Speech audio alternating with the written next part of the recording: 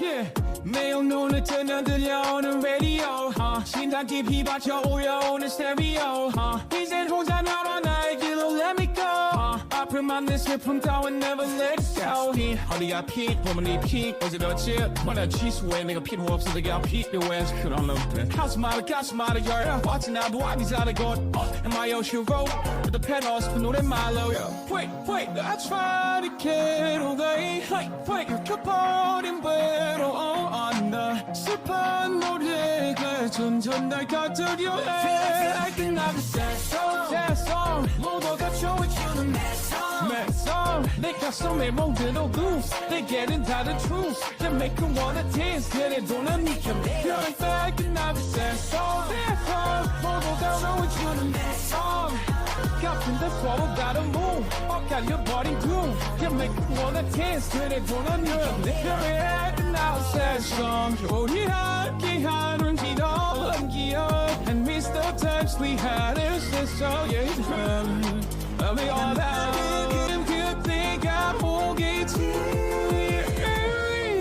Yeah Every song we feel like Feel back and not the same 모두가 좋아해주는 멜론 넌 맘속 그도 두고 처음에 길은 다른 춤이 다른 move wanna dance 그래도 난 내가 That song 모두가 좋아해주는 song 같은데 서로 다른 move 다른 매력이 달려봐도 make you wanna dance 그래도 난 I feel like another sad song What's going on, everybody? I hope everyone's having a fantastic evening, fantastic afternoon, fantastic pre-noon, no matter where you are in the world. I'm Hassan Piker, and this is the HasanAbi broadcast coming to you live from sunny California, Los Angeles, folks. We're live and alive, and I hope all the boys, girls, and MBs are having a fantastic one because today's a beautiful day. Today's a wonderful day. Today is Sunday, fun day. And my audio levels are low because I did a podcast last night, and automatically my Windows decides to change my volume settings. Yep, here it is. All right, we're back. Okay, and now it's normal again. Okay. Yeah, I went on Bad Hasbro last night, which is, ironically enough, something I'm going to be telling you more about because this is the part of the broadcast where I tell you about my personal news. It's February 16th, 2025, 2 days after a Valentine's Day. We are live. We are alive. And there is a lot going on in the universe, both of the universe of HasanAbi Piker, but also in the universe of just the universe that we all live in. Okay? Folks, ladies, gentlemen, boys, girls, MBs, we're alive, and I am a little late. And I apologize for the tardiness. Of course, I apologize for the delay, but I have some pretty good, pretty spectacular reasons for that delay. A little bit of self-care, of course. As always, Bubble Gum Bunny Girl, thank you for the 50 big ones. Holy moly. In any case, god damn. 50 big ones. Damn. Where was I? Oh, yeah. This is part of the broadcast where I tell you about my personal news. Last night, I ended the broadcast after almost 8 hour, or 6 hours. Not almost 8 hours, sorry. 6 hours and like 40 minutes. You know, not even 7 hour broadcast. It's basically a half day. And what did I do immediately after? I went on Bad Hasbro. Ladies and gentlemen. The podcast that you guys have been yelling me to go on for approximately a year. So I finally did it. Hope you guys enjoy it. It's Matt Lieb and Daniel Mate, Gabor Mate's son Daniel, Aaron Mate's brother Daniel, and also Matt Lieb. So that'll be a great episode. I thought it was a banger episode, marquee episode, if you will. And yeah, if you ever had a voice crack, would you admit it or just keep moving on like nobody noticed? I voice crack all the time. It happens. I think it's funny. I think voice crack, especially if deliberately deployed, can be quite humorous. That's what I think. Anyway, you want it? Hold on one second. Off. But where was I? Oh yeah. What was I talking about? Personal news. I'm all over the place right now. Not much else. Watched Orb last night as always. Genuine peak. It's peak. You know, Orb is incredible. there's not much else I can say other than it's peak. It's incredible. It's phenomenal. It's spectacular. Is the pod out for Bad House, bro? I just shot it last night. Y'all are so used to just like the slop machine from this side of the world that you assume everyone else also has the same like rapid response. Like, I don't know when the episode comes out on their end. I don't know what their production schedule looks like, but I suspect it's probably not as like crazy as mine, you know? Yeah, Slopadopoulos, HasanAbi. Is Kaya breathing? No, she's dead right now. Because this morning, woke up early and I went and what did I do? I woke up early and I went and I bawled. But before I bawled, I took Kaya out to the dog park and my brother's here. So I also took Fiona out to the dog park alongside Kaya. What grade are your eyesight? I don't know. I wonder if I still have that receipt. I have no idea, brother. But in any case, man doesn't know his own fucking eyes. Yeah, I don't know. Do you guys all know what your eyesight is? It's whatever. I go to the optometrist and I'm like, hey, these are my glasses. Can you please give me glasses like this? And they're like, okay. Maybe I'm the weird one for not knowing, but in any case, they tell me all the time. I just don't know. Like, I forget. Do you not go to the doctor? No, I have. I went recently and I got my eye checkup recently. Do you guys not remember I talked about how the optometrist had a boyfriend that was a HasanAbi head, and she was like, I recognize your voice because I hear it in my living room all day, every day, because I think my boyfriend watches you. Told you all that story. But where was I? What was I talking about? Oh yeah, I balled up, and honestly, boys, I'm losing it. I'm losing my touch. I'm trying to keep it up. I'm trying to be the Nikola Jokic. I'm trying to be the Luka, just, you know, putting up numbers. And I am still putting up numbers, but god damn my cardio, man. I'm complaining about it so much, but honestly, it's a cautionary tale for all of you. If you like really got into it, if you really got into like a cardio, you were on a cardio kick and then you went on like a 2-week long hiatus from that, let me tell you, it's not good. Okay, it just kind of cooks you. 2 weeks and I'm done. My body is just ass like that. It just doesn't maintain that cardio, basically. I don't know what I'm saying. Anyway, bro, you were gone for 2 weeks. What the fuck happened? Was it the drinking, no sleep? It could be that. But yeah, I'm getting it back. I'm getting it back. I'm working my booty off every goddamn day. I've had a couple slips here and there in terms of the food. Also, I think someone blew out like a tendon on the courts earlier today while we were playing, which is the scariest freaking thing, you know? It's just genuinely terrifying. But that's what happens with Onk Ball, you know?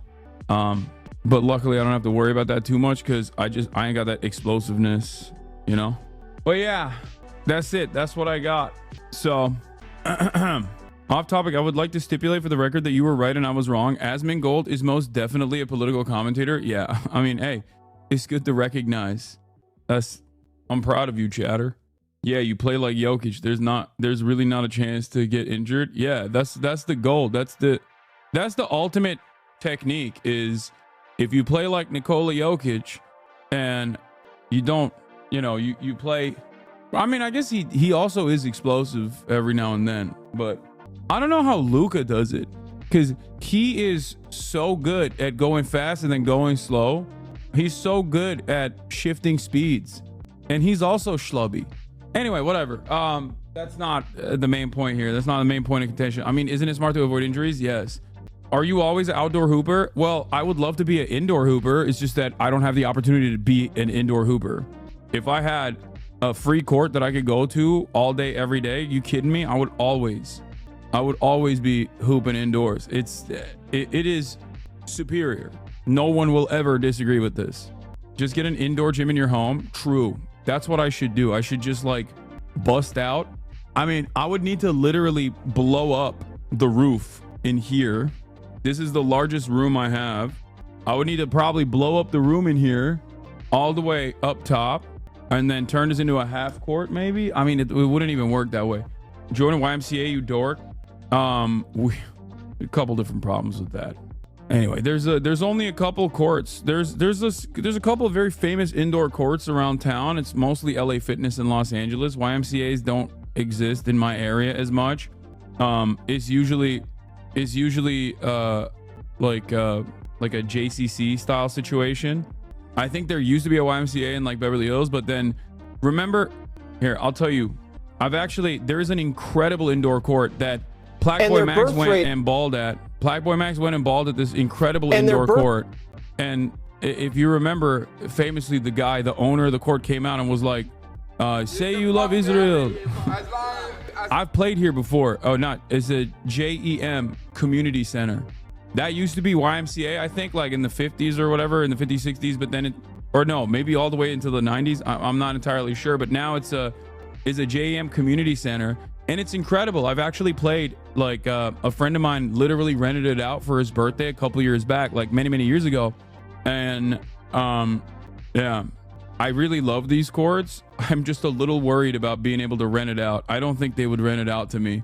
I've literally, like, I've talked to my Jewish friends of being like, hey, can you like secretly rent the courts out and then we'll play? And you know, I'll stream it, but I'll stream it like privately. But it's a great court in Beverly Hills. The other thing is there's public courts, like there's indoor public courts in Los Angeles, but they're very, like there's an arduous, difficult ass process to like actually go to the local government and you know, find a time slot where you can like rent it out. I've seen churches with indoor courts. Okay, guys, this is LA, man. I'm not living in Iowa. I feel like many other places probably have that. Second clip, you've teased us without playing. Okay, here.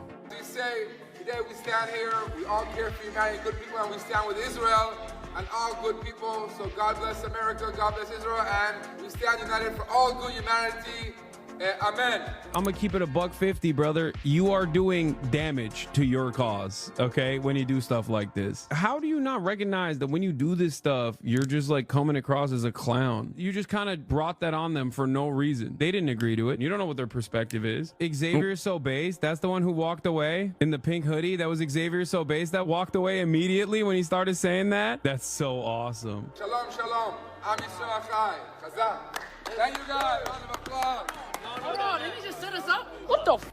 I don't even know what he said. Nah, man. Free Palestine, bro. My goat. That's right. I just got set up, man. I thought... Getting time would probably be your biggest issue with the Y and the YMCA. The Hollywood is brand new renovated. Yeah, that's another big problem too. Yeah, it's hard. Like, I'm not saying there aren't indoor courts. It's just that while there are indoor courts, they're like kind of difficult to rent out. Anyway, here's the mayor. Here's the mayor of the dog park, Fiona. Anyway, that's me. That's a titty pic. But yes, you said free courts. I think people thought you meant price. You just meant unoccupied. Yeah. Oh yeah. I don't mean like money. Yeah. I mean, dude, listen, ball is life, brother. Okay. I'm freaking balling. Literally and figuratively. I will pay any price for that. That's not a problem. I meant unoccupied. Yeah. There's also cross courts, but unfortunately that's like all the way in downtown. And I'm trying not to, like, I'm not going to freaking drive for an hour and a half to go downtown in the mornings to go play basketball in cross court, you know? Anyway, can you stop spreading nudity across the site? No, I will not. I got a basketball hoop in my door in my room. How much you offering? Yeah, dude. Yeah, that's what I'm talking about. That's what I'm going to do. I'm desperate. Hassan's whole political act is just a cover for his perverted desire to show his nips. Yeah, I love freeing the nips. But in any case, that's it. Are you lactating? Why are your boobs so large? Dude, I just got some suckable ones. You know what I mean? It is what it is. I work long and hard to get them shits big, fat. I got some honkers, dude. Anyway, folks, let's blast off. It's Sunday Fun Day. Big drama. Big drama. Cancellations galore. Impact of Fed firings. Have you been watching Sakamoto Days? I feel like you'd love that anime and Solo Leveling. Dude, everybody always says Solo Leveling is so sick, which is why I'm like genuinely considering getting into Solo Leveling again. I watched like one episode. I wasn't really into it, but Sakamoto Days is great. Big drama. Big drama. But people love Solo Leveling. I felt like it was all right. Like I never really thought it was that good, but everybody lives and dies by it. Like they ride for it so hard. New Hope Core about you. Oh, I saw this one. Well, I'm not gonna lie to you guys. While I was ranting like this yesterday, I knew this was gonna turn into a Hope Core. Like I knew it. I knew it was coming. If you can eat 2 slices of pizza and stop eating pizza at that fucking point, we are not the same type of organism. We are not living on the same planet. We are not the same type of organism. It's literally fucking cheese and bread, okay?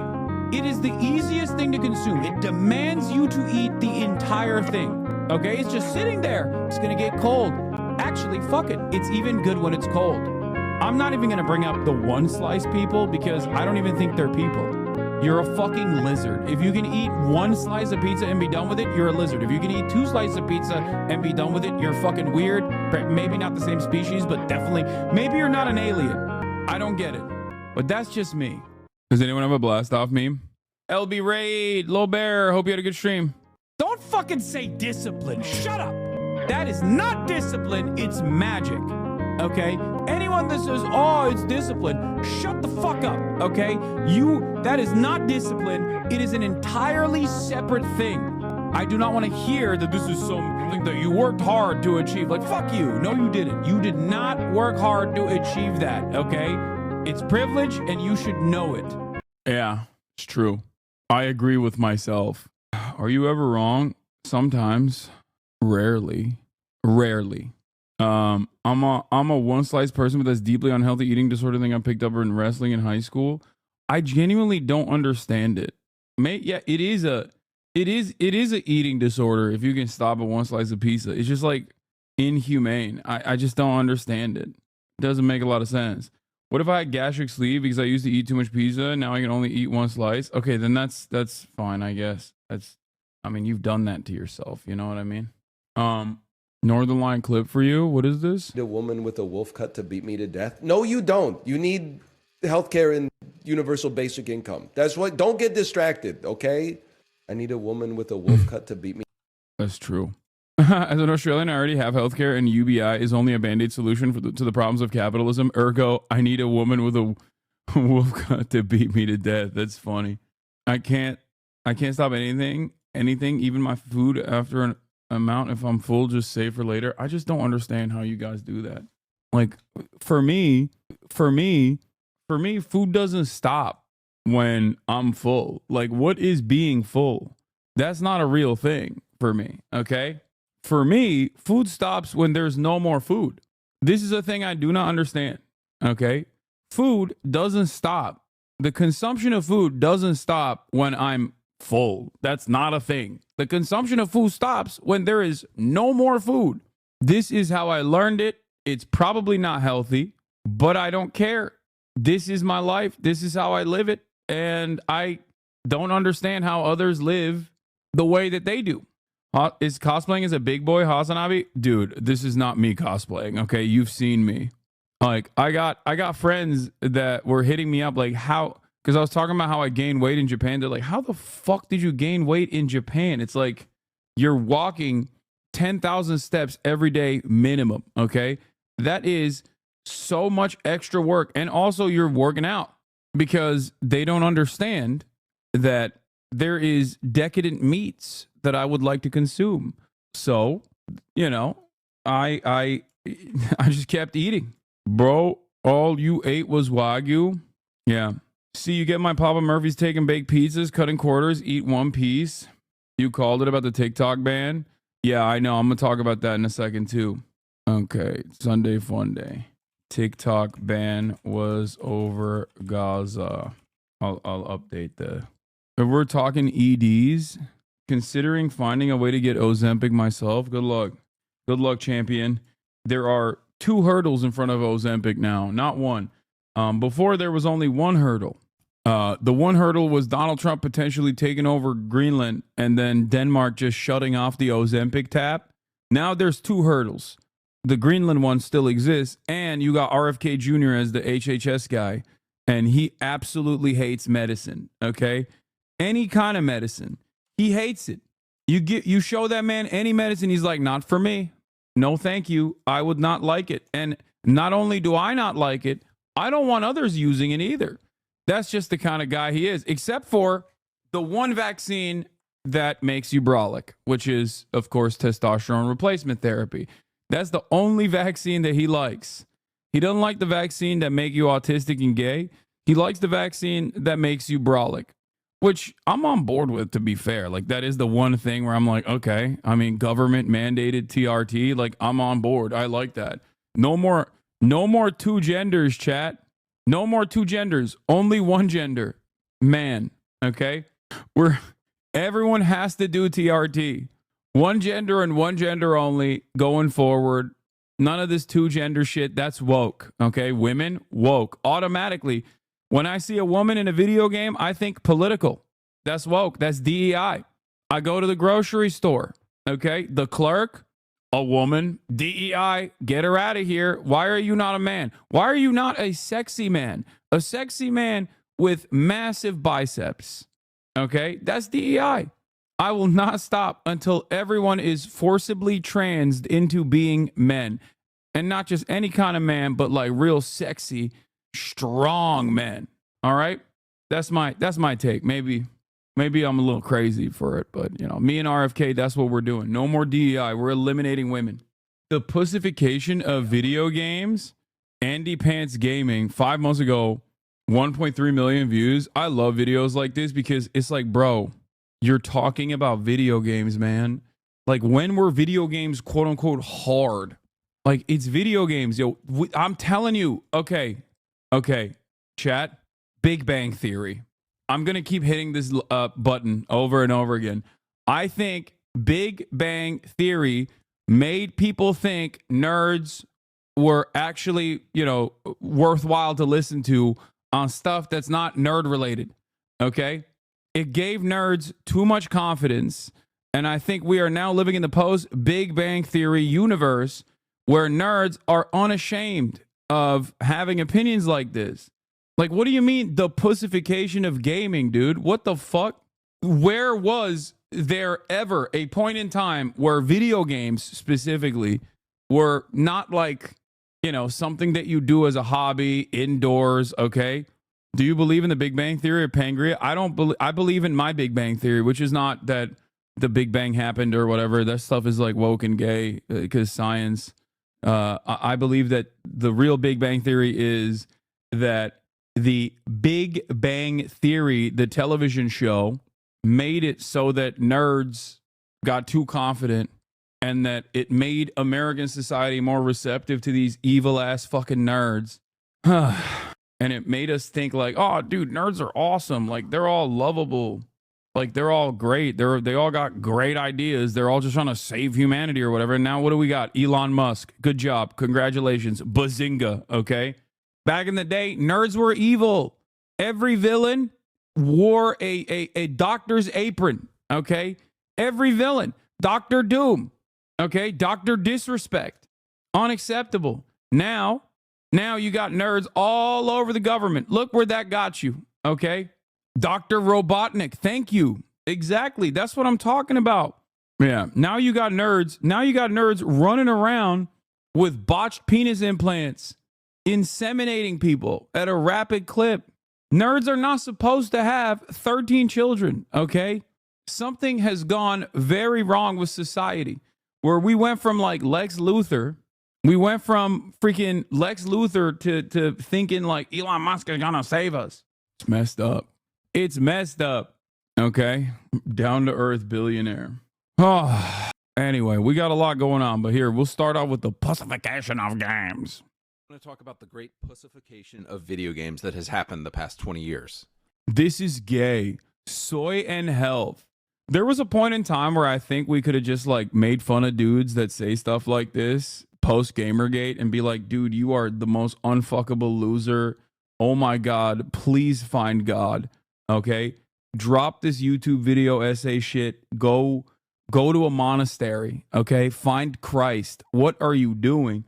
And now I feel like because there are far too many people that also are unashamed of having opinions like this and being out and about. Okay. It's just like it's breach containment. There's no way that we can actually contain it any longer. Okay. We can't do it. The usage of pussy as an insult is sexist as fuck. I mean, yeah, but it's one of those things where it's like what am I supposed to do? You know? It is, but it's also like this ain't 2016 any longer, you know? Despite LGBTQ and 6 being only 3% of the population, they're taking over video games. Why, you ask? Because publishers seem to hate money and want to lose all of it. Join my edgy Discord. Wait, this is a meme, right? This gotta be a meme. Okay, never mind. Maybe this isn't serious. The Andy Pants Gaming? Is this guy just like making jokes? Why are video games so gay now? Gross. Kingdom Come Deliverers goes fully gay, and well, I can't tell if this guy is being fucking serious or not. Oh my God. Gay weirdos still mad about Marvel Rivals' huge success. He's gay now. Kingdom Come Deliverers 2 main character gay. Last of Us 2 creators new games getting cooked. We were robbed. Why modern characters suck. Gay, black, and disabled. Indiana Jones for Xbox situation isn't looking good. Dragon Age Veilguard fans are playing the victim now. Has GTA 6 gone woke? R word in the title. He's serious. Where's the R word? I didn't even catch it.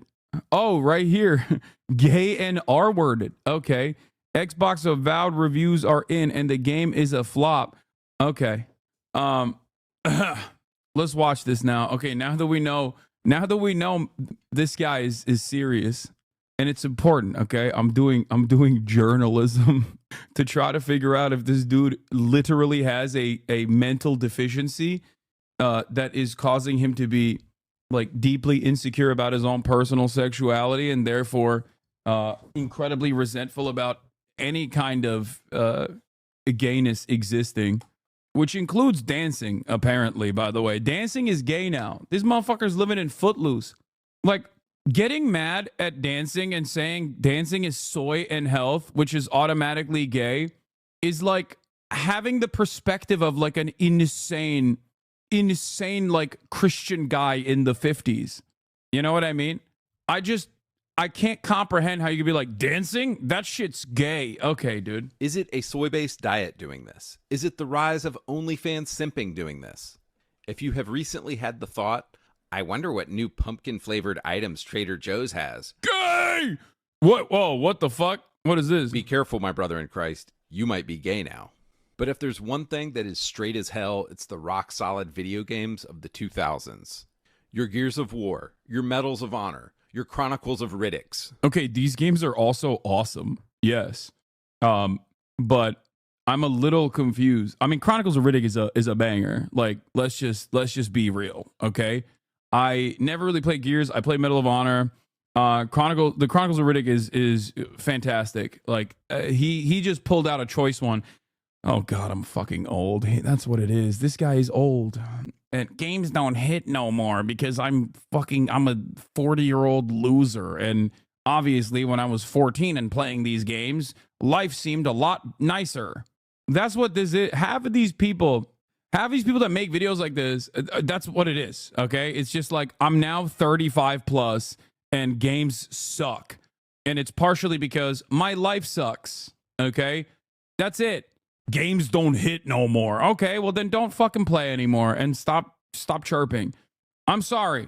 It is not an accident that the Venn diagram of people that fucking complain about new games and people who are, 35 plus year old gamers and also the last circle there, the World of Warcraft classic players is a fucking circle, okay?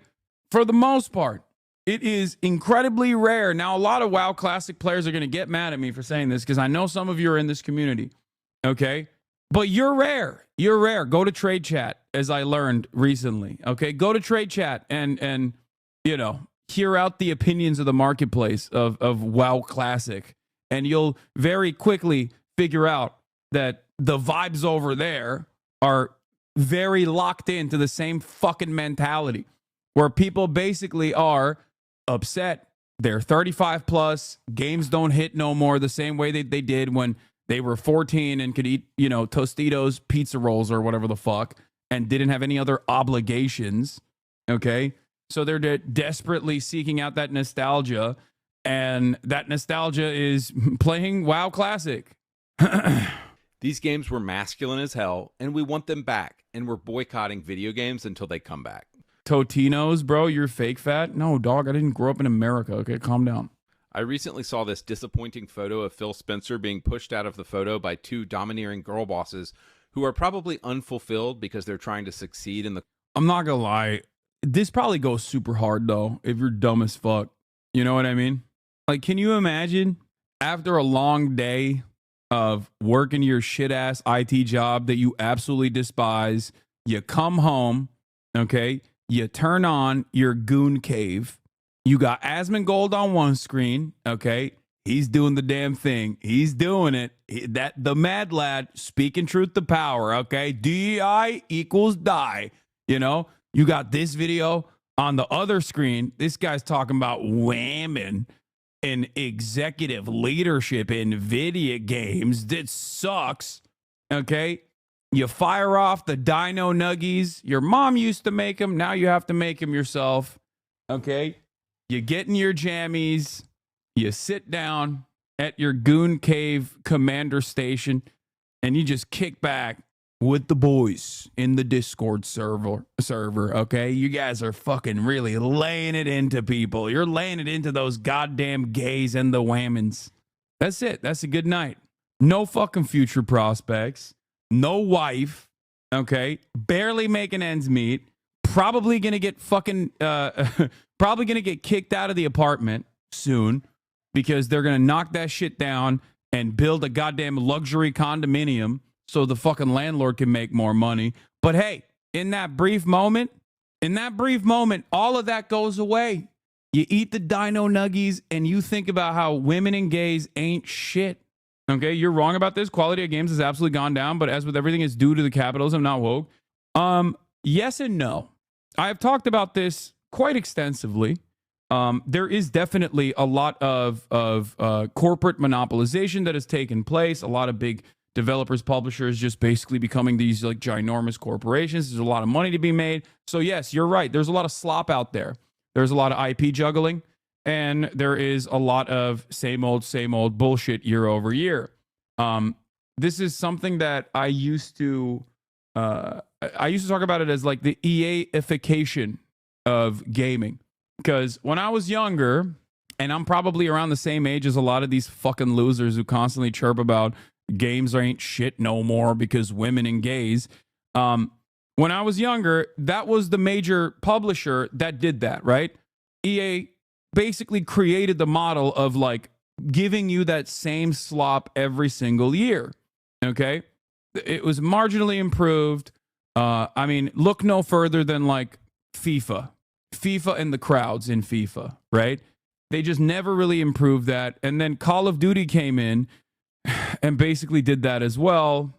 And now a lot of major developers do this. Like they just come in, make the same exact game, exact same formula, maybe marginally different, okay? Just marginally changed a little bit.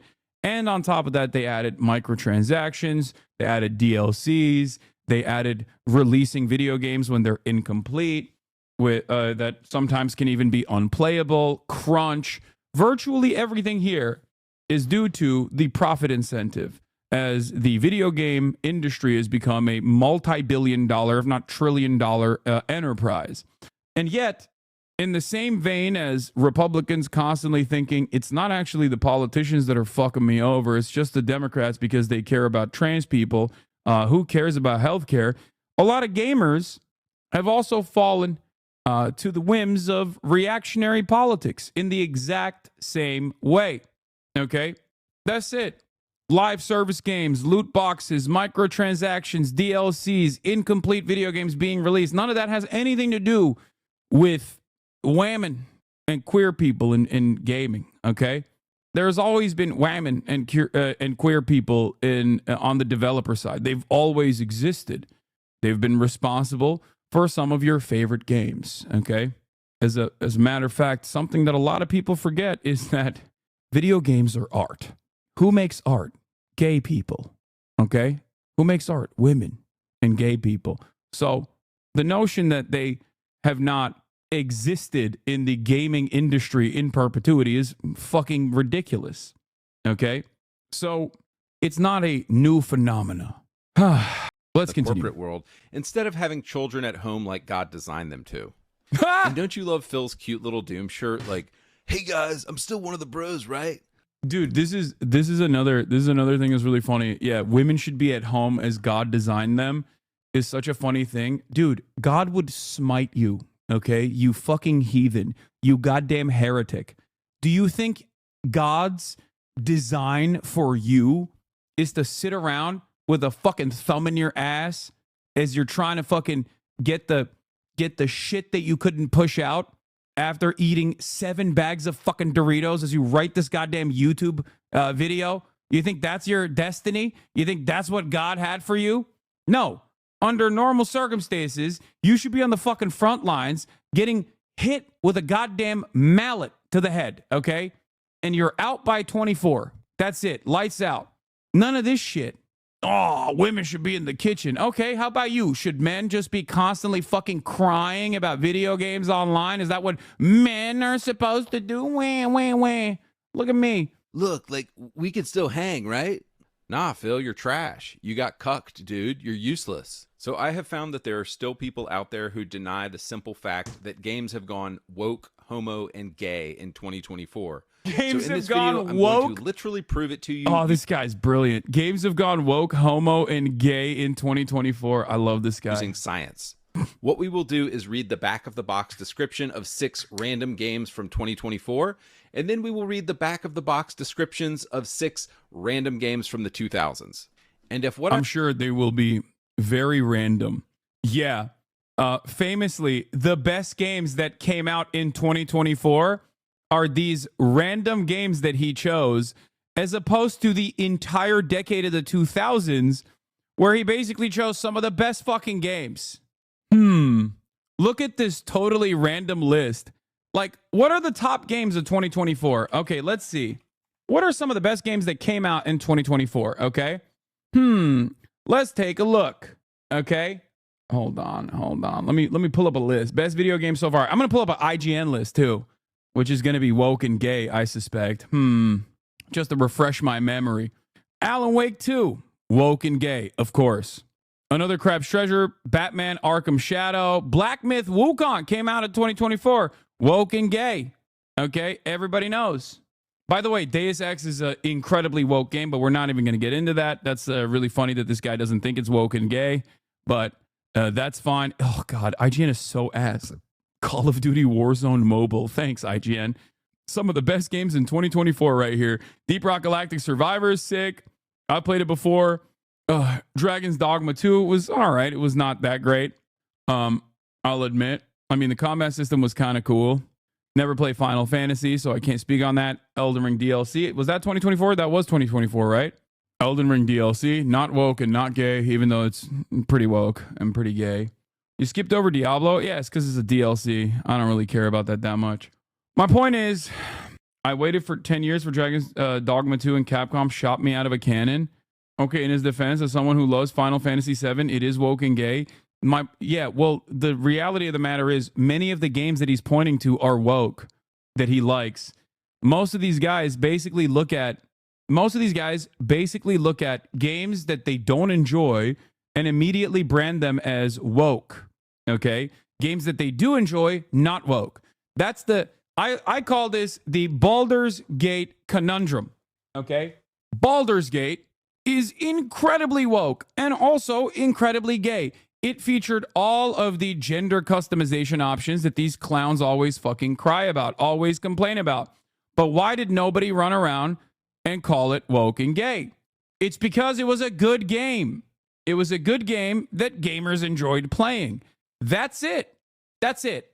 Same with Cyberpunk. Cyberpunk had trans representation, all the fucking woke and gay gender shit that you can do in most RPGs at this point. Okay? Why is Cyberpunk not woke and gay?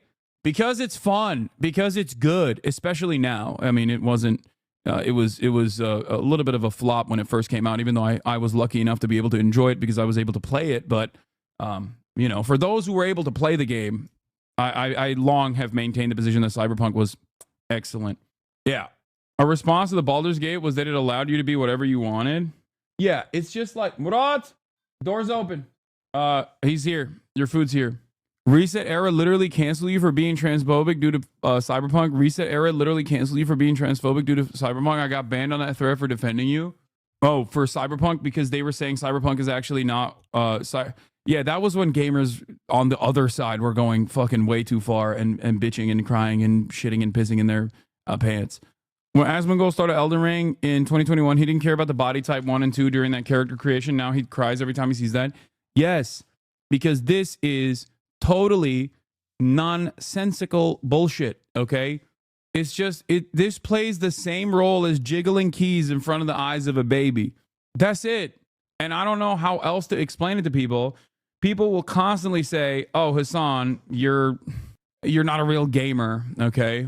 You look like you have at least the capability to have sex if you would like to, and therefore not a real gamer. You need to not shower for a month and then maybe gain like a couple pounds and atrophy your muscle mass, and then we can have another conversation about your gamer cred. But that's it.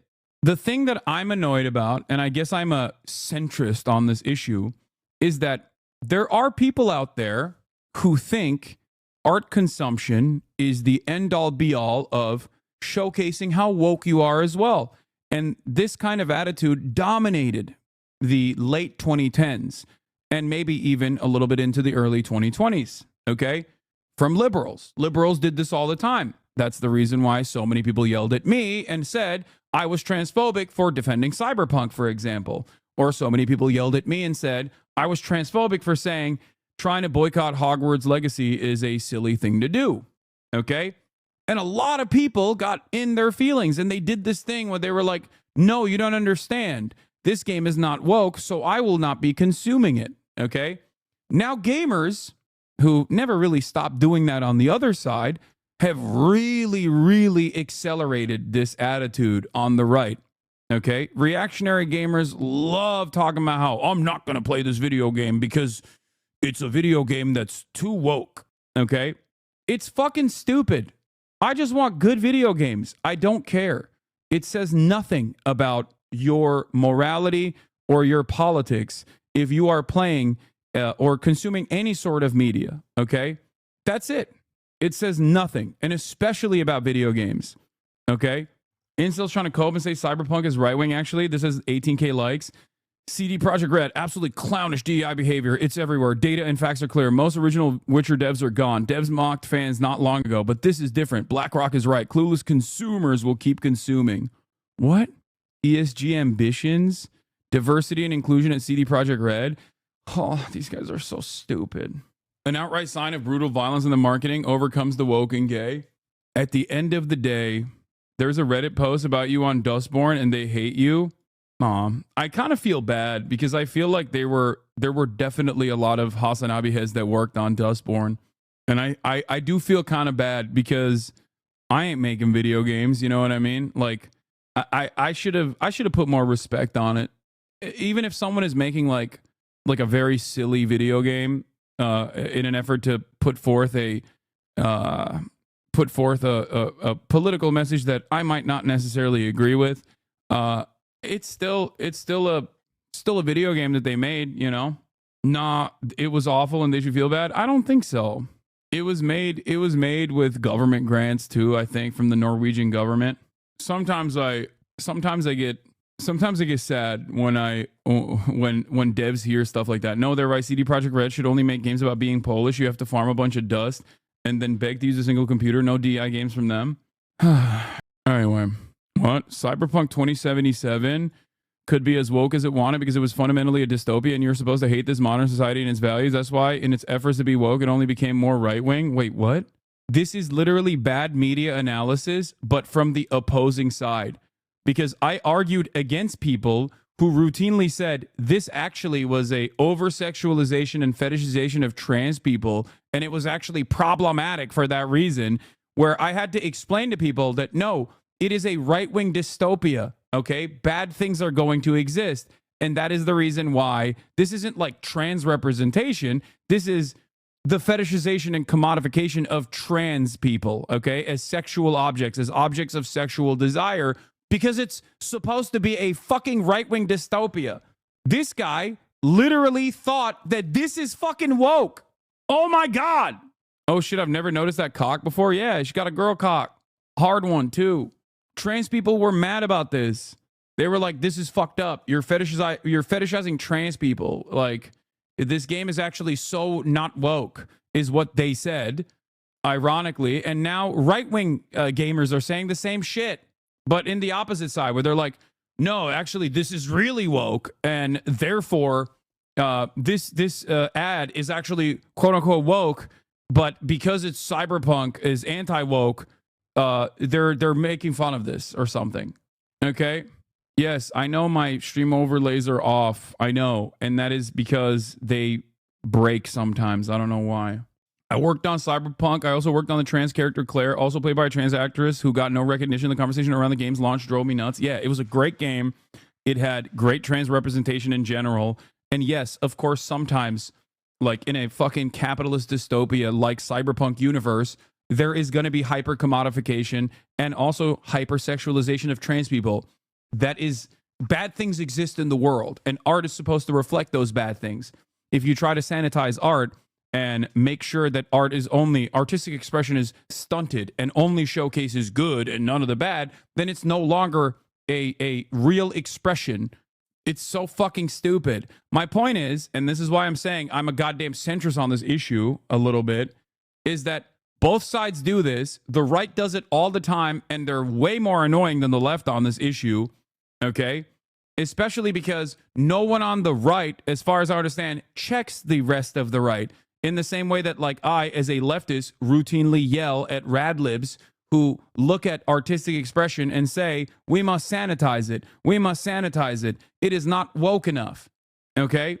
Anyway, let's get back to this dumbass video. What I'm saying is true. We should notice a feminization, a pussification, a gayification of video games that has happened the past 20 years. And before you bring up that video games don't have boxes anymore in 2024, calm your tits. You know what I mean. So to find 6 modern games, I didn't have to look very far. I literally just went to the front page of Xbox Game Pass and found these games. This is clearly what Phil and his team of homos actually expects us men to play. Here they are. Creatures of... Expect us men to play.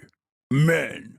Dude, if you are, one, so goddamn insecure about your manhood that you can't play a single game with like women in it or, you know, like a cute game, then you're not a man at all. That's number one. Number two, okay? What kind of fucking game you play does not make you more of a man, you delusional, insecure loser. Holy fuck, dude. I cannot comprehend the fragility. I just don't understand how these guys are not more embarrassed. I really think the hug box shit actually broke so many people's brains. Like, guys like this that have attitudes like this never go outside in the real world, never have anybody check them to be like, dude, what the fuck are you talking about? The masculine gaming? Like, what do you mean? Go play your fucking video games, dumbass. Like there's no shame anymore. No third spaces, no walkable cities, no interaction with your fellow man that could just turn around and be like, the fuck do you mean a masculine game? It's a video game, dude. Like, the average person over the age of 35 right now still thinks like playing video games is for children, okay? That is the reality of the broad majority of people. If you were to go up to a person like this, okay, after not showering for a month and a half with your greasy ass fucking hair, and you were like, yeah, I'll have you know, sir, video games are no longer masculine. They'd be like, why are you talking to me? Why are you? Ew. Get away from me, you fucking freak. Okay? Like, what do you mean video games are no longer as masculine? It's like men used to go to war, man. What are you talking about? Go work at a fucking construction site, please. Go work at a job site. The fuck do you mean video games are no longer masculine? Of Ava, Dungeons of Hinterberg, Flintlock Siege of Dawn, Flock, Magical Delicacy, and Chia. Now you might say, oh, Andrew, you're specifically picking out games aimed at children. No, dude, I'm literally just going to the front page of Game Pass, and these are 6 games featured on the front page of Game Pass.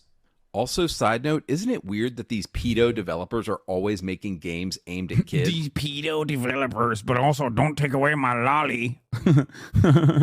These pedo developers. Yeah, why are they pedo developers? Because they're queer, and that's why they're pedo. But that's a whole other thing I'm not going to get into right now. All right, so what games from the 2000s should we compare these with?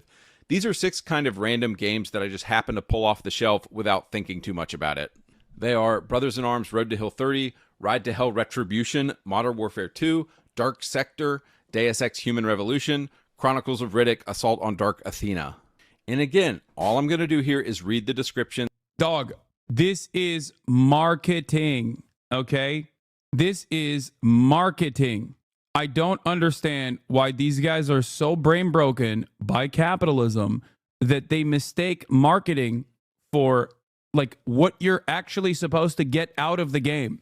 Chronicles of Riddick is an incredible game, not because of the box art or how they marketed it.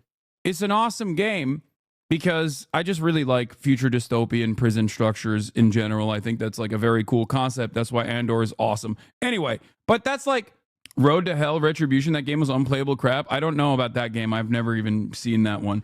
And Deus Ex, for example, also, once again, capitalist dystopia in the future. Very political, very woke. Like, scratch the surface, please. I think these guys have lost touch with what makes us human, okay? You're not supposed to just look at the marketing and be like, that's it, you know? This is all woke and gay, and that's what my assessment is. You're supposed to play the fucking game and enjoy it. Play the game and hate it if you hate it too. Like, I mean, that can also happen for sure. I do believe he pulled them out randomly from a shelf. It's more of a representation of what his social conditioning told him was cool and hardcore and brutal, so he has to play it to be seen as cool in front of his friends.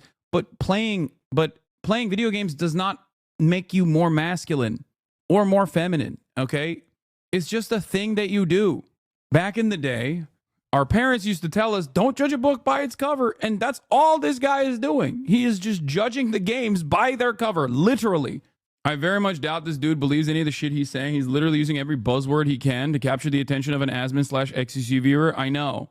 And we will compare. 2024 Creatures of Ava. Let your empathy guide you as you play an exciting action-adventure creature saver game. Understand and tame the creatures of Ava and let them lead you through a variety of ecosystems, all in the hopes of saving the planet from a life-consuming infection. I also found out that the 2 main characters of this game are, of course, homosexual black women because, 2024. Let your... This is what's crazy about this is like, I didn't even know this game existed, okay? I was clueless to the existence of this video game because I guess I'm a relatively healthy person. So for that reason, if something is not appealing to me, and not even on the basis of the video game main character being a black woman who is gay or whatever the fuck, but if something is not appealing to me, like a cozy game like this, then I just don't even see it. I don't understand why these guys can't comprehend that there could be video games out there that are not for them. Okay? That's it. It's like maybe if in the 90s, 100% of video games were geared towards him. Now, 95% of games are geared towards his interests. And now there's also a 5% of games that are not geared towards his immediate interests. And he sees the 5% and he goes, I'm losing my mind. Why do they have this? Why is this allowed? They should make it illegal. It's not like, it's just pure selfishness. You know what I mean? The assumption that this is like, who is this for? This is for nobody. It's like, no, I'm sure there's people that play this fucking game. You know what I mean? That's why they made it. And I don't understand, even if they're making it for virtually no one, what is it to you? Why do you fucking care? It doesn't make any sense. I just don't understand it. Can you imagine an artist, okay, an impressionist decides to paint a painting, okay? And for the first time ever, he decides to paint a prostitute rather than the naked body of a prostitute, rather than the only imagery that was allowed in previous artistic expression, if there were any naked women at all, was, angels, right? But now you're going against the grain. You've decided to paint a prostitute, the naked body of a woman, but a prostitute nonetheless. Who the fuck cares? Why would you get mad at that? Like, what are you, a fucking psychopath? It's just not for you. Move on. Also, I'm giving you, that's not a bad example. That is a real example from the real world. I'm explaining to you actual art history, okay? Like, can you imagine being like, excuse me, Mr. Monet, sir, you're supposed to make art just for me. Medieval Gooner. Manet, not Monet. Okay? You're right. Thank you. Thank you, little bear. Manet, sir! Why have you done this fucking thing? I don't like it. You've painted a woman. It's not allowed. Why have you painted a naked lady that is a sex worker, a prostitute, and not a naked baby that is supposed to be a fucking angel? Art is becoming woke. I hate it. Off with your head. French, not British. Okay, shut up. It's medieval gooner is always going to be a British accent. I don't know how to do a medieval French accent. Okay? Haas, you're missing a fundamental point that they believe that we do not. They believe in concepts of overpopulation and therefore that resources could be used for a white male-oriented gaming is being wasted on queer-aimed games. This is the flaw in their logic. There is enough resources when they aren't being hoarded by the elites for everyone to get their share.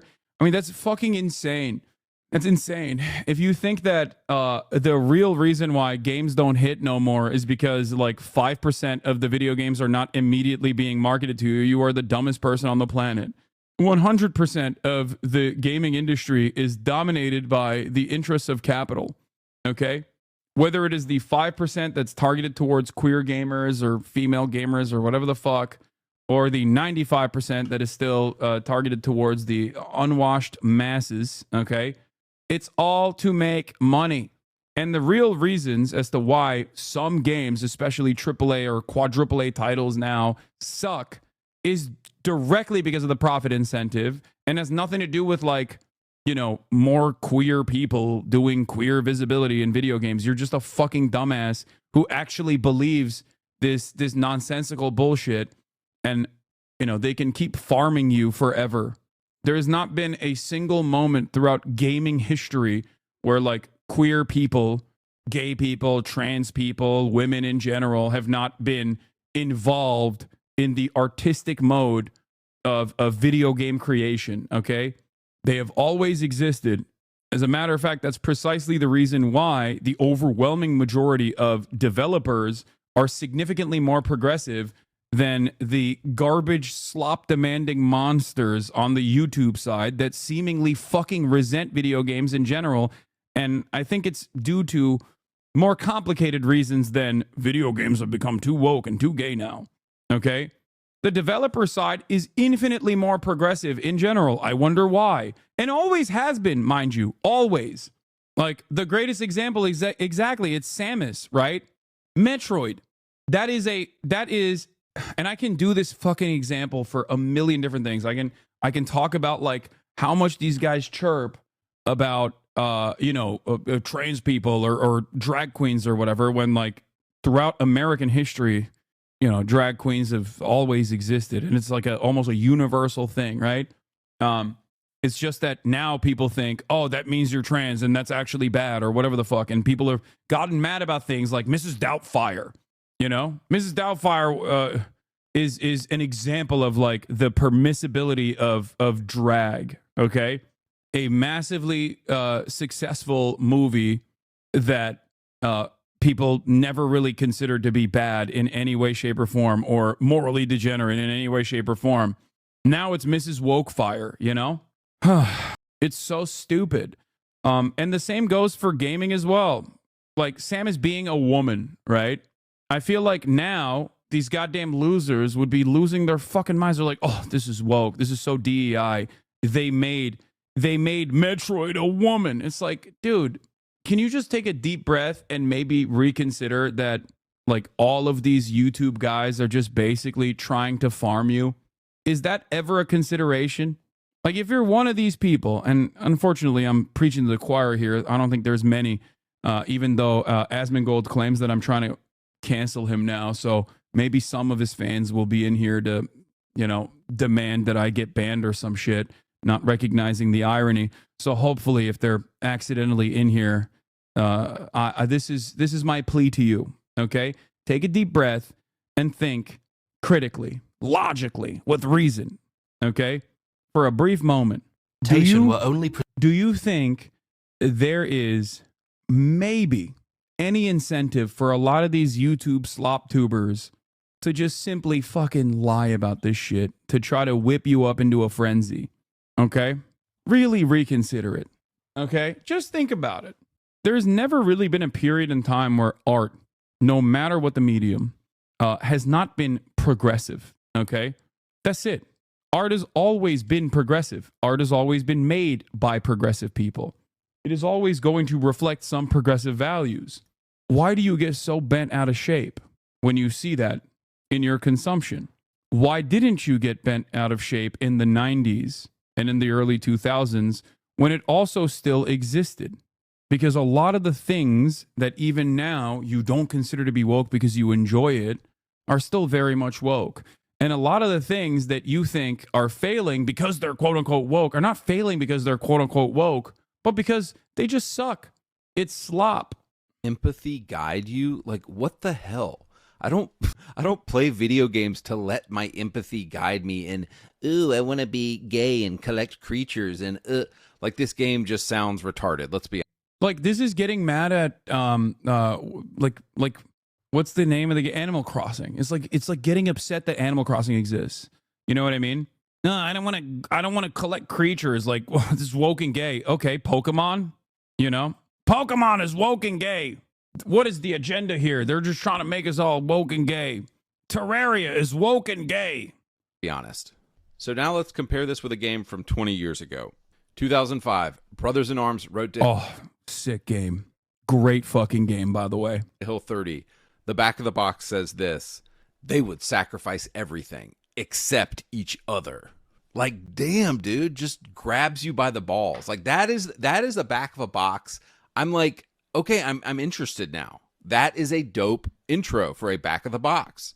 It goes on: the night before D-Day, 1944, the paratroopers of the 101st Airborne Division are dropped into Normandy and scattered behind enemy lines. As Sergeant Matt Baker, lead your squad through 8 harrowing days that will define history and unite you forever as brothers in. Yeah, bro, if you want to get grabbed by the balls by a video game box copy, that's a little sus. Arms. Like, bro, like the balls of these games description. I have to go play this game now. See, this is what's honestly missing from the 2024 homo trash. Like, nothing is good anymore. Nothing grabs us. This is why video games profits are down. And they've completely quit catering to their base market of men. Next game, 2024 Dungeons of Hinterberg. Armed with a sword and a curry. Yeah, bro plays gender affirming video games. Like, that's crazy. Like, you're out of your fucking mind, dog. You are straight up a total weirdo if you think that playing a World War II game is making you more of a man as opposed to this like woke game is making you more of a woman or some shit. I don't understand how we got here, but at some point, shame just completely dropped off the map, and these guys openly, actively turned these things, these attitudes, these opinions that they should have basically kept to themselves. They put it on the forefront, and they turned this into like a political movement. It is very strange to me. I genuinely don't understand it. Maybe because I'm old, but like, if you personally think that the introduction of like a woke and gay indie game is basically trying to forcibly make you trans or something, I mean, you're an embarrassing person. Playing Brothers in Arms does not make you a warrior, okay? You're just playing a video game. Like, you didn't actually experience D-Day, okay? You're still the same guy. I hope you understand that. Tourist guide. Explore the beautiful alpine village of Hinterberg and uncover the magic hidden within its dungeons. Master magic, solve puzzles, slay monsters. All this and more awaits you in Hinterberg. Isn't this just also, like, isn't this just Zelda? Like, it's an indie version of Zelda. Like, is Zelda woke and gay too? Is that what's going on? Like, the previous game he was shitting on was basically indie Pokemon. This game that he's shitting on is basically indie Zelda. What is are these games also woke and gay? I assume they are, right? Well, I guess they're not because they're Japanese, and Japanese are not woke. Like, okay, I like swords, but based on the game's art style, I know within the first 5 minutes... We for sure have a man who dresses in women's clothes in our team. Meeting somebody's non-binary boyfriend. Like, nah, dude, I'm good. Now compare this with the 2013 masterpiece, Ride to Hell Retribution. Back of the box says this: 2 fists, 2 wheels, no rules. Now, it's a little... I don't understand. Why is he presenting a dog shit game that I don't even remember when it came out? I don't think I've ever played this game, but chatters are saying that this game was like unplayable and it sucks. Why is he... This is a meme video. I don't know if this guy is... I don't think this dude is making a meme. I'm not even kidding. Because we looked at his other videos, or at least the titles of the other videos, and it doesn't seem like it was a meme. At first, I thought it was because it was so... He was laying it on so thick that I was like, oh, come on. He's like making a mockery of people who genuinely think this way. But I do actually think... I actually think this is a real thing that he believes. Cheesy, but I already know one thing. This game has balls, but it gets better. A lone rider, Jake Conway, locked in a battle to the death against a ruthless gang of bikers called the Devil's Hand. Okay, and you got a hot chick on the back. Like, dude, I'm in. I want to play this game now. These 2024 games will be 3 sentences long and still can't grab my attention. And then with like one word, this 2013 game completely has me by the balls. Like, guys, it kind of makes me sad that America actually used to export, like, cool stuff to the world, and now it's just homo-woke garbage that America is exporting. Like, I know you dudes in Europe know what I'm talking about.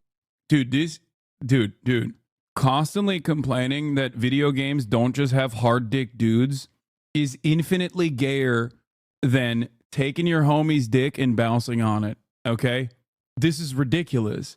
It's like, why aren't there any sexy fucking men with their pectorals out?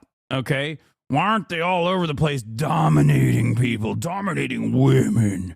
Oh, I just want to think about their hard cocks. I want them to grab me by their balls. Why aren't there more hot jacked men in my video games? Bouncing on your bro's penis is infinitely less gay than whatever the fuck this video is, okay? Like, America used to export, you know, the Arnold Schwarzenegger movies, the Stallone movies, like all of the awesome stuff of the 80s and 90s.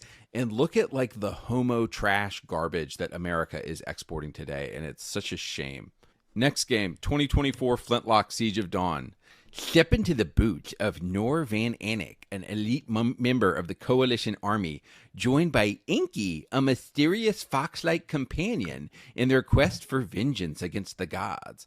Guided by Inky, who shared... They would have called Predator woke today. Yeah, Predator is woke. It quite literally is woke. Most art is woke. It's made by mostly queer people.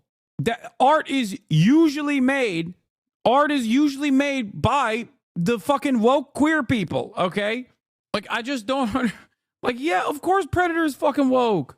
It's all woke. Like, The Matrix, also woke. The only thing that I guess changes the dynamic for these guys is whether they enjoyed it or if they have some kind of nostalgia boner for it and they just suspect that it's made by straight burly men and their masculine expressions.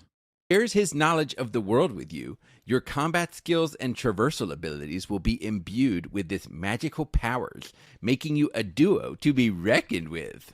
Like, nah, dude, it just sounds gay. It sounds queer. Why is every game like this now? It's always some magical nonsense that never sounds cool. It's like none of these developers beta tested any of these ideas with normal guys. I guarantee These guys, yeah, these dudes, they would hate playing these video games, dude. They would. This is the target demographic. Me, by the way, I'm one of these guys. This is me and the boys, okay? guarantee you get a bunch of straight dudes in a room and they would tell you this idea was terrible. Oh, but the cherry on It's so funny to post a photo of the USC football team, okay? How old is that photo? No, it's just like, again, I can't tell if this is fucking parody or not. He's mocking the box text while showing the main character Hatchet murdering everyone. Yeah, it's just, none of it fucking makes sense. This guy got debated by a dude called Ackman, got humiliated. Ackman TV uploaded on his channel and Indy tried to copy strike him only for it to fail. Am I insane or is he saying Magic is gay? He's all over the place, man. He is straight up all over the place. It doesn't make sense because guess what? This is not coming from a place of a coherent worldview. It's just an angry loser who knows that there are a shit ton of angry losers out there, which is why there's 1.3 million views on this fucking video. Okay? Like, you got a dude who is just an angry fucking loser chirping and recognizing that as long as he says something is woke and gay, that a lot of other angry losers who also feel the same way will watch it and, you know, get him some sweet ad revenue. I don't think half these guys legitimately think. Okay, hold on. There's a lot of commotion here because my mom has entered the fray. It could neither be sincere nor parody, but just good old capitalism incentivized fake outrage made for money without concern either way. I know. It is basic bottom of the barrel anger, okay? It's anger, frustration. It's anger and frustration masquerading as like some kind of coherent worldview where everything sucks because woke, everything sucks because gay. And unfortunately for many normal people, the more we experience the world through the lens of hyper niche online communities, the more this kind of attitude normalizes and it becomes a normal part of our lives. We get this reaffirmation from the consistent positive feedback we get from like-minded individuals with no normal human with a opinion that actually contradicts this, capable of checking you, okay? You just develop these massive echo chambers.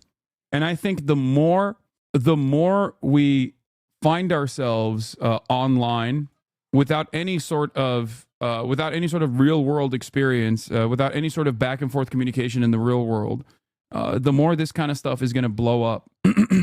Wait, this is what he looks like? Oh my God. You definitely see the way the comments in these videos are all the same. Yeah, everyone has turned into a fucking bot, dude. It is actually crazy. You're like fucking 50 years old crying about like children's games. This is akin to saying, I went to Toys R Us and I saw toys for little children. This is the pussification of America. It's like, dude, they're toys, man. Maybe they're not for you. Okay? I don't know. Maybe I'm too normal, but when I see a video game that is not marketed to my specific taste, I don't lose my fucking mind over it. I just go, okay, that's not for me. This is akin to complaining that like Target sells tampons, okay? Why is not every single thing catered to my immediate desires? I have no use for a tampon. This is woke. This is DEI. Like, have you maybe considered that not every single thing that you see online or in the real world is supposed to be to your specific taste, catering to whatever your desires are, you know? on top, of course, is... Here's a 30-second dev commentary by Mark Laidlaw on how they approached this stuff back in 2013. Timestamp for voice line is 1935. Project Lil is our code name for an internal push to make our comments more accessible to the whole Valve community. It was pointed out to us in mail from a fan that in some of our previous commentary, the designers referred unfailingly to the gamer as a he. Although in natural speech, most of us normally tend to say they and their, rather than he and his, some stuffy, overactive minion of the grammar police went through and revised all those usages to make them conform to an oppressive gender-biased rule. However, research shows that they and their is a perfectly acceptable and even older form, and we're happy to fall back on it and let people talk the way they normally talk. And screw the so-called rules that alienate our fans. Thanks, Lil. There you go. Woke and gay all the way back in 2013. Okay? Valve is woke and gay all the way back in 2013, dude. How far back does this go? Is this black female lesbian girl boss as the main character? Like, F off, dude. I'm not playing. I think it's a woman. It might be a man. It might be a they, them. All right, jumping back to the 2000s. And I know this isn't fair to compare this game, but it just popped off my shelf. Yeah. 2009. Good thing they don't make Call of Duties anymore. Yeah, they stopped making them because woke. 9 Modern Warfare 2. Back of the box says this. Modern Warfare 2 continues the gripping and heart-racing action as players face off against a new threat dedicated to bringing the world to the brink of collapse. Like, yes, dude, I want to know that new threat dedicated to bringing the world to the brink of collapse. Also, if you had played Call of Duty before this, you're kind of already invested, so it's a great tagline. 2024 game, Flock. Flock is a multiplayer co-op game about the joy of flight and collecting adorable flying creatures with your friends. Soar through beautiful landscapes, seeking out rare and elusive creatures to add to your flock. Like, dude, this shit is gay. Like, this is either designed for a 5-year-old. Like, why is he not comparing, I don't know, like the current Call of Duty to the previous Call of Duty? Why are you comparing a Call of Duty to a totally random indie game that I have not seen at all up until this video? For a 30-year-old gay man, or it's designed for a woman, but none of those people are buying Xboxes. Like, Phil, you're retarded and your company's going to go out of business if you keep this up. All right, jumping back to the 2000s, this is a good one. Dark Sector 2008. Become the ultimate weapon, the virus, the source of your pain, your enemy, your power. Unleash the deadly power of the glaive and become the... Does he think that games like this don't exist anymore? Like, what is happening? Like, just fucking play Warframe, man. Hero. Like, dude, that's the back of a box right there. Now I'm intrigued. Now I'm like, whoa, a virus? My power? What is the glaive? Like, what is this? There is nothing more masculine and manly than sitting around and arguing over ad copy. Okay? Do you understand? Advertisement copywriting. This is the most hyper masculine thing you can do. Advertisement copywriting for video games. That is all this video is about. At its root, the only thing he's talking about is advertisement copywriting in video games. Okay? It's akin to looking at the failed initiatives in the early 2000s where the bro macho advertisement initiatives that came out, like what was the Dr. Pepper, but for men only? Wasn't there like a manly Dr. Pepper or whatever the fuck? It's just he wants to go back to the Dr. Pepper 10 for dudes only. Like, he wants to go back to a society where they just have manly Dr. Pepper, none of this gay shit like Dr. Pepper, cream and soda, 0 sugar. That's for women, which unironically was a massive failure. And that's precisely the reason why they stopped doing that, by the way. I want to become the ultimate weapon. Like, in the 2000s, games were made by straight dudes. And in 2020, games are made by mostly gay men and women. Like, it's that simple. Men, actual straight men, we want power. We want cool weapons. We want, deadly powers and glaives and becoming the ultimate weapon. That sounds cool. But if you're a gay man or a woman or a child, none of which are people who actually play video games, then you want... Yeah, dude, that's right. Child. A famous constituency that never plays video games. Also, here are all the video games I played as a child. Like, what are you saying, dude? The notion that, like, gay men and women don't play video games is so fucking outdated. It is so stupid. But extra stupid when you add the demographic of children into this argument. So much of this devolves into, hey, maybe that's not for you, and that's okay. Have you ever considered that not everything is supposed to be catered to your immediate needs? It's that simple. To collect adorable creatures. It really comes down to that. 2024, magical delicacy, and I've made fun of this game before. A wholesome pixel art platformer. Cook magical delicacies from a vast collection of ingredients in your own shop. Explore an unfamiliar town and deliver tasty treats to the townsfolk. Like, I think maybe this is like a way for these ridiculous nerds to also feel more powerful. It's like making fun of children and like making fun of women, making fun of like indie developers, to be like, I'm so masculine. It's like a way to make up for what you're lacking in your real life. You know what I mean? It's like a bully, like a playground bully. You know what I mean? Like what a strange thing to do. Like, why are you like, there are video games that are specifically designed and marketed to women, right? Young girls, as a matter of fact. It's like getting mad that Dress to Impress exists, okay? It's like, why are they making Roblox Dress to Impress? How dare you? How dare you make such a game? It should not be Dress to Impress. It should be Roblox Genocide Simulator for manly men. Make everything for me.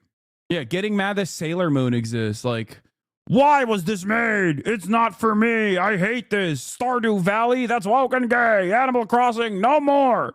Like, how fucking developmentally stunted do you have to be to just not recognize that this is just not for you and you should just leave it alone?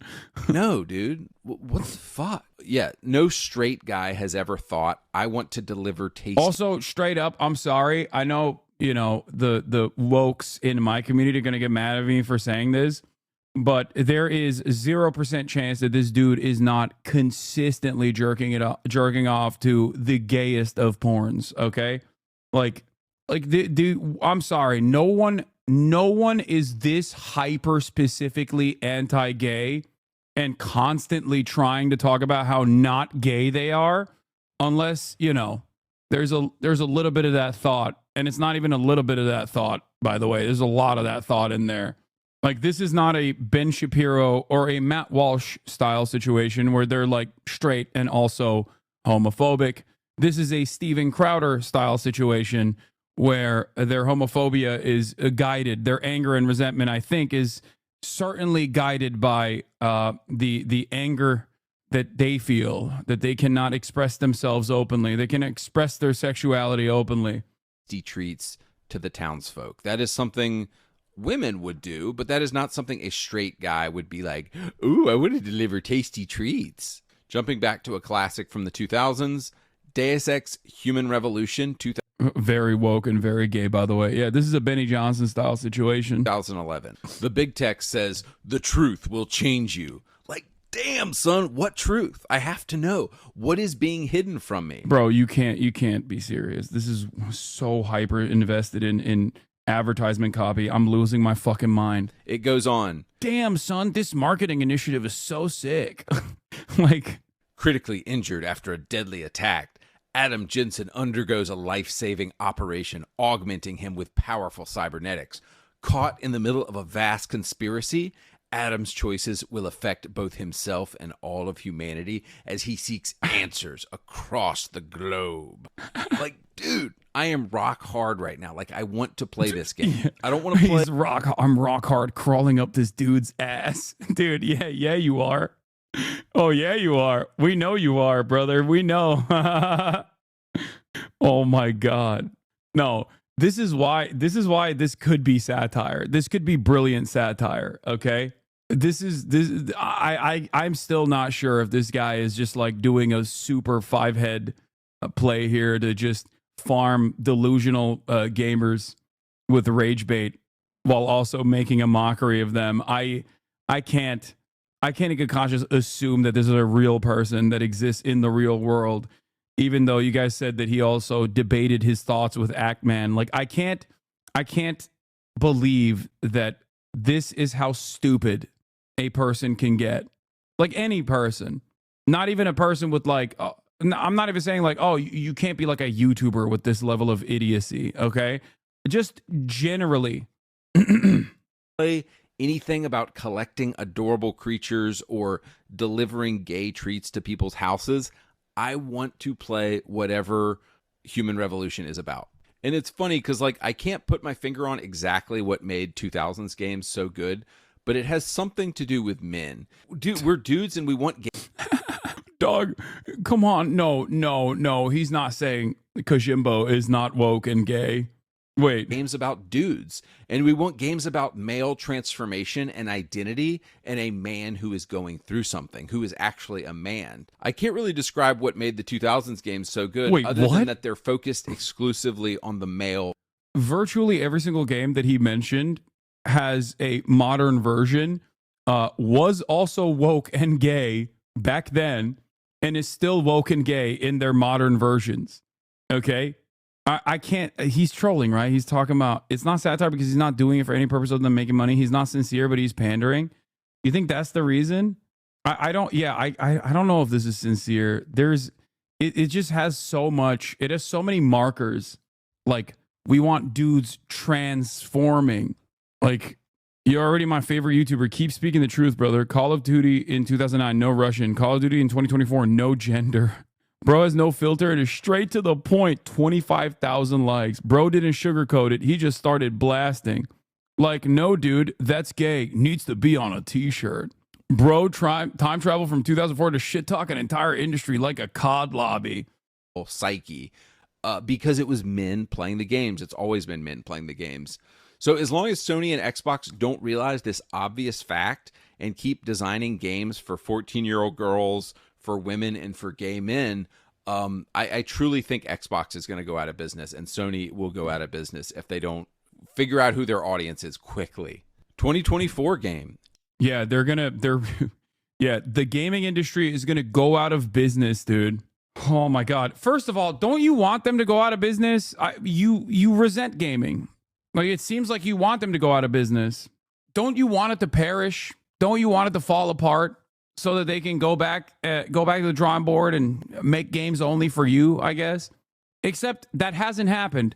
Unfortunately, they've become more and more profitable year over year. And it's not because they're doing woke and gay shit, by the way, even though that probably plays a certain role because then you can expand the different markets, right? But the real reason why it's more lucrative is because they're doing all this awful shit, like recycling the same old IP, nostalgia baiting, mass layoffs immediately after year over year record profits, live service gaming, DLCs, incomplete and unfinished games on release, no real testing done, beta testing in real time with actual fucking paying consumers, microtransactions, loot boxes. These are all the real reasons why gaming has become unimaginably lucrative year over year, and also partially, more dog shit. Having said that, however, there are still incredible games that come out, luckily, okay? It's just there's more games out there, okay? There's more of them, and some of them are not immediately catered to your specific needs and demands. Don't forget cutting content out of the game and selling it as a pre-order bonus. That too, yes. Yeah, remember when they were complaining that Space Marine 2 was woke? Contains overtly pro-DEI messaging. The Ultramarine scene in game are improbably diverse. Features frontline female combatants, including an improbable female authority figure. Absolutely insane stuff overall. This entire video reads like Mac from Always Sunny when he was closeted still and talking about dominating other dudes and ass blasting. Yeah, it does have heavy Mac vibes. Chia, a tropical open world adventure. Take control of any animal or... This is the other thing that I don't understand. Dude, you're a video game commentary guy. Why are you doing nerd voice? That's you. Like, you're doing nerd voice while dunking on a video game designed specifically for children. Okay?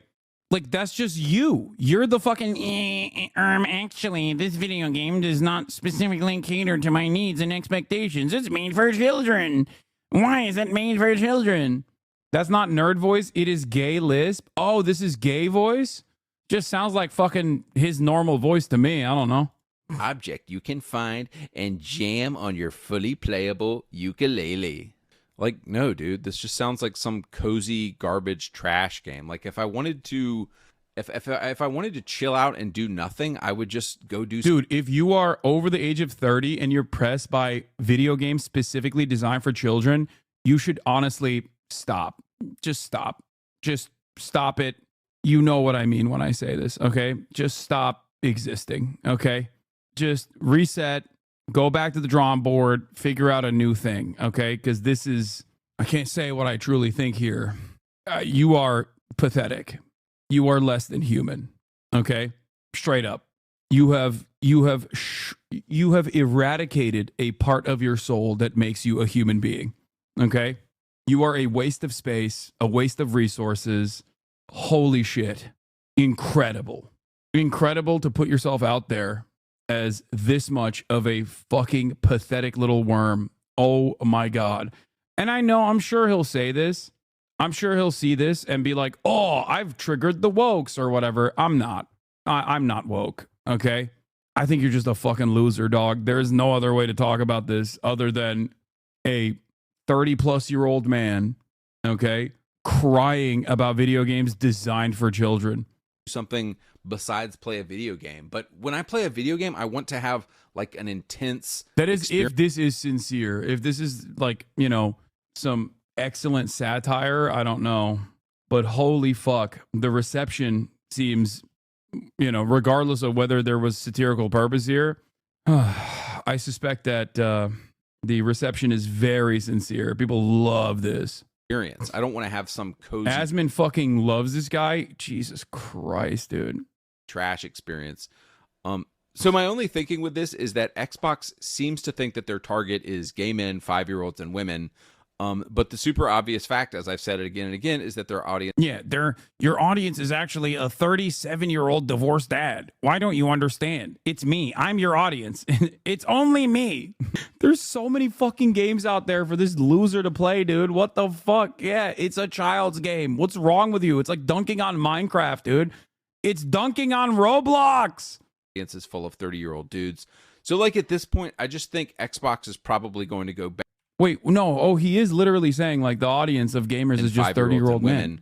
But the super obvious fact, as I've said it again and again, is that their audience is full of 30-year-old dudes. So like at this point, I just think Xbox is probably going to go bankrupt because they keep putting stuff like this out.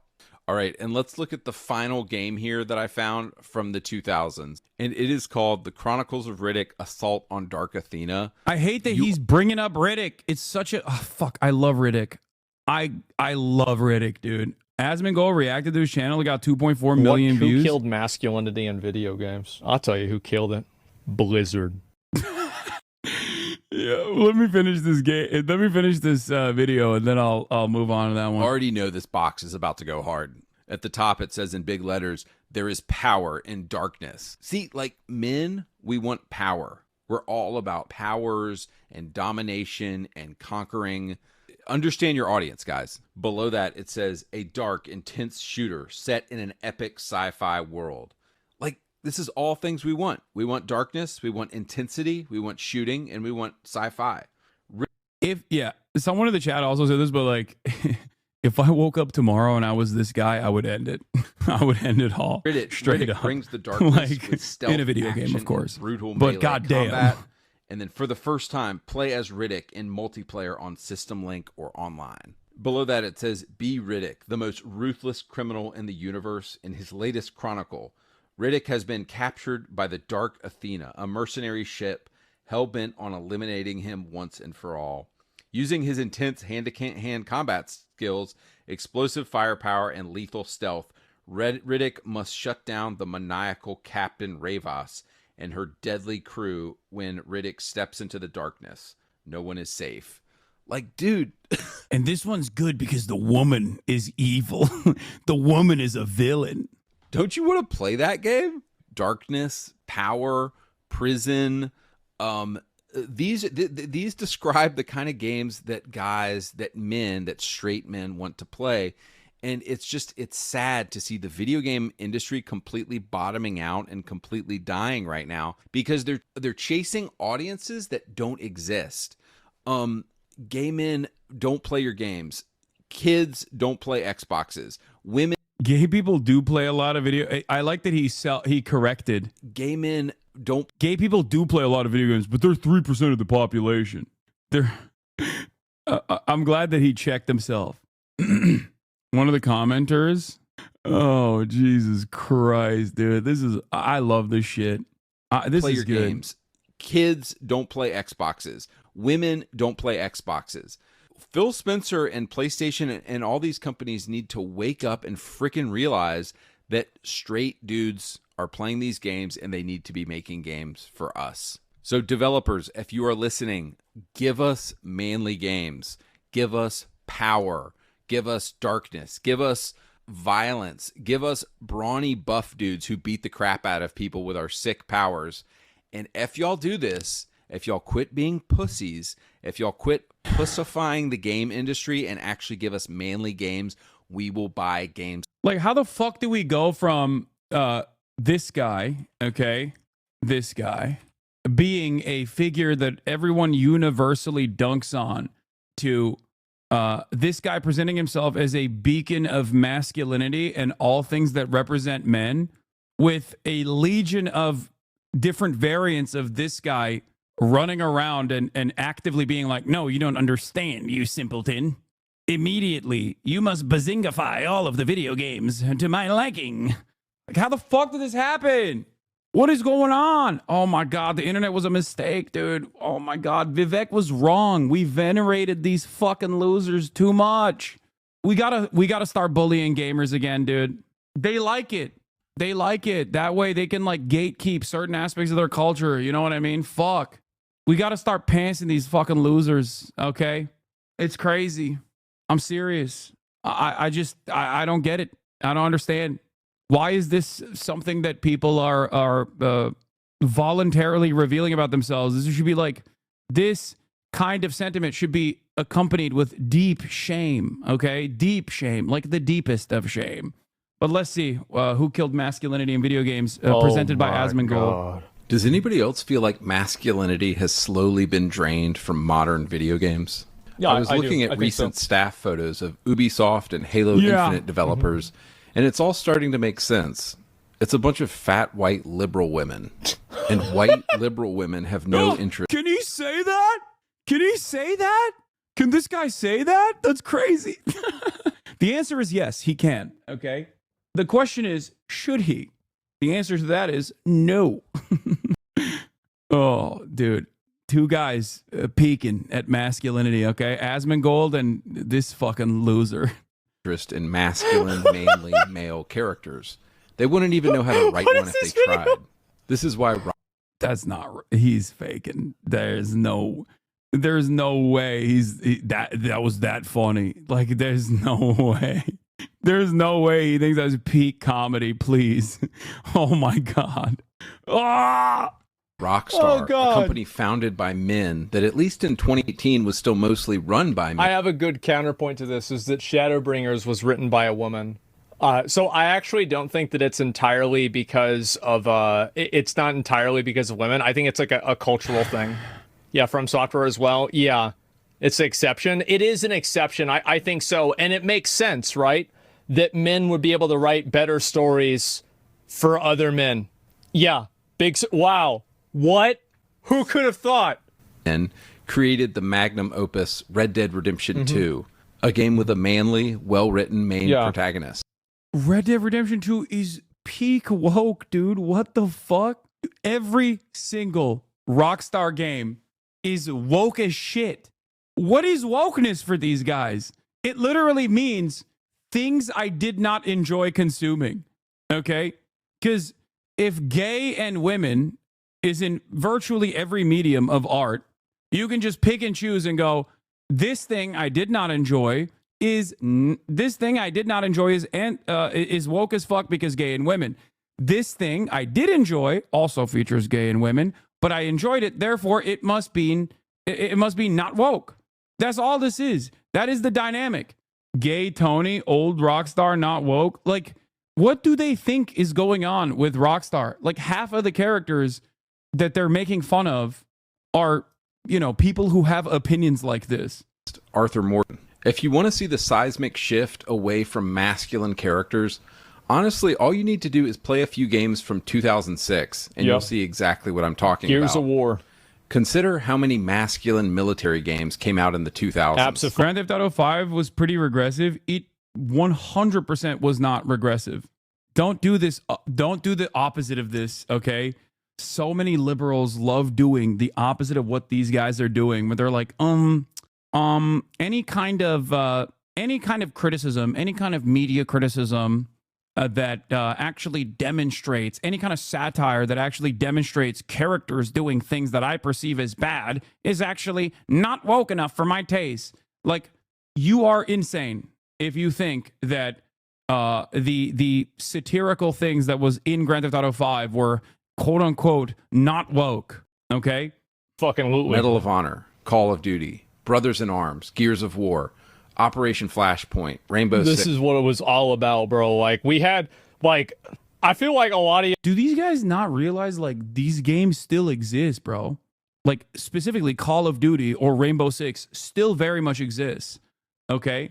What the fuck do you mean? Like, what are we, not making war games any longer? Is that what's going on? I played all these fucking games, man, and guess what? They literally still exist. Like, there are so many games. Some of them have the same title. Some of them are the exact same games remastered. I am so confused. Also, Asmongold doesn't even play fucking first-person shooters. Like, what is he? Does he play first-person shooters? I thought he was like a WoW guy who plays some of the gayest fucking games of all time, like Final Fantasy. All right, what's going on? Y'all probably played at least 2 or 3 of these, right? Yeah, it's an amazing experience. Absolutely. 6. Ghost Recon, Splinter Cell. All of these games were starring men and had themes like brotherhood, duty, sacrifice, honor. So the reason why Tyrion Fordring left the Silver Hand and was in exile is because whenever he was in captivity, he made a pact with an orc named Etrig. And whenever Etrig was captured... I have no idea what the fuck. What is this? Is this during the burning of Strathlome. Is this some WoW shit? I'm skipping through this. You know, be free, I guess, was more important, and Tyrion chose that over it. Fucking nerds, man. WoW lore that he also ironically gets wrong. I have no idea what the fuck he's talking about. I'm skipping Brothers WoW lore. Arms, yeah. I don't care. Yeah, that's the way Blizzard used to be. Almost all of these franchises have either been killed off, turned into multiplayer games, or went woke. I often wonder why so few modern games appeal to me. And I think another big reason is this. Everything is just so gay now. Compare the games. You a nerd too? I mean, yeah, this is also true. Okay? Yeah, I am. I played a lot of these fucking games that he's talking about. I enjoyed a lot of these games that he's talking about. I also got laid. So I think that is the major difference here, is that, like, I also had a normal, healthy development, and you know, I got to dip my toes in both sides of this world where, you know, I played sports, I had friends, a robust social life, and I also loved this nerdy shit. So I think regardless of my, you know, current mode of existence, of being a dude that also, for the most part, stays indoors and spends 8 to 10 hours every day online, and sometimes plays video games, not all that much, but does incredibly nerdy shit like talk about politics. I am ashamed of the way that these guys behave, because it is very weird. It is very odd. But I think it also spells trouble for our future, because as we become more alienated, as we become increasingly isolated, increasingly online, I think we are basically dropping the whole being normal, socializing with our fellow man, I don't know, joining a fucking intramural league or whatever. We're dropping all of that and just doing this, staying online in hug boxes where we constantly hype one another up for having the most dog shit opinions. Have you seen the 2 woke game list? Yeah. I feel like if you went back to the 90s or even early 2000s when these video games were being made and you showed these dudes to the average person back then, they'd be like, this is insane. Like, what the fuck are these losers saying? Just mentioned, to the modern trash we have to deal with in Overwatch and Apex. Almost every character in these new games is either gay, lesbian, bisexual, trans, or something else. I think this is an issue, but it's not probably as big of an issue. What is an issue is the fact that they try to like ride off of it. What? Okay, this is, I think, the first time I've watched like an Asmongold like, you know, gaming video, kind of like gaming commentary video, and I'm trying to pick up on like what makes this kind of commentary so appealing. And I guess it's because, I mean, this has 2.4 million views 6 months ago. I think it's he is like the reasonable voice. Is that what it is? Many of you are longtime Asmon fans, right? So I suspect that you've probably seen his commentary more frequently than myself. But is that what it is? Like he is supposed to be like the logical center right voice of reason when it comes to video game commentary? Because he does say like, oh, well, yeah, I think the you know, trans characters are a problem, but it's not that big of a problem, like that type of thing. Is that what it is? He says sometimes gay is okay as long as it's not too in your face. Yeah, that still goes back to the same dynamic that I explained, which is if I enjoy it and it's gay, then it's not woke. If I don't enjoy it and there's gay, then it's woke. That's simply all it is. Because games that I know Asmongold enjoys, like Final Fantasy, are gay as fuck, right? They're super gay. They don't say center right. They say independent to appear that they don't take sides. You're right. He used to say you can't reason with someone who didn't. Like, for example, like with Concord or like with Overwatch, I think that's the issue, is that in a lot of times they had characters that were gay or they had some sort of other type of orientation, but they didn't use those characters as a mascot to virtue signal that they care about these types of issues. I think the problem that people really have is, I'm a former Asmon fan, and yes, the reason people like this is because he masks his opinions as a centrist. I mean, he's not masking his opinions as a centrist here. But I think if you're constantly looking at like obviously far right shit and then moderating your position off of that as a jump off point, then yeah, I think that's a very effective way of looking as though you are the reasonable independent voice in the room. When I goon to penis is not gay. When you goon to penis, it is gay. Yeah. I think that there is, I do personally think that there is like a way to reach out to some of these fucking gamers and have them understand what the true problems are, because they also hate live service shit, right? They also hate loot boxes. They also hate IP recycling, like all this stuff. Even right-wing gamers hate that, right?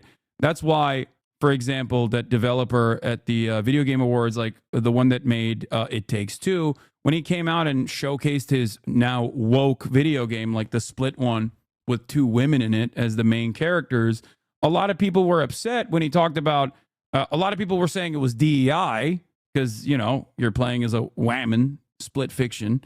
But then he basically capped it off by talking about, we're never going to make live service shit. We're never going to make, we're never going to make loot boxes. We're not trying to farm you for money. And even Asmongold's audience immediately turned and were like, yeah, wait, hold on, guys. This guy's actually cool. So they do understand that that kind of stuff is awful, but they're just so they're so hyper fixated on like any kind of woman being a main character. They hate being exploited or taken advantage of, and that's why they hate live service, and they view woke shit as phony, fake manipulation, and that's 75% of the outrage factor, or at least it used to be. Yeah, I think like that's what Asmongold is saying here, which is that, oh, these guys are just so phony. They're so phony and fake about like acting as though they care about gay people. I think for a lot of publishers, they just don't care. They want to make money, okay? And they're using queer representation as another way to market. Having said that, however, a lot of developers are fucking queer. Like, what are we talking about? They're gay. They're gay as fuck. Of course they're gay. They're in the arts, okay? Yeah, they do care because they're gay. What do you mean? What is it doesn't matter. Yeah, publishers don't care. Writers and artists care about queer representation in games. Yeah, they want to put themselves in the games. And also, there are plenty of people just like themselves that play these games anyway. So it is really weird to get this bent out of shape over it. You know what I mean? I see it for what it is. Okay. Sometimes they do. Sometimes developers do the look at us. We love LGBT, DEI, whatever, ESG, whatever the fuck it's called. Okay. And it's purely for marketing purposes, right? It's purely for marketing purposes. But getting mad at that beyond understanding that it's just fucking performative or it's purely for marketing purposes sounds like such a waste of time. Like, why does this frustrate you? Eyes on the fucking prize. Okay? Eyes on the prize. Get mad at the things that are actually harming this industry. Get mad at the exploitative practices that engage in mass layoffs of developers. And these guys also celebrate that too, which is crazy. Like, they're like, yeah, good. All these gay and woke developers getting fired. That's awesome. Like, how do you not understand that you are celebrating the fucking bosses, the executives that don't care about games, that have made all of your favorite games worse, okay, are just basically using and abusing the developers and then casting them aside for pure profit once again? All of the same exact things that you hate, that I also hate in the gaming sector, that is specifically designed to make money, are initiatives directed by the same motivation, profit, are initiatives directed by the same people that are laying off the developers that made the games that you enjoy. Is actually not with any character's orientation. I don't think anybody really cares about this character because he's gonna. Well, yeah, most normal people don't care, but I assume that Asmon's audience, or definitely the Andy Pants Gaming's audience, cares, right?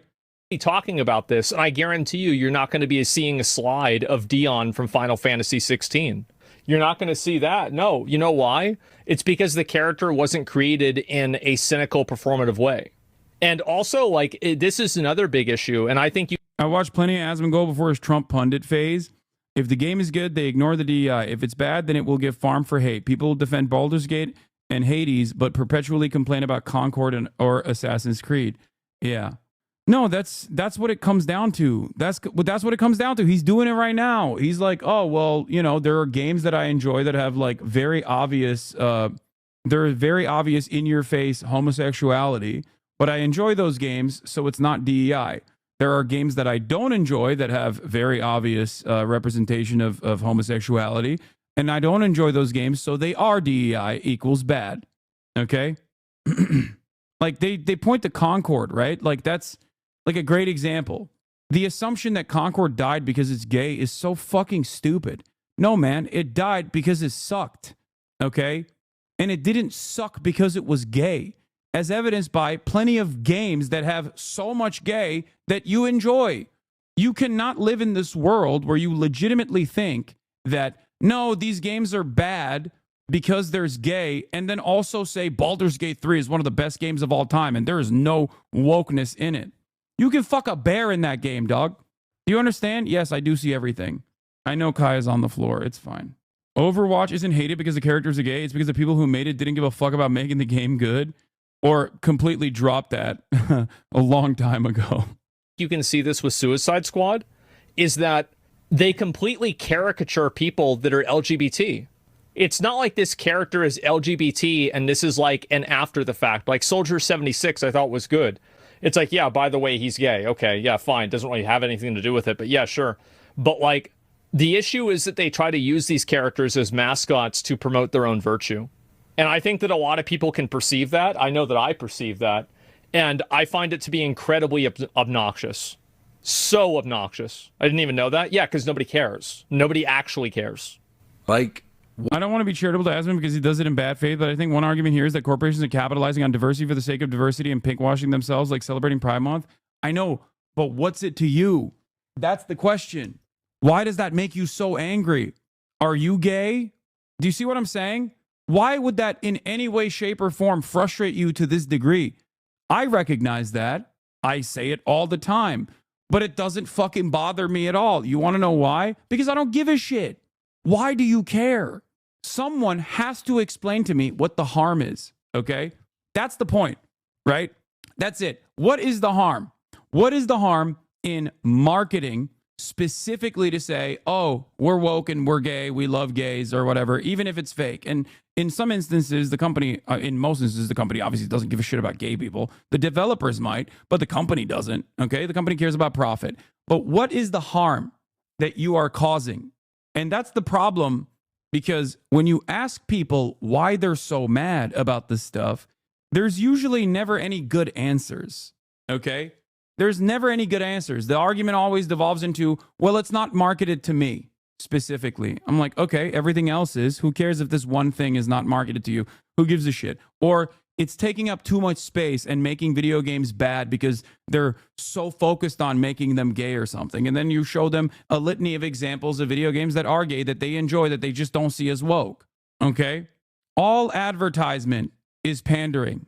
All advertisement and public relations is propaganda and pandering. That's what it is. So why do you get so mad about certain types of advertising and not mad about others, or as a matter of fact, demand others? Like, do you genuinely think that when they made Dr. Pepper 10 only for men, that it was because of, you know, masculine macho men that were like, we need to finally make a fucking video game that, or a product that is for us men?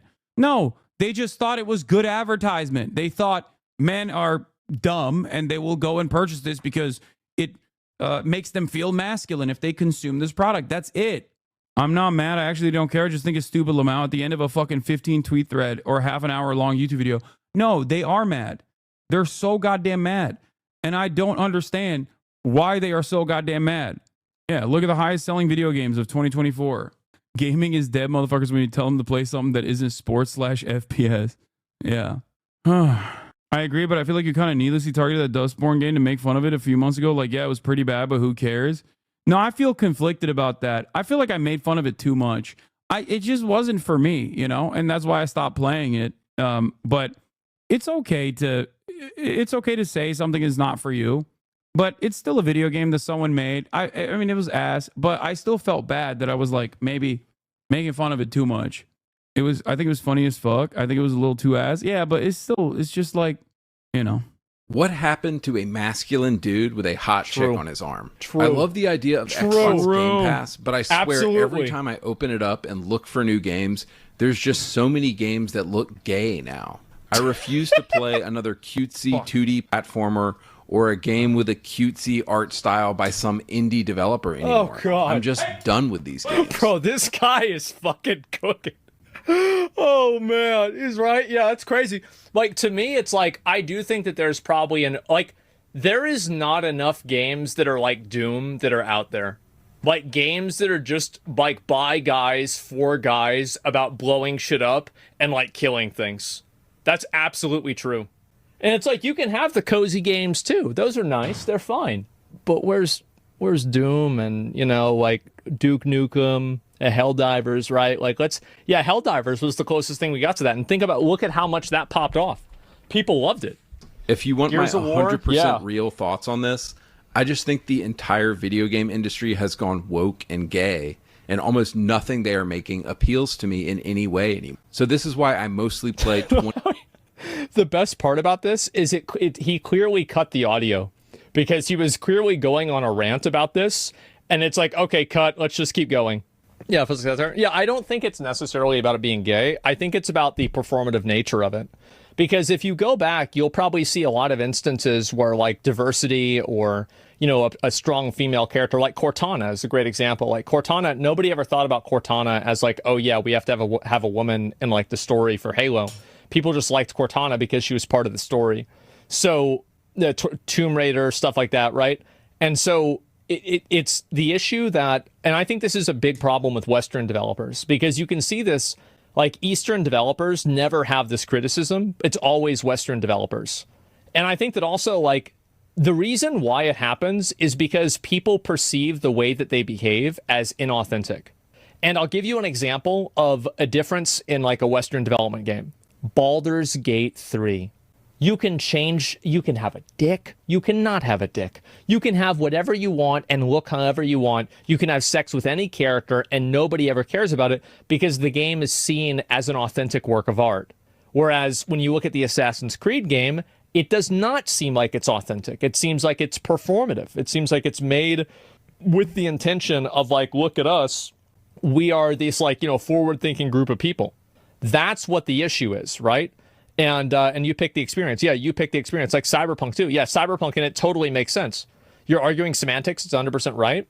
Well, what I'm saying, I'm not. It's not semantics, because I don't think that people have a problem with the actual characters. I think that they have a problem with the way these studios portray the characters because they do it in a caricatured way that's disrespectful. Yeah, definitely. The people, the fucking dudes that are making these videos are just mad that there isn't proper queer representation, that queer people can be multifaceted. That's what they're mad about. They're mad about the artistic expression. Like, come on, dude. I think this is a way for Asmongold to basically like engage in this sort of commentary that a lot of these people want to hear about, but make it make sense. You know what I mean? Some semblance of plausible deniability and some semblance of like logic introduced into the equation. Like, he is unironically smarter than these fucking morons, which is not really saying much because these guys are not very intelligent. He's smarter than these dudes, so he knows how to like market it in a way that makes more sense. Okay? That's it. Like, market the perspective in a way that makes more sense. You know what I mean? Because what he's saying here isn't incorrect. What he's saying here is not wrong. Yes, there's a lot of bad writing. Okay? There's a lot of bad writing out there. There's a lot of bad writing of characters out there. And it is like it's worthy of I think it's worthy of criticism, or like worthy of media criticism. Okay? But that's not what this guy is doing. He made a slop video about what killed masculinity in fucking video games. Like, he's not saying that like the queer characters are appropriate at all. He just doesn't want them in the fucking games at all. That's it. Like, the dude that he's hyping up here, that he thinks is like based and brilliant, is literally saying like children's games are gay. Children's games are gay and woke. And it's self-aggrandizing. That's the reason why people don't like it. Nobody said Sergeant Johnson in Halo was DEI, okay? Nobody fucking said that. And by the way, this isn't current cultural brain rot. If you go look at the Space Marine 2 trailer, you see a black guy, an Asian guy, and a white guy. They're all Space Marines. And they're like, what are we going to do? Are we going to kill him? Yeah, let's kill him. If you read the comments down below, there's nobody saying, oh yeah, great. Okay, that's a lie. They absolutely said that shit was DEI. There was hella people that said that shit was DEI as hell. Okay, now I think he's just like talking about an audience that doesn't exist. Like, yeah, this is a desperate attempt for moderation of a perspective that I think Asmongold also recognizes is like a little silly in a way to present it as like, no, these are the normal criticisms. Like, listening to what Asmongold is saying here, okay, if like this would directly put him at odds with the Adams, the fucking video game channel that he's watching. Like, his perspective is not the same as this dude. Okay, here, and I don't think this is denial. I think it's cynical. Here, I'm gonna prove it to you. Okay, Asmongold said there was, you know, black and brown and Asian characters on Space Marines 2. Okay, and nobody said it was woke. Okay, let's see what Andy Pants Gaming had to say about Space Marine 2. Okay, I 100% assume that he deleted his initial Space Marine 2 video game review, because there is 0% chance that he did not say that it was fucking DEI. Ain't no way to take a guy called Andy Pants seriously. He's definitely massaging the message. No, but you also definitely massage the message to make Asmon seem not as bad for some reason. They put Space Marines on that woke list you saw a few months ago. That's what I'm saying. They literally said it was woke because there's black people in it. The previous video that we watched from Andy Pants Gaming, didn't it fucking feature Space Marine 2 as like woke? Am I crazy? Did I not just watch him say? Where is it? Hold on. Where the fuck's the last video that we just watched? Here. The lead writer for Space Marine 2 was a woman? Yeah. Well, that's gay and woke. Where the fuck's the video that we just watched? Isn't it like here somewhere? Yeah. Redditors melting down. Suck it. Oh, that's because he said it was gay and woke he said it was gay and woke 5 months ago. And then after it was successful, now it's no longer gay and woke. Today, I want to. Oh, that's what it is. Hold on. Let me find this fucking thing where he was like talking about, where the fuck was it? Am I misremembering? Didn't he literally say Space Marines had women in the front lines and it's become gay and woke? It's later in the video, I think. I don't know if it was. You literally just looked at it. Yeah, remember when they were complaining that Space Marine 2 was woke? No, I know, but that's different. That's not this guy specifically. I think this guy specifically also. Open description for transcript. Show transcript. Was it not in the video? I don't know what I would control F, dude. No, it's not. He didn't. I don't think he like specifically mentioned Space Marine. I think he just like briefly showed it on screen. That's what I'm saying. Are you just misremembering? I could be misremembering because a lot of gamers did actually fucking complain. Maybe he didn't specifically. I might be misremembering because we just simply looked at the anti-woke gaming video game content creator that Asmongold has also reacted to in the past. Oh yeah, he did say improbable. Oh yeah, you're right. Yeah, that's what he said. He said it's improbable to have women in the battle in the front lines. It's okay, bro. Don't need to explain yourself. No, dude. Didn't he say it was improbable to have women in the front lines? Am I crazy? Didn't he fucking say that in the video? Or am I thinking of the Steam review? Or was that the Steam review? And he didn't actually say it in the video. Now it's fucking merging together. That was something you read while watching the video. I'm gonna go fucking crazy if I can't figure this out. Okay? I'm gonna go insane. Check your react channels. Bitch, I just reacted to this literally a minute ago. I think I'm mistaken the Steam review that we looked at while we were reviewing this. I don't think he said that. I think it's closer to the end. No, I don't think he, no, the improbable no. At one point he said improbable female authority figure. I remember because I said that's my personal goal.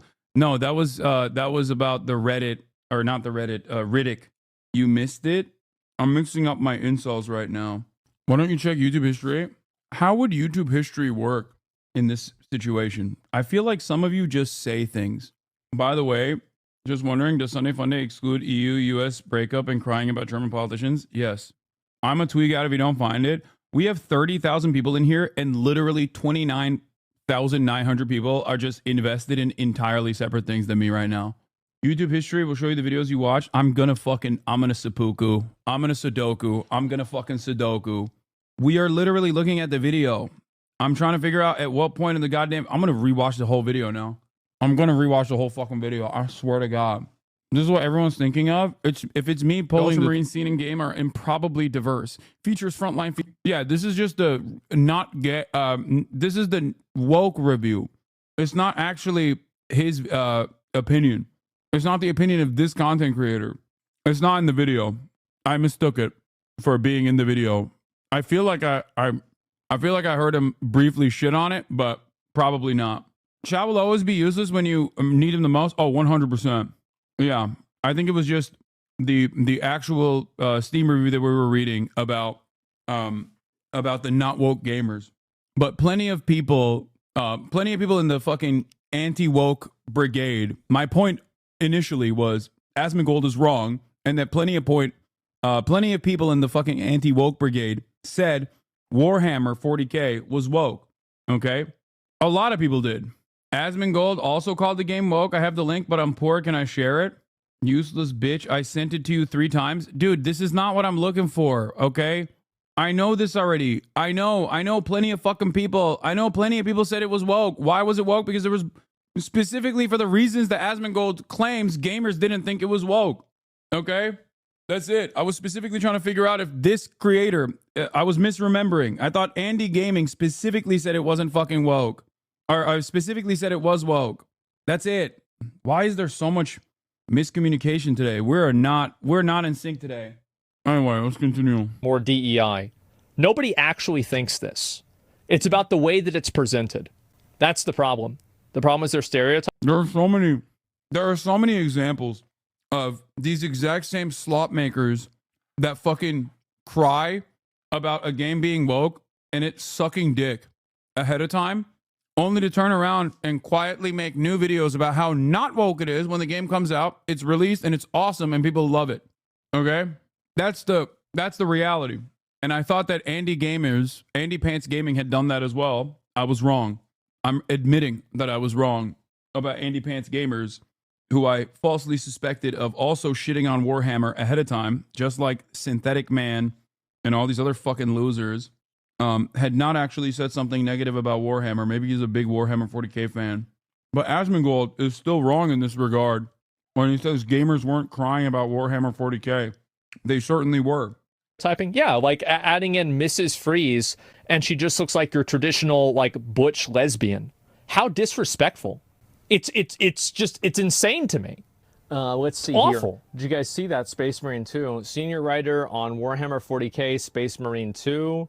Let's not cast cis white men and stuff for a year and see what happens just for fun. Sorry, cishet white dudes, comics don't belong to you. Comics never belong to you. We meet another superhero every month until our demands are met. Oh, about making different characters like gay or something like that? Lots of varieties talking about Ashley Cooper. Yeah, these tweets are 3 to 7 years old. What have they done recently?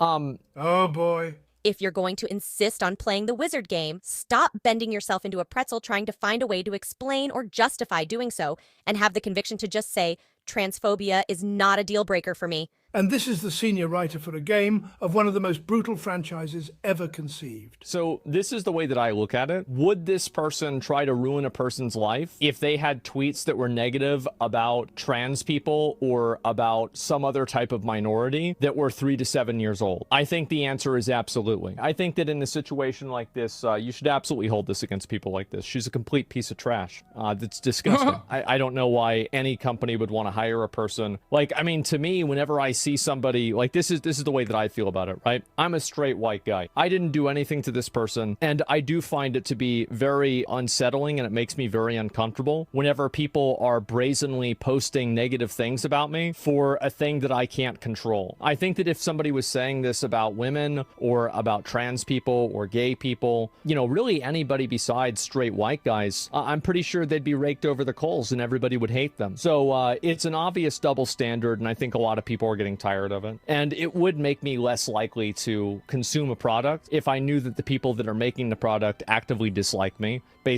Well, turns out it wasn't woke. So this lady was capable of putting out a not woke product that Asmongold liked, that he claims other gamers didn't think was actually DEI when they very clearly did, including, but not limited to, Synthetic Man, who I famously reacted to on this broadcast, who lost his fucking mind about the fact that there were black and like Asian, specifically what Asmongold is saying here. Okay? Just, like, it's like they're all Space Marines, and they're like, what are we gonna do? Are we gonna kill them? Yeah, let's kill them. Like that right there is directly the opposite of what the not woke video game Steam review called this this game. They said it was DEI specifically because it had Asian and black people in it, and so did the was it the Drinking Man or the Synthetic Man or whatever the fuck. Warhammer 4K is woke. Critical Drinker. Yeah, no, I think it was no, I don't think it was Critical Drinker. I think it was literally I think both of them probably made videos, but I think it was the Synthetic Man who was fucking losing his mind. My libertarian uncle watches him. Gross. Yeah, he's corrupted. You can see it on his Warhammer 40k Space 2 Marine branded woke because it has black Ultramarines. Yeah, it was Synthetic Man. This guy. This is the video that we watched. A streamer / YouTuber named Synthetic Man at the center of criticism recently released a video where he gave his not so needed opinion on the character design for the recently released Space Marine 2. He's seen bashing and calling out characters based on the color of their skin. Okay? What is this? Is this? Oh, this is the... Wait. Space Marines 2 is peak masculinity? True ground. Wait, so then he turned around and said it was... This is who I was thinking of. 20... Did he delete his initial commentary, or did he just change the thumbnail and title? He just literally called it fucking woke because there's black Marines and Asian Marines And now the title of Space Marine 2 is Peak Masculinity. It's not a safe world. People like Synthetic Man out there propagating racism and sexism openly on a platform. Anyway, my point is, gamers 100% did say this. Asmongold either has not seen it, which I doubt he hasn't seen, because I suspect that might be as a joke or sarcasm. No, we watched it. We literally watched Synthetic Man's video. It was insane. He was not being sarcastic at all. Okay? It was Synthetic Man. I mean, I could show you the fucking video as well. Yeah, he was the one that did the Fallout show video as well. He's fucking insane. Anyway, the point is, I suspect that Asmongold's probably reacted to Synthetic Man before too. I mean, he is a very big anti-woke account. I'd be shocked if he hasn't reacted to him. Like, and I'm sure he disagrees with this point, I guess, that Synthetic Man puts forth in terms of the DEI narrative on Warhammer 40K. But my point is that there are plenty of fucking gamers who did say that. I don't know, man. These anti-woke accounts are getting blurry these days. Anyway. If you read the comments down below, there's nobody saying, oh, yeah, great, more DEI. Nobody actually thinks this. It's about the way that it's presented. That's the problem. The problem is they're stereotyping. Yeah, like new Jobbery video may be more interesting than Asmongold. Okay, I'm giving a week off to people that don't fucking enjoy whatever I choose to cover today. Sorry. It's the most annoying thing that people do. You know? It's like, please, do I seem desperate for your feedback on what we should be covering today? Was I like, oh man, I really don't know what to talk about today. Can chatters please give me suggestions on whatever they want me to fucking talk about? Anyway, as I showed you already, Asmongold is wrong. There are plenty of fucking gamers who said that Warhammer 40K was woke because of the Asian and black and female representation. Adding in Mrs. Freeze, and she just looks like your traditional, like, butch lesbian. How disrespectful. It's insane to me. It's awful. In any way anymore. So this is why I mostly play 20-year-old games on my channel, because they were just better. I was recently reading an insider interview about what went down at Volition Studios with the disastrous Saints Row reboot from an inside source. This source said that the LGBTQ community... It's like, here's the truth. Nobody wants to look like this in real life, hardly ever. This dude, you know who this dude goes? He goes, and you know what game he plays? Doom. He's gonna go and play fucking Halo. Nobody wants to look like this.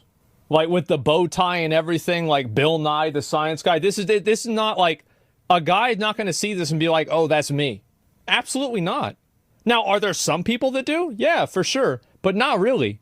Get the shit out of here. Yeah, bro. Like, I don't understand. Does Asmongold look like any of the people in the video games that he plays? Like, what the fuck? Like, this is such a weird thing to criticize. He's Trevor from GTA. Okay. It's like a... it feels like it's so safe, right? Within the company was actually pretty small, but they are the loudest and most annoying. And one more thing I gotta briefly mention is the small amount of wokeness in the game, depending on your definition. Basically, the only left-wing propaganda I noticed while playing this game is the comical amount of diversity. The most offensive being the major of the Cadian Guardsmen, who is an Indian woman, an ugly one at that. Remember, testosterone converts to estrogen. Speaking of estrogen, yeah, that's something, alright. Can we shoot her? Just stomp on her on accident. If you compare her to the woman from the first game, it's like night and day. And while she really doesn't do much during the story other than yell on the comms throughout the first half of the game, it's just incredibly annoying seeing girl boss characters in this day and age, especially in a supposedly grim dark universe. And the diversity isn't just the guardsmen, it's also the Space Marines. Now, again, I'm not an expert on the lore, but I understand that Space Marines come from Gene Seed, which comes from their Primarchs, right? Which comes from, ultimately, the Emperor. So why are all these Ultramarines different ethnicities? Shouldn't they all be the same race as Gilliman? Again, I'm not an expert on this, but I feel like portrayals I've seen of Space Marines, they're generally all white. except for the salamanders, who are like charcoal black or something. One of Titus's squad mates is black-ish, and the other one is like a Happa or something. It's hard to tell because they all have these weird Giga Chad features. Basically, every Space Marine looks like the Chad meme, so there is one Space Marine that is just straight up undeniably African, which is bizarre. He's corrupted!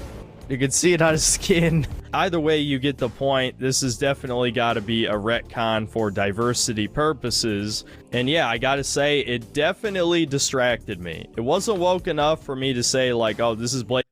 Not only is he racist, he a lore larper, yeah. Into key roles. And that's how you get the absolute dumpster fire of a game that was Saints Row 2022.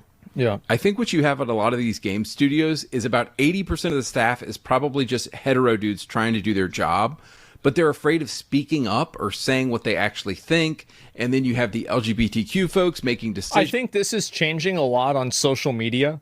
So, like, for a while, this was true. And I think that, like, when Elon bought social media, the ability to create a narrative like this definitely went away. Yeah, Elon bought the entirety of social media. It's so crazy that, like, annoying rad libs in the minds of these guys are just not like some people that you hear and get pissed off at, or some people that you hear about and you're just like, all right, whatever, I don't agree with this, who gives a shit? But instead, like, the people who hold the keys to the castle, like, they have awesome power, endless amounts of power. Time and time again, it has been proven that if you make a good game, it doesn't fucking matter what people are saying on Twitter. Who cares? None of them talk about Pokemon Go. They've, like, lost their minds about rad libs on Twitter. They just, like, they think that these guys have any sort of momentum or motion. Those people think I'm racist, dude. Those people think I'm transphobic. Who cares? How ridiculous. And I would prefer the fucking rad libs 1,000,000% every single time to the loser that Asmongold's watching, who loses their fucking mind at the mere sight of a gay person. You know what I mean? Or it didn't necessarily go away, but it was, like, dramatically nerfed. Because what would... exactly. What ended up happening is that being accused of being the wrong thing, like, oh, you're sexist, oh, you just hate, you know, whatever, like, the effectiveness of that has gone down because there have been so many false accusations for this. Or, like, just basically... like, if you're one of them, you're all of them. Exactly. That's what it is. It's still bad at work, though. And I think that this definitely probably is true, is that people don't want to... like, nobody wants to be the guy that's pushing against having a character in a game that's, like, gay or, like, LGBT. Or, like, changing a character to female or something like that. Nobody wants to be the person that's against that because that's probably going to make them look bad. Absolutely. That's thin ice. Yeah, of course. And like, you just think... Wait. Like, why is he suspecting that that is what's going on? Like, this is what I don't understand. The notion that, like, there is all of these people that are like, no, we have to make gay characters, like, more gay characters. It seems kind of like, at odds with what Asmongold was initially suggesting, which is that, like, no one cares if there's a gay character as long as it's not in your face about their gayness or whatever. Or in even more charitable terms, that would mean, why are there no multifaceted, unique queer representation, and that queer characters are so totally one-dimensional and just about how gay they are? Okay, which is ironically what Asmon is presenting as his criticism of, like, the media representation of queerness, when in fact his entire audience is like, oh, gay DEI, fuck you.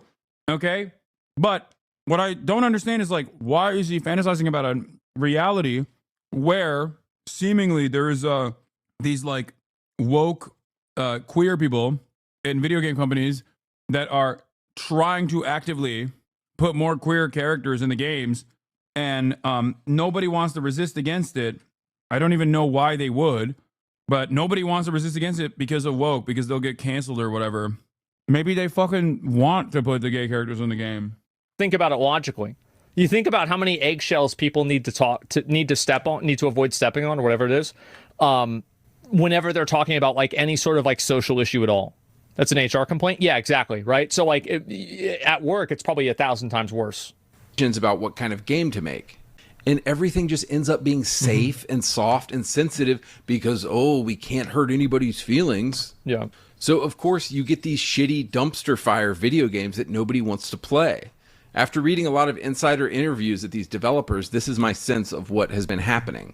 I also feel like there's this kind of unholy alliance right now between games journalists, white liberal women at game studios, and the LGBTQ community at game studios.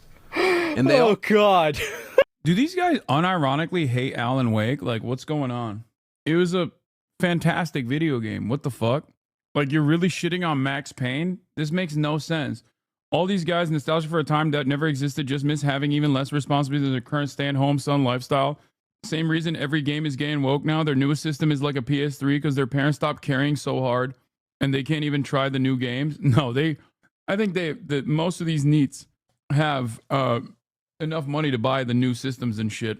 They just don't like it because games don't hit the same. It just comes with the territory of getting older. You get older, and the things that you used to enjoy when you had no responsibilities whatsoever don't feel as good. I think that's most of this problem. Oh, here come the fucking annoying people. If it's good, why didn't you finish it? It's a good game. It's different. You know why I didn't finish it? Because despite it being a good game, and there are incredible games, every single person that fucking complains in here leaves when I start playing it. So shut the fuck up. It's so stupid. There are more people in this chat that constantly chirp about me not finishing a specific game than there are people who actually watch me play the game. I don't understand how the fuck this happens, where there are literally more people in the chat that if I were to ask, like, should I play video games or not? There would be more people voting, yes, please play video games, than the people that actually end up watching. Shut the fuck up. And in spite of that, there are still plenty of games that I do finish, okay? Because I'm like, locked in. I genuinely hate that there's so many people that just that complain. There are more people that just want to complain about lack of gaming than actually want to watch the gaming. I enjoy playing games. That's why I play them offline. I do think that there definitely is like a certain sense of like what's the word is for it? Like shared goals that the games journalists sometimes feel like they're running PR for game studios. And I think this is a huge issue, and it's one of the reasons why people don't trust games journalists anymore. Yes, games journalists do run PR for especially big developers. I don't think this is one of those instances. Yeah, it's access journalism. It's the same issue with everything that exists. There are still obviously plenty of great journalists. The irony, of course, is that the good gaming journalists, these guys don't like. You know what I mean? All seem to be united around this one guy gives thing. 0 fucks. Yeah, he does. Bro, he just says it. Yeah, bro. He's so brave. Actually hate gamers. By the way, I think for a lot of Western studios, this is true. I am actually a believer of this. I think that game developers do have genuine resentment for the average run-of-the-mill gamer guy. It actually is true. It's obvious. Yep. In the West, yeah, I think so. And who are gamers overwhelmingly? Well, heterosexual dudes like us, of course. Yes. This, you know what this is? He used this again. He literally used the same fucking thing. He uses this image for some weird reason to be like, look at all these gamers. Does he think he's like, did he play football for USC or something? Like, I don't understand why he's showing a photo of like, yeah, Matt Stafford and the USC football team over and over again being like, these are what gamers are like. Like, when Asmongold looks at this photo, does he go, yep, that's me? Is that what's going on here? Like, what the fuck is happening in the mindset of people that look at that and go, yup, it's just like looking in a mirror. Me, just like these guys who fucking are athletes and the only video game they play is Madden. Is that what you think is going on? When you are a gamer and an Asmongold fan, and you look closer to Asmongold than you do to Matt Stafford, and you see a photo of them, you go, yup, just us. Me and the fucking boys, dude. We love to play our fucking video games, and we hate gay people. Asmongold or a single fan of his could tell you that this is Mark Sanchez, Matt Stafford, and Colt McCoy in their heyday. This right here, this is a Call of Duty squad meeting up for the first time, probably. That's what it is right there. Wait, what? No, dude. That's not a Call of Duty squad meeting up for the first time. What are you saying? Oh my God! I'm fucking Turkish, and I don't play football, and even I know what the fuck that photo is. What is happening? What? Oh my God, it's so funny. Holy shit, dude. Wait, why does he keep using the fucking Matt Stafford photo though? Like I actually don't understand. Like, is there a specific reason? Like what is the why? Let me see. Like, I can't even find this photo. Like, I don't even know where it's from. Is the same video, dumbass? No, I don't think it's the same video. Who Killed Masculinity in Video Games is different. I think, isn't this this is a different video, chat. Why are you like this? Yeah, it's a different fucking video where he used the same goddamn photo in. Because that ain't Stafford. That's literally fucking Mark Sanchez, dude. What are you talking about?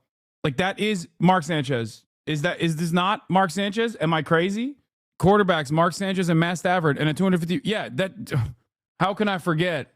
How can I forget Mark Sanchez? Okay, I just don't understand why he keeps bringing this image up, seemingly from 2009 or 2008. Anyway, I don't know why he posted this, but I think it's really funny that Asmongold was like, "Yeah, that's a COD lobby waiting to happen." And his chat is like, yeah, it's all of us. The boys. This is the boys. None of these people know who these fucking people are. What is going on? No, none of you are capable of doing the butt fumble, okay? That is a unique skill set. None of you, not a single Asmongold chatter is capable of pulling off the butt fumble. Also, ironically enough, as someone who doesn't even fucking care about football, even I know that. And ironically enough, none of the fucking Asmongold fans know what the fuck that even is. I'm getting mad. They're stealing frat valor. This is my culture. It's not your fucking costume, gamers. Stop making Will sad. Anyway, my culture is not your fucking prom dress, dude. Show chat the butt fumble. I will not be doing that. Anyway, let's continue. My point is, this is very revealing about the way that I think Asmon and other people in his community sees themselves as. Oh, someone knew who that was. They said Matt Stafford and Mark Sanchez. This recent Reddit thread was written by an actual game developer and made Alpha Man, not beta me realize this. It reads, headline. Am I allowed to say this? I kind of hate gamers. I'm a professional game designer, and I'm worried that I'm starting to hate gamers. Watching the gaming events on YouTube last month with the chat on was extremely disheartening experience. Every time a character that wasn't a cis-het white man appeared on screen, the chats would fill with messages calling the game woke or complaining about DEI. And the problem is that he's kind of right, but he doesn't understand why it's like this. He views it as in, like, the people that are responding this way they're wrong, but you never think to yourself, why are they wrong? Why do they think this? Because, like, that's the real truth, is that you don't really hear opinions like this. Like, this guy is obviously, bro, this guy doesn't give a fuck. But, like, you're not going to hear a lot. Yeah, the guy that you're watching literally is the reason why that person is saying, it's so fucking annoying that I'm pouring my entire fucking life into this thing that I care about. And dumbass, unfuckable losers are going, oh, gay person, this sucks. Literally, directly as a consequence of guys like this that you're watching that you call based. Why are you still not banned, little bro? It's because I am Jeff Bezos. It is truly shocking that Asmongold thinks, or at least presents, a alternative reality where all of these gamers, capital G, hard R gamers, are actually they're actually mad at the queer representation, not simply because it exists and that they're fucking weirdo losers, but because the queer representation is not as multifaceted as it could be, that the queer characters are simply too one note. Yeah, that's what they mean when they go DI equals die.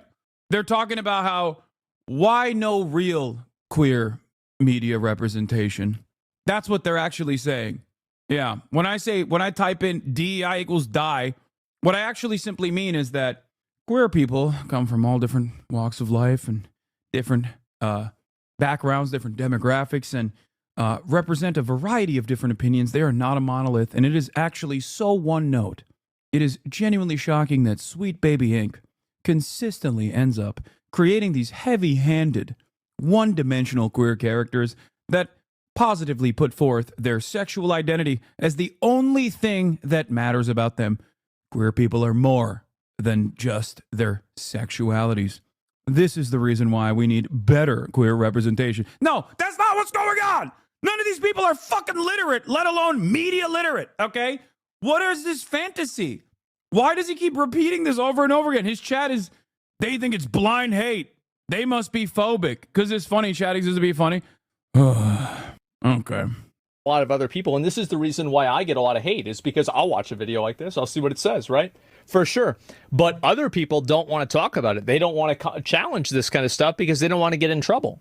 It's a lot now. People are suspicious now, absolutely. But if you look at the actual opinions of people in comment sections and the amount of people that are able to have free conversations about this, it's very obvious that this is an extremely prevalent opinion. My customers... It's wild seeing you see what we've been seeing for years now. Wait, what? What do you mean? There's not... Like, I know why gamers say this shit, okay? Because it's edgy. Ooh, they just... Many of them have either repressed sexual opinions that they're truly ashamed of, or others just are simply bigoted and hateful and think that homosexuality is what's ruining the fucking gaming industry, and not just like the for-profit tendencies of these mega corporations in this insanely profitable sector. I've been aware of this. I've actually never poured through like the Asmongold commentary of it, but I do think it's funny that there's so much. I get it now. Yeah, there's so much room for plausible deniability in Asmongold's coverage because he says a lot of things that do make sense in terms of queer visibility being one-dimensional in fucking video games or in works of art. But the irony is he's preaching to an audience that does not have that perspective. They do not want any queer visibility for the most part. They just want gay people to not exist in these fucking games. Or if it's in a game that they enjoy, they just don't give a shit. Okay? They don't give a shit enough about it to like make a big stink because the game is good. It almost feels like Asmongold is trying to give his audience the appropriate framework to shit on gay people, but they're too stupid. Because Asmongold's framework isn't even shitting on gay people, really. It's just advocating for an alternative reality that does not exist. You're holding your chopsticks wrong? No, I'm not. I would say it's a cynical ploy to make it seem as though he's like actually coming at it from a truly interesting perspective about demanding more multifaceted queer media representations in video games. But it's very clear that that's not what he's advocating for, and it's certainly clear that that's not what his audience wants. Anyway. Are wrong, what a moron. I know. And that's the thing, is that these people try to... You will never have a successful product if it exists in opposition of your audience. Do we actually know this post was written by a game designer? No, it's probably a random person. It has nothing to do with it. This probably it's probably some 14-year-old. But I think it's pretty obvious that people think this way. Because gamers are just immature edgelords. Well, then stop making games. What? Stop trying to insert yourself into a place that people don't want you. Wait, what happened? I thought gamers were demanding more multifaceted queer visibility, more multifaceted and creative queer characters. Now he's saying gamers are edgy and the game developers should fucking leave? That's weird. Just stop making games. If all gamers are just immature edgelords, then why are you trying to make content for them? Just stop doing it. Every game that wasn't a shooter or a hyper-casual competitive online game garnered and boring comments. Like, I think it's crazy that OTK has a literal game publishing company, dude. Like, this unironically will cause developers to go, okay, I don't know if I want to fucking associate with this. That's the crazy part about this, right? Like, if you're constantly shitting on developers in general, like, and highlighting some of the grossest fucking freaks, even if you don't agree with them, but like kind of agreeing with them whenever you highlight them and garnering a shit ton of attention that is ultimately leading to mass harassment of fucking developers. Like, why the fuck would anybody want to work with them? Like, that makes no sense. Yes, there are amazing, wonderful developers in general. Some of them, I assume, also work with the OTK game publishing division in general. I suspect there's hella fucking gay developers on that front too. Dude, this stuff is truly one of the worst aspects, at least from all the developers I talk to, and many of them are very progressive, okay? They hate this shit. This shit sucks. They're pouring all of their collective experiences, their lives' work into this stuff so that people can play these games for a little bit. Sometimes they're doing it and losing their jobs immediately after like a successful cycle. Whoa.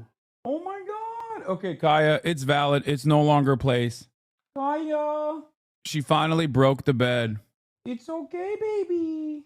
She was right all along. Her fat ass broke the bed. You fatty. You're fat. You're fat. You're fat. You're fat. Yeah. All right. Can you take her outside, Mom? Can you take her fat ass outside? My mom hates it when I call her a fat ass. Kaya, I mean. Anyway, it's true though. It's true. She's a fat ass. Literally, look. Okay. Look at this. Look. She broke the bed, chat. She broke the fucking bed. Can you please stop describing people with money as being caked up? That means to have hella ass. I think the term you're looking for is breaded up. No, you can say caked up too. I can. Don't blame her for the product defects. Chat, she's fat. Okay? That is the top of the line, highest quality dog bed that I got specifically for dogs that weigh as much as Kaya. Okay? That literally is a dog bed that is designed for dogs that are larger than Kaya, technically. Okay? She's just outgrown it. She's just getting too fat. The dog bed was faulty. Yeah. She a fatty. Let's be real. Comments. I've seen. You want to know why they garnered zzz and boring comments? Because they were boring. So here, let me give you guys, this is something people might not know. There is a word that's used, it's cozy. When you hear cozy, I want you to switch that in your mind. Boring. Cozy game, boring game. People implying that the MC in Fable trailers is ugly because it's a self-insert of some random level designer working at Playground whom they deemed not fuckable enough. Yeah, exactly. Wait, what? Yeah, people don't want to look at an ugly chick. Yeah, they want to have a hot. Asman, come on, dude.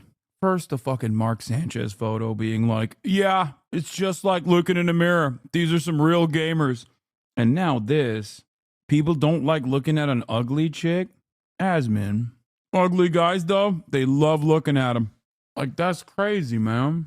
Look, this is juvenile misogyny. It's not even like adult level misogyny. It's juvenile level misogyny where it's like all women are supposed to be objects of sexual desire.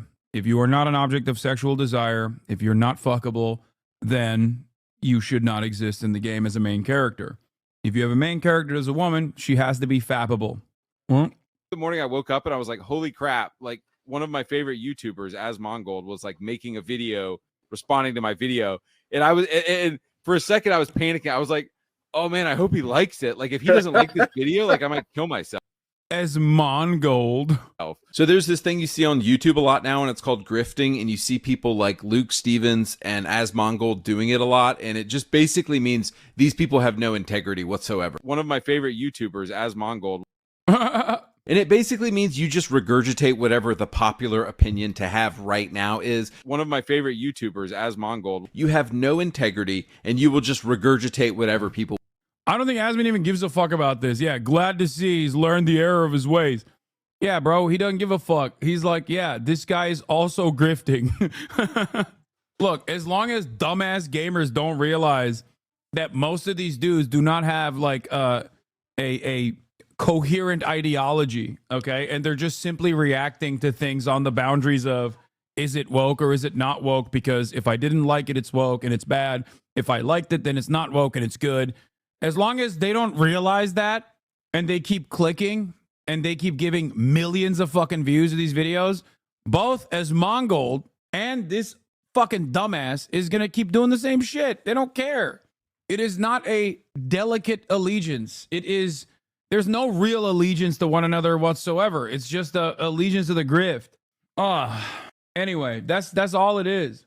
I'm telling you right now, if the overwhelming majority of the gaming audience was constantly demanding queer representation and was constantly turning around and saying like, oh, these characters are actually too one-dimensional. They're not woke enough.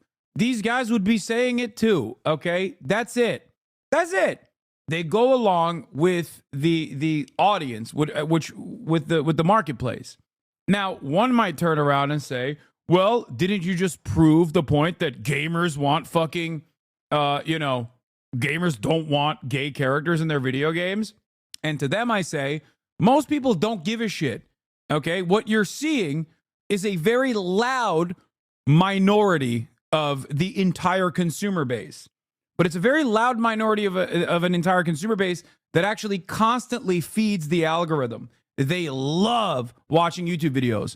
Part of the reason why they love watching YouTube videos is because they're not playing any fucking video games, because they hate video games, because they're 37 years old and now have to fucking pay taxes and work a shit job, knowing full well that they have no fucking future prospects and they'll never get pussy and that it's all gone and it doesn't feel as good as it did when I was 14, when I used to just sit back and play video games in the dino nuggies my mom would serve me and the friends and the dreams that I had. I was going to be exactly like Mark Sanchez one day. I was going to be the high school quarterback and then maybe go to college and, and then eventually end my career. That's what I thought was going to happen. But now I'm 37 years old, still living with my mommy, and she's no longer making the dino nuggies. That's it. That's it. If that was the case, the gaming industry would be collapsing year over year. Unfortunately, their profitability goes up more and more. They keep generating more and more revenue, which is why they seemingly will never change. And by that, I don't mean they're going to fucking, never change from their gay ways. They're just not going to stop doing live service games and the IP recycling that everybody despises. Meanwhile, I say this, but I'm still, of course, very excited for Snake Eater. Hot character. You stupid? Duh. Fucking retarded. What the fuck? Where do these people come from? Where do these people come from? What the fuck? I know. It's so dumb, bro. Like, God. I don't know. It's just the internet magnifying negative voices, I guess, doing what it does best. But it's making me real tired of gamers. So at this point, It seems that games journalists and all of the liberal LGBT mafia that work at game studios actually hate their audience. And this is a comment I keep reading from you guys again and again. I swear they literally hate us. They seem to be dead set. Yeah, dude, the fucking photo again. This guy unironically thinks he's so much of the argument from gamers revolves around, well, you see, I drew you as a Sojak, and I imagined myself as a Chad face, which means your argument is destroyed. What are you doing? That ain't you, little bro. Wake up. Those dudes, if you were to go up to those dudes back in the high school days, okay, in the gaming heyday of your life, and went up to them and were like, excuse me, I feel like methinks there's too many females in video. They beat you with hammers, dog. They would fucking beat you. You would get hate crimed, okay? Shut the fuck up. I'm gonna take my fucking shirt, my top off for the rest of this fucking video. You done did it. God damn it. Can't even eat my fucking 1 pound of straight white chicken breast without a bunch of goddamn fucking nerds wearing my fucking culture like it's their fucking prom dress. I'm sick and tired of it. I'm now so anti-Big Bang Theory, you don't even understand, dude. We should have never had no bazingas, okay? Yeah, you go, oh, bazinga, and then before you know it, you got fucking Elon Musk running the show. On giving their audience exactly what we don't want. Mm-hmm. How long is your business going to be open if you're dead set on not giving the customer what they want? Well, in the past year or so, I think that we know exactly the date of what that is. Yeah, great question. I think that we know exactly how long it's going to last. They want to change the customer. And this is the thing, right, is that these are people, like, in a lot of cases, like a lot of these game developers, I mean, these are just random people, right? I mean, some of them are weirdos. Wait, I don't get it. Asman very quickly changed his perspective here. Initially, he was saying, no, a lot of the people's criticism is just simply that they want better depictions of queer characters and that no one complained about Warhammer being DEI, even though he complained about it potentially being DEI, which is fine. But now he's talking about how this industry is, you know, going down a dark, scary path because all they care about is gay characters, and that the game developers only want to make gay characters and resent their audience for not having that same shared interest, and that video game developers that think that video game audiences are edgy losers who don't understand the work that they put into it should just quit their jobs. At no point does it strike me as though Asmongold cares about the quality of queer visibility. Kind of just feels like he's responding to his audience and, you know, basically repeating the points that they're making, but instead in a, I guess, more palatable way where there is at least some semblance of plausible deniability. The funniest part about all this is that, like, truly, I don't think he gives a shit about any of this. Like, maybe he cares about, like, titties not being as big in video games or whatever. But, like, I think he, just like myself, just like everybody else, cares about playing good games and enjoying video games. I think Asmongold still continues to enjoy video games for the most part, and not just fucking WoW Classic. Okay? I think a lot of this stuff is because his audience, he knows how to get clicks and attention. He doesn't even play WoW anymore. Yeah, that's it. I think he knows that there are a lot of sweaty fucking losers out there who want someone to basically say, yeah, this guy's based. Yeah, huh, this guy just says it out loud, huh? That's it. That's what gamers desperately crave. Yeah. Some of them are not, but these are people in a lot of cases, like, you don't want to be, like, talked down to by a person like this. Absolutely not. You're like a 28-year-old software engineer. I don't want you to be telling me what my politics should be. Stop it. What? Get the fuck out of here. Yes. This is why when skanks... Bro, the disdain that these people have for fucking Alyssa Mercante is so psychotic. Like, it's actually insane. It's like Alyssa Mercante are crying about Kotaku shutting down and losing their jobs, and game studios are going under because they were associated with Sweet Baby Inc. I just... Look where it was from. Look. Oh, yep. r/Asmongold. There we go. Oh, man. There it is. Yep. The main base of operations. Oh, God. I just laugh. Why would developers resent this guy? I wonder. Much to consider. Why would developers resent his community? I wonder. I can't seem to place my finger on it. Much like the fucking HasanAbi heads in here that love to complain about me not playing video games, but don't actually want to play video games or watch me play video games. Asmongold's community does not actually want to play video games. They love complaining about how shitty video games are. That's it. Two sides of the same fucking coin. I swear to God. People in this chat love to say, Hasan, please play some video games so I can fucking leave. People in this chat go, well, people in this chat actually do like watching video games, even if they shit on him a lot. He does have some real gamers. Let them burn. Let all these companies burn who don't know how to give the audience. The wonderful irony in all this is that it's the very games that the woke cancel mob has tried to cancel that seem to do the best. Remember Hogwarts Legacy? Yeah, men who dress in women. Yeah, dude, that's crazy. Hogwarts Legacy is not woke, is the funniest.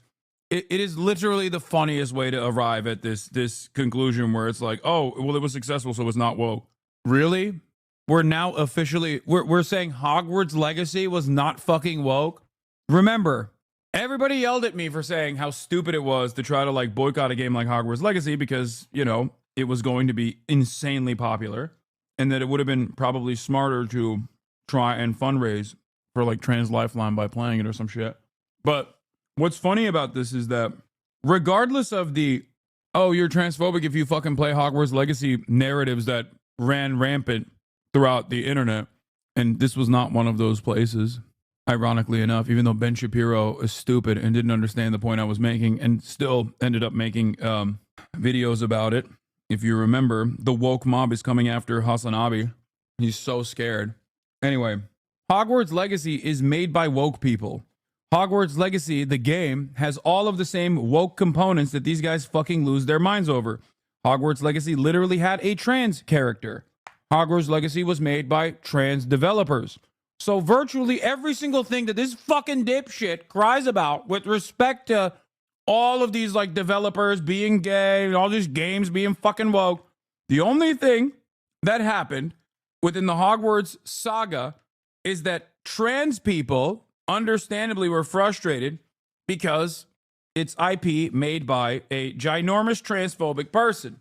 But Hogwarts as a franchise is appealing mostly to millennial libtards, the very same people that this guy normally would claim suck. But because trans people were mad online, all of a sudden now, a video game where you can do whatever kind of gender shit you want to do, a video game that was designed by trans developers, a video game that had a trans character in it, all of a sudden is not woke. The IP itself, regardless of the person, the person who created the initial Harry Potter franchise, the IP itself is almost entirely serving millennial liberals. Okay? Women's Clothes tried to get it canceled. Instead, the game sold 25 million copies. Oops. Remember Elden Ring? Extremely fucking popular. Remember how the woke mob? Yeah, no shit, dude. No shit. Of course it was extremely popular. It's fucking Hogwarts, man. It's the number one nostalgia baiting IP recycling that you can engage in. Also, Elden Ring. People did not say Elden Ring was not woke. I don't know what this fucking review that he found was. I've tried to accuse Problematic FromSoft games of having quote, problematic depictions of women. Shut the fuck up. I got it. You don't have an opinion on the subject. Thank you for repeating that over and over again. That is why I banned you, because you're fucking annoying. I don't care. Oops. Sold 25 million copies. Here's another thing about Elden Ring, is that I understand that Queen Marika is not necessarily trans, but for a fantasy story, it's pretty goddamn fucking close, isn't it? It's really fucking close to that. And so, this is like the main character that the entire story is built around.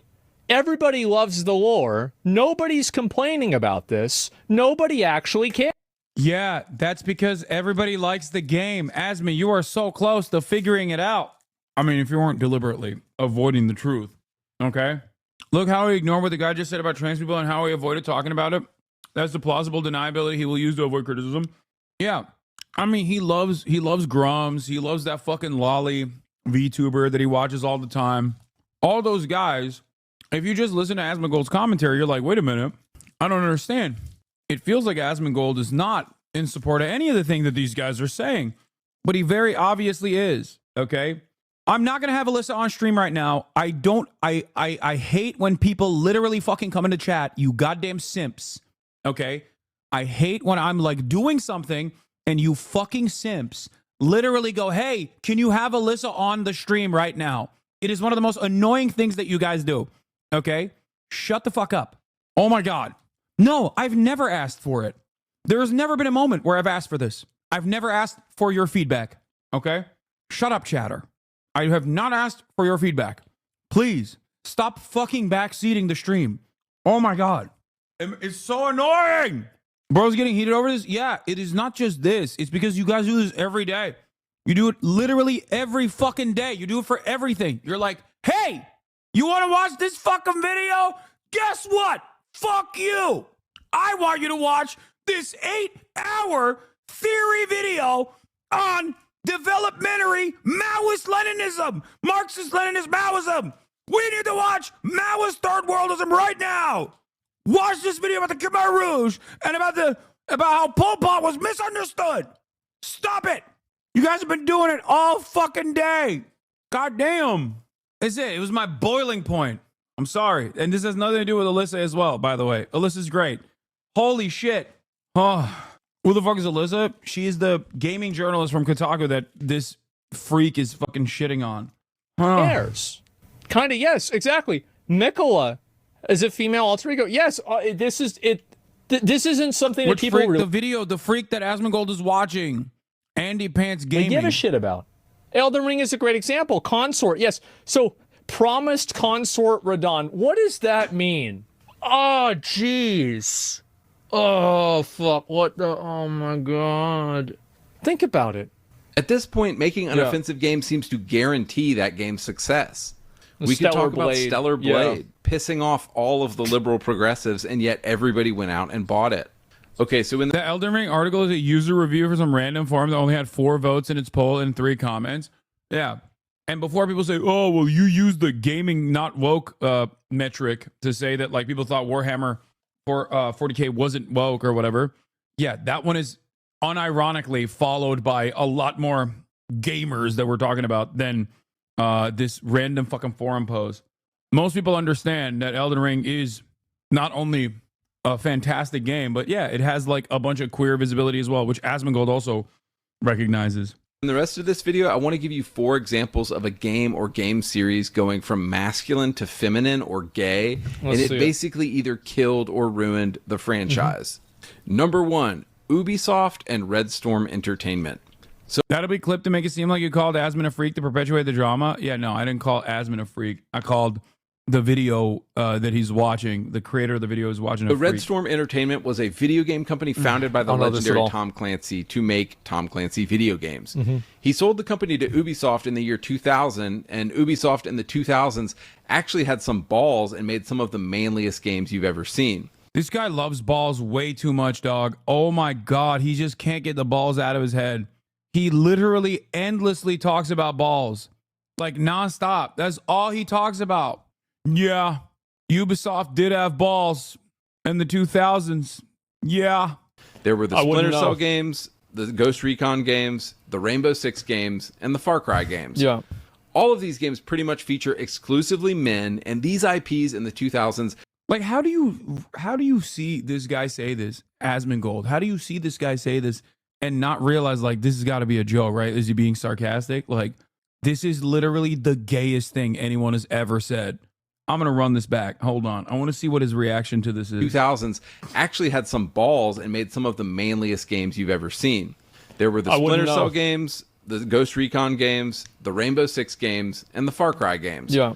All of these games pretty much feature exclusively men, and these IPs in the 2000s had so much testosterone, just a single glance from a woman in their direction would get her pregnant. I mean, motherfucking Sam Fisher. The games were way more masculine back then. This is absolutely true. Yeah. They is fucked. Oh my God. I can't do this. Fucking love Sam Fisher. I love Splinter Cell. Okay.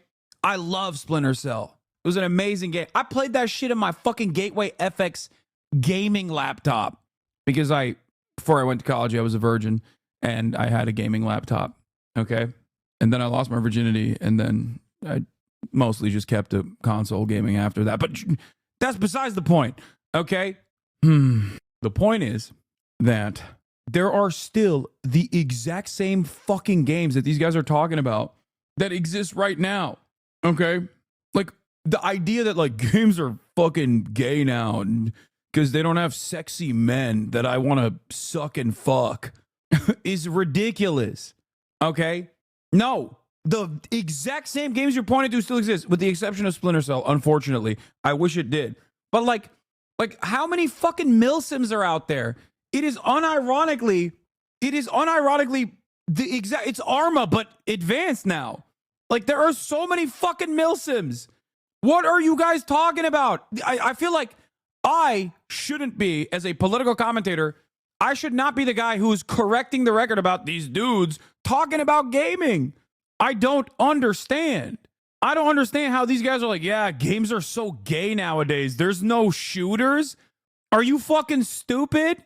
Do you really think there aren't, like, the same exact games that you're pointing to right now? Like, they point to Call of Duty and they point to fucking Rainbow Six and they're like, yeah, you know, these games don't exist anymore because they're too masculine. They're no longer masculine. And I'm like, the same game just came out.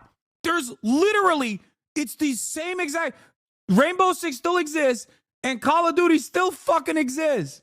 What are you talking about? And on top of that, there's like a million different shooters that also exist. And there's nothing wrong with that, by the way. I'm not even saying like I have an issue with them existing. But on top of that, there's also a shit ton of fucking milsims out there too. Yeah, Tarkov, Gray Zone, Arma, DayZ, Desert Storm, the fucking 6 Days in Fallujah game or whatever, the war crime simulator that came out. I feel like there are an endless amount of video games out there that are just as quote unquote masculine as these games, or even more. Stalker 2 just came out. The 3 lights on Sam's goggles were the 3 genders that Joe Biden was talking about. Yes. Sam Fisher says trans rights. They were guy games made for guys. Absolutely. It's not even a question. Dude, you're out of your mind. Probably because you don't fucking play FPS games. What are you saying? Like, how am I more knowledgeable about the fucking gaming industry now than Asmongold? Who is the real gamer here? What the fuck? Does this guy unironically think that there are not enough FPS games out there? That's all we have for the most part. Ready or Not, which was obviously a little too difficult for me to play, but I played it a little bit. Like I play FPS games, as you guys know. I just maybe Asmon is the political commentator and I am the gaming commentator now. Fuck it. Helldivers. Come on. The dude is the ultimate Giga Chad. Scott Mitchell in Ghost Recon. Now you pick your own character in Far Cry 2, but it's definitely a manly game that will put hair on your chest. So what is Red Storm Entertainment up to today? Well, I recently saw that Tom Clancy's The Division Heartland is being led by a man who dresses in women's clothes in his free time. Now look, I don't give a shit if you want to identify as a dragon and go around laying magic eggs, but can we agree that the least masculine thing on earth you can do is dress in women's clothes?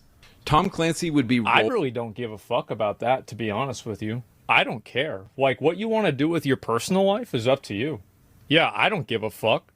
Just don't put your worldview into a game in a way that's not representative. What?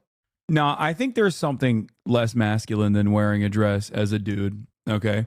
And I say this as a dude who's worn a maid outfit. I say this as a dude who has worn a dress. I say this as a dude who's even painted his fingernails. Let me tell you what's less masculine than a dude wearing a dress, okay? Whining about fucking video games, okay? Whining about how video games don't have fuckable, sexy hunks as the lead characters, even though there are a million variants of that exact same thing that you're whining seemingly doesn't exist. They do exist. That is infinitely less masculine than a dude wearing a fucking dress, okay? What the fuck? This is what I was talking about with Ben Shapiro back in the day. Like, I think a lot of people that look like Ben Shapiro genuinely think that if you say, like, right-wing things, that you appear more masculine. Like, there's this false association of masculinity and being right-wing.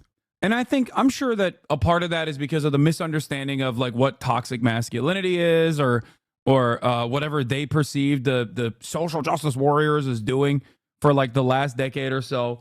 But, like, that's not how this works, okay?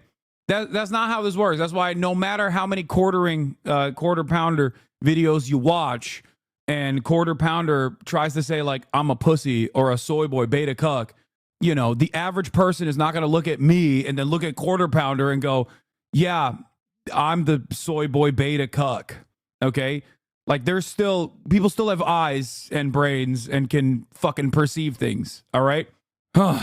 Yeah, look, Mr. Alpha Dog right here. Some real Giga Chads. That's why the dude making this video is not posting a photo of himself and his buddies as the true gamers, but instead consistently posting a fucking photo of a bunch of goddamn quarterbacks from 2009, okay? There's a reason why he's not posting himself to be like, hey, guess what? You know, it's just me and the boys. I love thinking about how me and the boys love playing video games. This is what we look like. That's the way I see it. Yeah, he does. Yeah, I don't give a fuck. Like, there's plenty of people that are probably weird that make plenty of great games. Yeah, that's the way I see it. Absolutely. The issue is they do. Well, then that's the problem. Rolling over in his grave right now if he knew the absolute disaster that Red Storm Entertainment had become. Number 2, Wolfenstein. So I was recently... Yeah, this is what they actually This is what the dudes who are constantly talking about like me and the boys, we love playing masculine games. This is what they look like IRL. Okay. r/Playboy Cardi mod meetup. Why does dude have a Hitler stash on the right? Well, it probably goes along with the fucking Sonnenrad that he has on his chest on the t-shirt that he's wearing, you know? He really wanted to put the outfit together. Also, why is Dr. Yakub a part of the 4chan meetup? Why is Dr. Yakub there? Dr. Yakub surrounded by his creation, feeling Dr. Yakub pictured here, conflicted about the invention of white people. Yeah, he's got a lot on his mind. Well, he's got plenty mind to have. Anyway. Recently playing Wolfenstein The New Order for the Also, by the way, notice how he said Ubisoft has gone woke and then didn't actually present why the fucking game was actually gay now. Just said the lead dev is trans. Like, that's it. I don't even know if she's trans or not. But and it doesn't even fucking matter. But that's it. Like, why is Tom Clancy's Division Heartland woke? I don't know. He didn't actually mention anything. He didn't even say that this is like, this is a woke game or it's a good game or a bad game. He just said a trans person made it. Okay? That's it. Are you saying Ubisoft hasn't gone woke? I'm not even saying Ubisoft hasn't gone woke. Okay? But if wokeness is your major problem with Ubisoft, well, then you got a lot of fucking... you really got to go back to the drawing board and reconsider your priorities, okay? It is pretty funny, however, to assume that in an industry filled to the brim with creative types and specifically coders, that you're not going to encounter a fucking trans person. Like, this dude is the most delusional person on the planet. Who the fuck do you think is making the video games? It's trans people, okay? I will go so far as to say that if there's an industry where trans people historically have been overrepresented, it's probably gaming. Like, you have to be the most delusional fucking moron. Look at the second chat message in the video. This is possibly the gayest video I've ever seen. One of Asmongold's chatters figured it out. Wait, I want to see if this person has ever been in here. What is it? Dyslexic. Oh God, he wrote dyslexic so poorly. Yo. Oh, he is in here. He is in here. I love Kung Fu Panda. Why does it cut so fast? We used to do stuff like that as kids. I had a Chinese card and was dog shit. Okay, well, you can't win them all. Okay, some of the takes he has are counter-revolutionary. Okay, I'm beginning to realize that the Asmongold's best chatters are still very much community members here as well. It is. You're right, dyslexic. This is possibly the gayest video you've ever seen, because it is. I'm glad you recognized it. I recently saw that Tom Clancy's The Division Heartland is being led by a man who identifies... Okay, yeah, and then he just like does transphobia, which Asmongold pushes back on, to be fair. That Red Storm Entertainment had become. Number 2, Wolfenstein. By the way, I'm just gonna point to this once again. I'm just gonna, summarize that last point. He was like, I'm gonna give you examples as to why Tom Clancy has gone woke. And then he gave no example of the game itself and instead said the lead developer is trans. If that's your assessment, well, you're basically admitting you don't give a fuck about the game at all. So I was recently playing Wolfenstein The New Order for the first time, which came out in 2014. And I have to say, of all the games I was sure were going to avoid woke Western progressivism, this game was pretty high up there. The first 3 entries of the reboot were all fantastic. They had the badass BJ Blazkowicz, an absolute unit, as the main character, ripping apart entire armies of Nazis with the sexy and smart Anya as his arm candy and wife. Oh, there ain't no way, bro. There ain't no way he's... Oh, my God. Oh, my God. He's like... I loved when the Nazi killing video game featured just main characters that had Aryan features in them. I hate that the game that is like perhaps the most woke thing you can make a video game about, which is just like assassinating and executing Nazis, American Klansmen, and the like. That game actually is woke now. I hate that. only played like one of these. It was like the first or second one, which came out in 2014, 2015, and 2017, are all great. They have normal men and women doing normal shit in them. Awesome. Okay. But of course, the woke mob had to get involved somehow. Well, so you have a... Let me guess. Is because there's black characters in the Nazi killing game, right? That's what he's going to say. Beloved series with a beloved, tough, male, manly main character. Do you suppose it's a good idea to kill off that guy and replace him with cringy girl boss characters? Oh, God. Wolfenstein Youngblood came out in 2019. Oh, God. And it's an What the fuck is this game? I don't even know what this game is. absolute tone-deaf disaster. So many modern video games, I find myself asking, who wanted this? Oh, who my asked God. for He must be mad about the spin-off with the twin girls that was a cash grab. Yeah, I didn't even know this game fucking existed.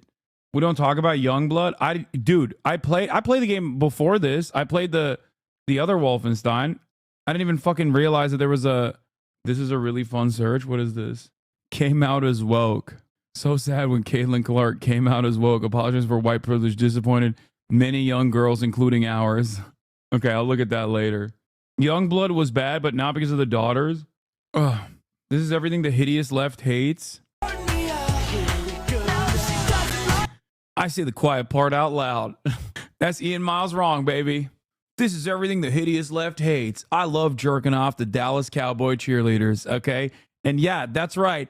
I fucking am unafraid to say it out loud. Yeah, 4 million views. Thank you.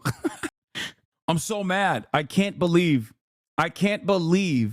that there is a hot Dallas Cowboys cheerleader dancing in front of me. Ah! Ah! The woke left hates being horny. I, on the other hand, am brave and will tell you I am so fucking horny right now. Bro, this shit drives me crazy. I'm sorry, but like I've really got to say, like that was so bad. Yeah, this game was so shit. Yeah, I think this does matter a lot. By the way, it does. Like not even the girls wanted this. Yeah, this is the thing. Yeah, this game was just bad. Women are not made to be leaders. Oh my God. Brilliant. Brilliant takes in the Asmongold chat. Everybody forgot about this game. I didn't even know this game fucking existed. Yeah. Hey guys. Hey, I wanna let you in on a secret. Okay. Sometimes developers make bad games. Sometimes developers make bad games and think, oh, if we put women as the main characters, then these guys will eat it up. They'll buy it. Okay. But the game is bad, so no one ends up buying it. That's it. It's not because the game is fucking woke. All right. It's just a bad game. There are plenty of games with female leads in them. Okay. Women are not meant to be leaders. Text mom asking if she can drive them to Maccas. I wonder if Duke Nukem Forever was woke. That was slop and it was riddled with microtransactions. That's why it sucked. Is like guys don't want to play like they don't want to play as a girl in like a fucking war game, really. Like unless it's I don't think that's the case. I genuinely don't think that is the case. I think people don't care this much, especially considering that Asmongold's favorite game of the year was fucking Stellar Blade. Maybe not his favorite game of the year. Does he have no object permanence in his commentary? Like, I don't understand. It just like, it truly feels like he just forgets all the other stuff that he's said in the past or in the future that he will inevitably say. In that moment, he's just like responding to the immediate content with whatever, like a chat bot almost. Like he's just like a collection of the reactionary takes that he's seeing in his chat and then like regurgitating back to them. You know what I mean? Like there's a fuck ton of video games that I suspect Asmongold has played and also enjoyed where there are female leads. Stellar Blade is one of the first ones that come to mind. Metroid is one of the most iconic games of all time. You're a girl the whole time. I know. The Asmon large language model. He'd say the difference is that Stellar Blade's MC is like hot in his perspective. Okay, fair. But I don't think that these the main leads here are like, I don't know if they're not hot or not. I don't think that their hotness is the major point that Asmongold is making here. He didn't say that like, oh well, people don't want to play these games because the leads are not hot. He's just simply saying, I don't think men want to play video games where the main lead is a female. Like, I'm sorry, it does not work. I don't want to play middle-aged women. I don't think these are the main leads, chatter. That'd be really funny. the main lead of the the video game is just like a lady in a suit that actually gives you your entire job in this is to hand out missions to other characters. Dude, it's cute. Yeah. Oh man, absolutely. Yes. I often ask the same thing of the new Star Wars shows by Kathleen Kennedy as well. The Wolfenstein reboot had the perfect synergy of story and gameplay. You are BJ Blazkowicz unleashing his rage on the Nazis for killing everyone he loved. You see this. Like, does this guy look at a game like Control and goes, "Oh, this sucks. The lead is a woman"? Like, is that what it is? He's just like, "Oh man, another game that's woke because the lead is a female. I want men, sexy men." Stellar Blade only sold 1 million copies in 5 months despite being a good game, and it proves how wrong they are when they say it's what gamers want. Is come across in his brutal assassinations, like sticking a rusty pipe through the eye socket of an SS Waffen commander. But the setup to Wolfenstein Youngblood is incredibly cringe. In it, you play as BJ's daughters, and they're honestly nothing like him. Jesus, man. Jesus, you kidding? Horizon Zero Dawn was a great example of this. The game was amazing, so their only negative is that the character wasn't hot enough. I mean, by the way, for the record, I think Horizon Zero Dawn unironically wasn't that good. And it had nothing to do with the character not being like fuckable or whatever. But I thought it was like too repetitive. Except it was still relatively successful. Like I'm pretty sure it was like, no, I know a lot of people like Horizon. It's very pretty. I think for me, I played the first game to completion. I loved it. I love the first game. I thought the second one was like way too, I thought it was just like a way too generic open world game that had too many repetitive elements in it. But most importantly, even though I really liked the first one, wait, is first one oh, you're talking about the first one. Oh, is Horizon Zero Dawn the first one? What was the second one called? Well, regardless, I really enjoyed the first one, but even then there was obviously a lot of like repetition in it, even though I still liked it. But the second game I actually didn't end up playing, or played only a little bit of, Forbidden West. And that's because at that point I was just like, this is an expansive open world. I've played this game already. I played the first game. And at least in the first game, the lore was like new and unique. It just felt for me, and it's a massive franchise. Obviously, it sold a lot of copies. People still very much like it, but I thought it was too generic. Does that make sense? But even then, clearly, many people enjoyed it. A lot of people enjoyed it. It's kind of like a lot of the last couple of, like, maybe not the last couple of Marvel movies, but a shit ton of the Marvel movies in the past decade that I know is not for me, right? It's not for me, but it clearly is for someone. It's coming to a close now where people are now finally bored, but I understand, you know? And I say this as someone who grew up with the comics. I love the comics. It just, you know, it at a certain point, it just didn't feel as appealing to me as it does to many others. No, Brave New World was great. Yeah, I'm just saying it's not for me. And I'm not even talking about I'm not even talking about like the meme movies like Morbius or whatever the fuck. I'm talking about like even the main movies. Like, I did not enjoy Deadpool versus Wolverine. I actually stopped watching it midway through, which probably is like one of the better versions of that overall franchise. But again, it's just not appealing to me. And that's fine. I find that style of like self-referential humor and constantly being like constantly breaking the fourth wall to be like kind of cringe. Was it too gay for you? Yeah, it was too woke for me. That's what it was. Or it was because I'm woke, it was too not woke for me. It was too anti-woke for me. Except I'm a normal fucking guy, so I don't make my assessments off of whatever some goddamn neckbeard is telling me is woke or not woke, okay? Oh, this movie is not woke enough. This movie is too woke. Shut the fuck up. Just watch the goddamn movie and tell me why you enjoyed it, okay? Like, what is happening here? This is just another way to explain to people why you don't enjoy something, but then you have to like moralize it, you know what I mean? You have to mask it under some kind of political assessment. It's so lame. It was lame on the fucking left, quote unquote, rad libs and quote unquote left was doing it as the social justice warriors. And it's still fucking, it's even lamer when the right wingers are doing it. The reactionary gamers are doing it. Holy shit. Oh, how do these people not realize that they have basically become the cartoonish depictions that they made of the left over and over again? But now they're just loving it. They're loving that. They're loving the space that they're occupying this way. Kidding me? Yesterday, you said you rarely talk about this. What, as far as like reactionary gamers? I do sometimes talk about reactionary gamers or reactionary politics within the gaming sector. And I think I should probably talk more about it because it's very clearly something that a lot of people are paying attention to and something that a lot of people are actually demanding more discourse on. It's just that most of that fucking discourse is firmly planted in the right. Oh my God. Wow. The first time you kill somebody, they don't really want to do it. Who asked for this, man? It's crazy. Who the fuck wants this?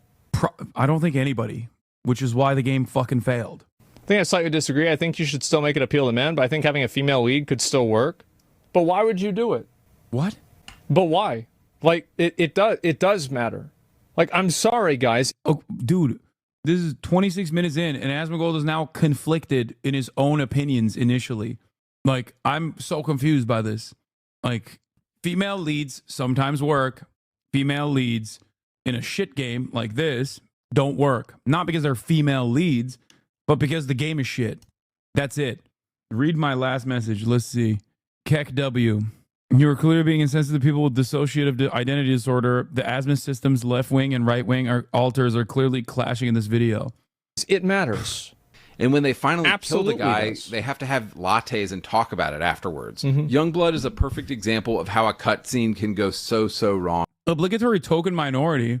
This is so confusing to me, considering that like the gamers hated the black women that was heavily featured in the previous Wolfenstein game as well. But he said he liked the previous Wolfenstein game, but now he's saying it's an obligatory black minority or something, a token minority. BJ's setup is perfect and explains to you why you're doing the actions you're doing. BJ's daughters, however, are acting like they're in an episode of even as Chad's like, nobody would care if this game was good. Bang Theory the whole time. But, oh yeah, they just happen to be killing Nazis and haha, isn't this so funny?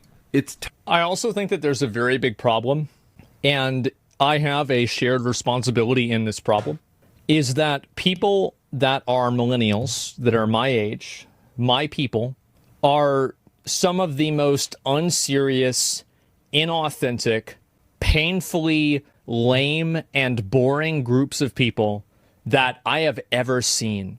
It's so fucking surface level cringe. I can't even fucking believe it. Everything is sarcastic. Nothing is authentic. Nothing is genuine. There are always these like moments of brevity, like, oh, ha ha ha. It's not, there's nothing serious at all. It's just cringe. It's cringe and it's embarrassing. Zoomers don't even like them. They don't even like themselves. Yeah, that's why they're on fucking antidepressants. They're fucking crazy. They've got 6 different mental disorders in their profile picture. Yeah, they don't even like themselves. Nobody else likes them either. Of course not. I'll tell you one thing. One person that definitely didn't like them. Watch these fucking games and you'll know too. It's probably their fucking dad. Holy shit. These people are awful. Totally all over the place. It's not the worst generation. It's the cringe generation. And just so full of cringy and awful cinematics. Yep. Which is ironic because the cinematics in the first 3 games were like so good and short, and they got to the point and they were really emotional and impactful. Example number 3, Gears of War. For a full explanation. It's like, who do you think was playing Gears of War? You want to know, all my friends that I knew that were playing Gears of War, the coolest thing to them was like the Marines.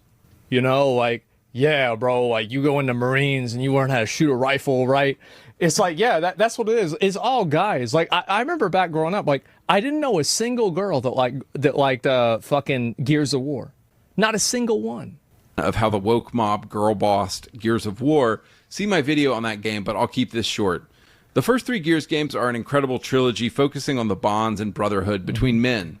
They're incredibly masculine games, focusing on duty and sacrifice and military orders. And I know some of you hate this, but for 10,000 years, it's only been men fighting wars. Sorry. It pretty much still is. Let's be honest.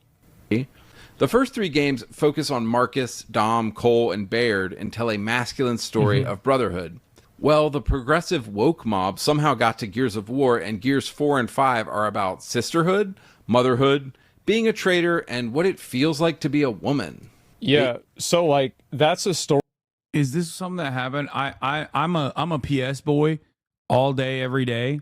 For most of my console consumption, I never even used a lot of like I didn't encounter a lot of Nintendo IP until recently, or in the past when I had a Game Boy. So I never really played. I played the first Gears of War, I think when it came on PC, like years later. But I have no idea what happened to the franchise. So I don't know what he's talking about here. Tell me you had an Xbox 360? No. I didn't have an Xbox 360. They changed the format of the game completely. It's not the story. It's a totally different genre of game. Hello, little lady. Hello.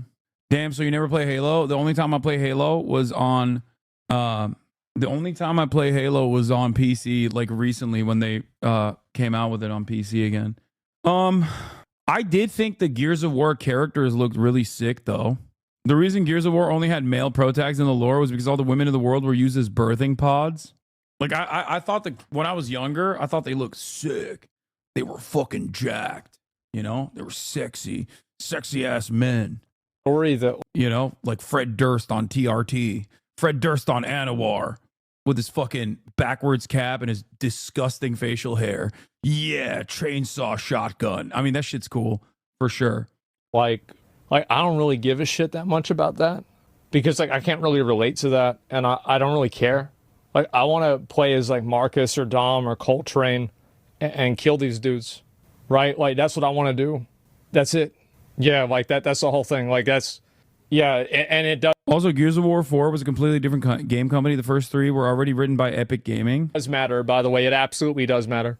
Let the market decide. They did. The player base is 99% males. To be fair, the brother thing was tiring. Really? Oh wow, it's so tiring. No, it's not. How many fucking what do you call it? What's the game or the movie? Fast and Furious. How many of them have they made? 100. They'll say that's misogynistic. Oh, to a certain degree, I'm sure it is. But at the end of the day, if you're a guy, it's going to be easier for you to relate to a guy. You're going to understand a guy's struggles more. You're going to be able to. Yeah, dude. You're definitely going to be able to relate to the struggles of a fucking geared up gorilla like Cole or whatever the fuck his name is. You just admitted you don't understand it. You don't want to like join the Marine Corps. What are you talking about? This is literally unironically DEI. These people are just like, no, we just want like more white dudes that we can fantasize as being. And if I see a woman there, I'm going to lose my shit. Also, Fast and the Furious had a bunch of cool female characters too. I don't really understand any of this stuff. I just don't give a shit. I only care if the game is good or not. So, you know, whether it's a female lead or a male lead does not change that dynamic for me even a little bit. Oh, the gangliest nerds talking about the Marines. Yeah. You know, like just identify with them much more. That's just the way it is. Family. Yeah, exactly.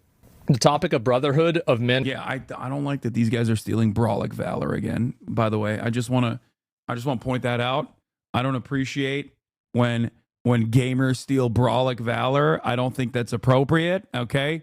And as a member of the Brawlic constituency, okay, I would say I like understanding the perspective of people who are not Brawlic. I want to play a gangly, wiry, nerdy guy in one of these fucking games, okay? I want to know what that looks like. I want to know what that feels like, okay? I want to understand that. And fighting together goes back a millennia. Yeah, bro, like these people, they think like, yeah, what's it like to not be able to bench 2 plates?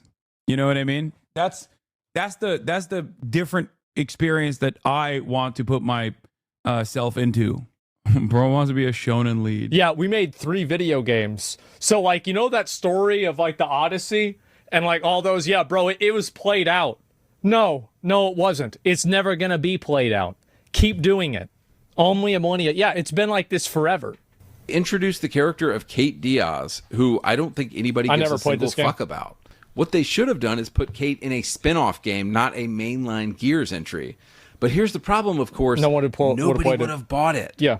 So unfortunately, Gears 4 and 5 are basically girl boss, feminist Gears of War. The last one I played was 3. Any masculine story about men is put on the back I barely even played 3. I played Of course, 1 and the 2 games a lot. include Baird and Marcus in them, but they're really on the back burner.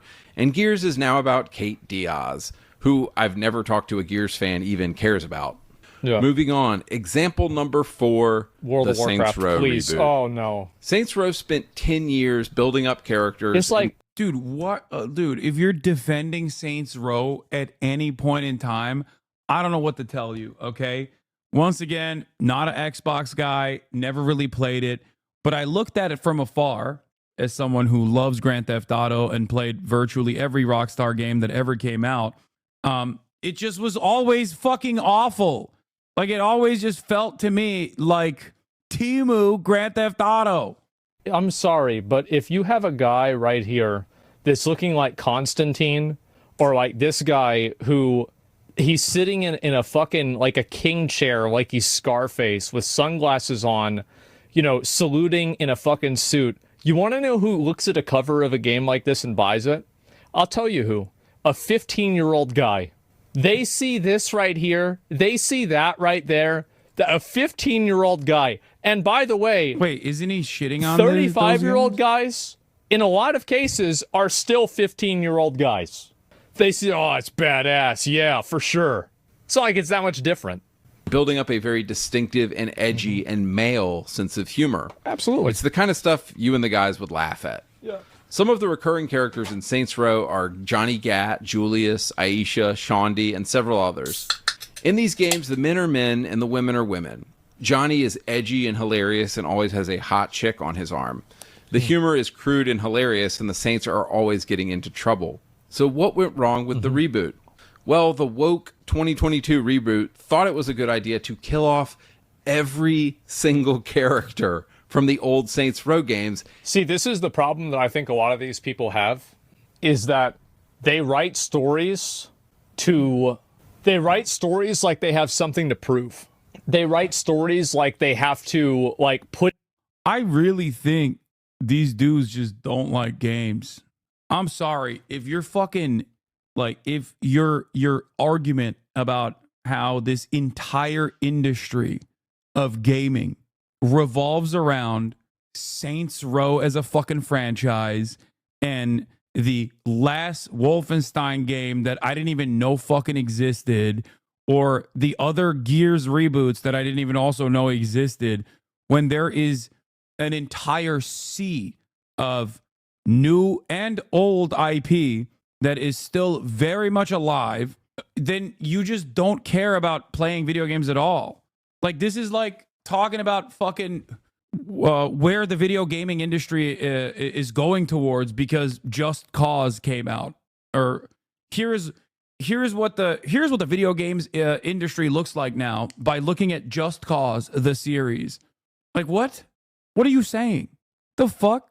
You don't game either? Don't respect the Saints Row franchise? I've just never cared about the Saints Row franchise. Dog, if you're playing Saints Row for the main story and not the dildo guns, you're not a serious person. I'm sorry. Also, couldn't you always choose your character in Saints Row?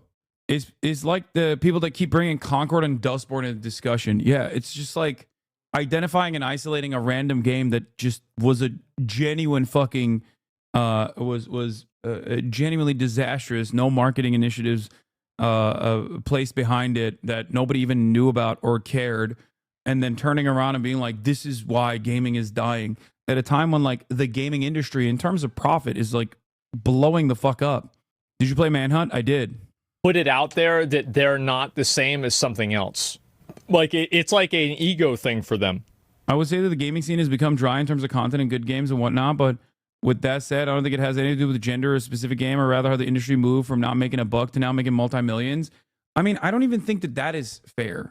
I think that there are just more games. And when there are more games, there are more shit games, as well as still very good games.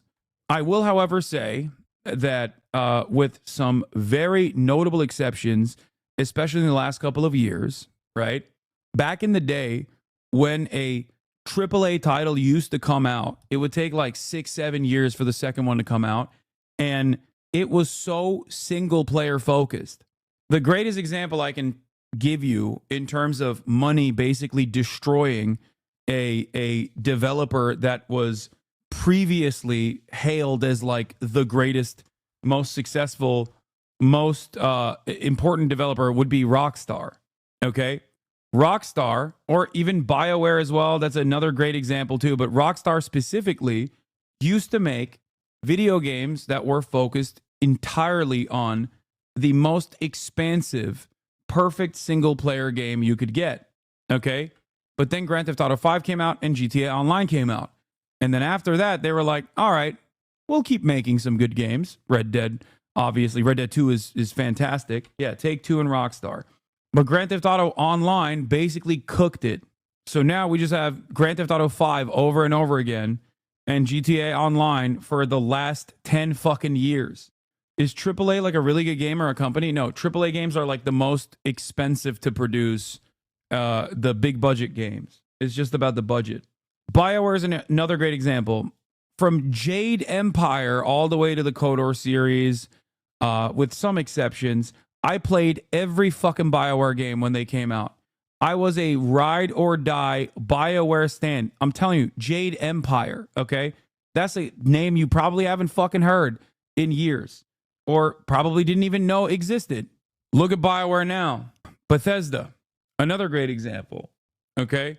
I was a ride or die. When I played Morrowind, I'm like, there's a couple games that changed my life, okay? I will tell you right now, as a young gamer, a couple games that changed my life. Morrowind, okay? I just could not understand how a video game universe could be so expansive, okay? Another game that changed my life was Freelancer. You know where that went, obviously. Another game that changed my life was Grand Theft Auto 3, okay? And Metal Gear Solid 2, for many different reasons, okay? And also Knights of the Old Republic. So those, I would say, are like the 5 games that truly, in terms of art, in terms of like its significance in my development, those are the 5 games that I would say were life-changing for me. Okay? Dota also was life-changing, but in a bad way. That's why I never play MOBA games. So virtually all of the companies that made those games are now notorious for example, bullying talent like Konami and kicking them out, pushing them aside. Okay? Or obviously Freelancer is now, what is it called? Star Chaser or whatever. It's like a cash grab that's never gonna be released ever again. What, Star Citizen? Sorry, I don't even know what it's called. I didn't even know that it was the people that made Freelancer initially. Okay? Shart Citizen. Scam Citizen. In terms of KOTOR, obviously look at KOTOR was BioWare, right? Look at where BioWare is now. It's just nowhere near as focused on like making like cool story focused video games. It's not because they went woke. A lot of these companies just went public. Okay? A lot of these companies got bought out.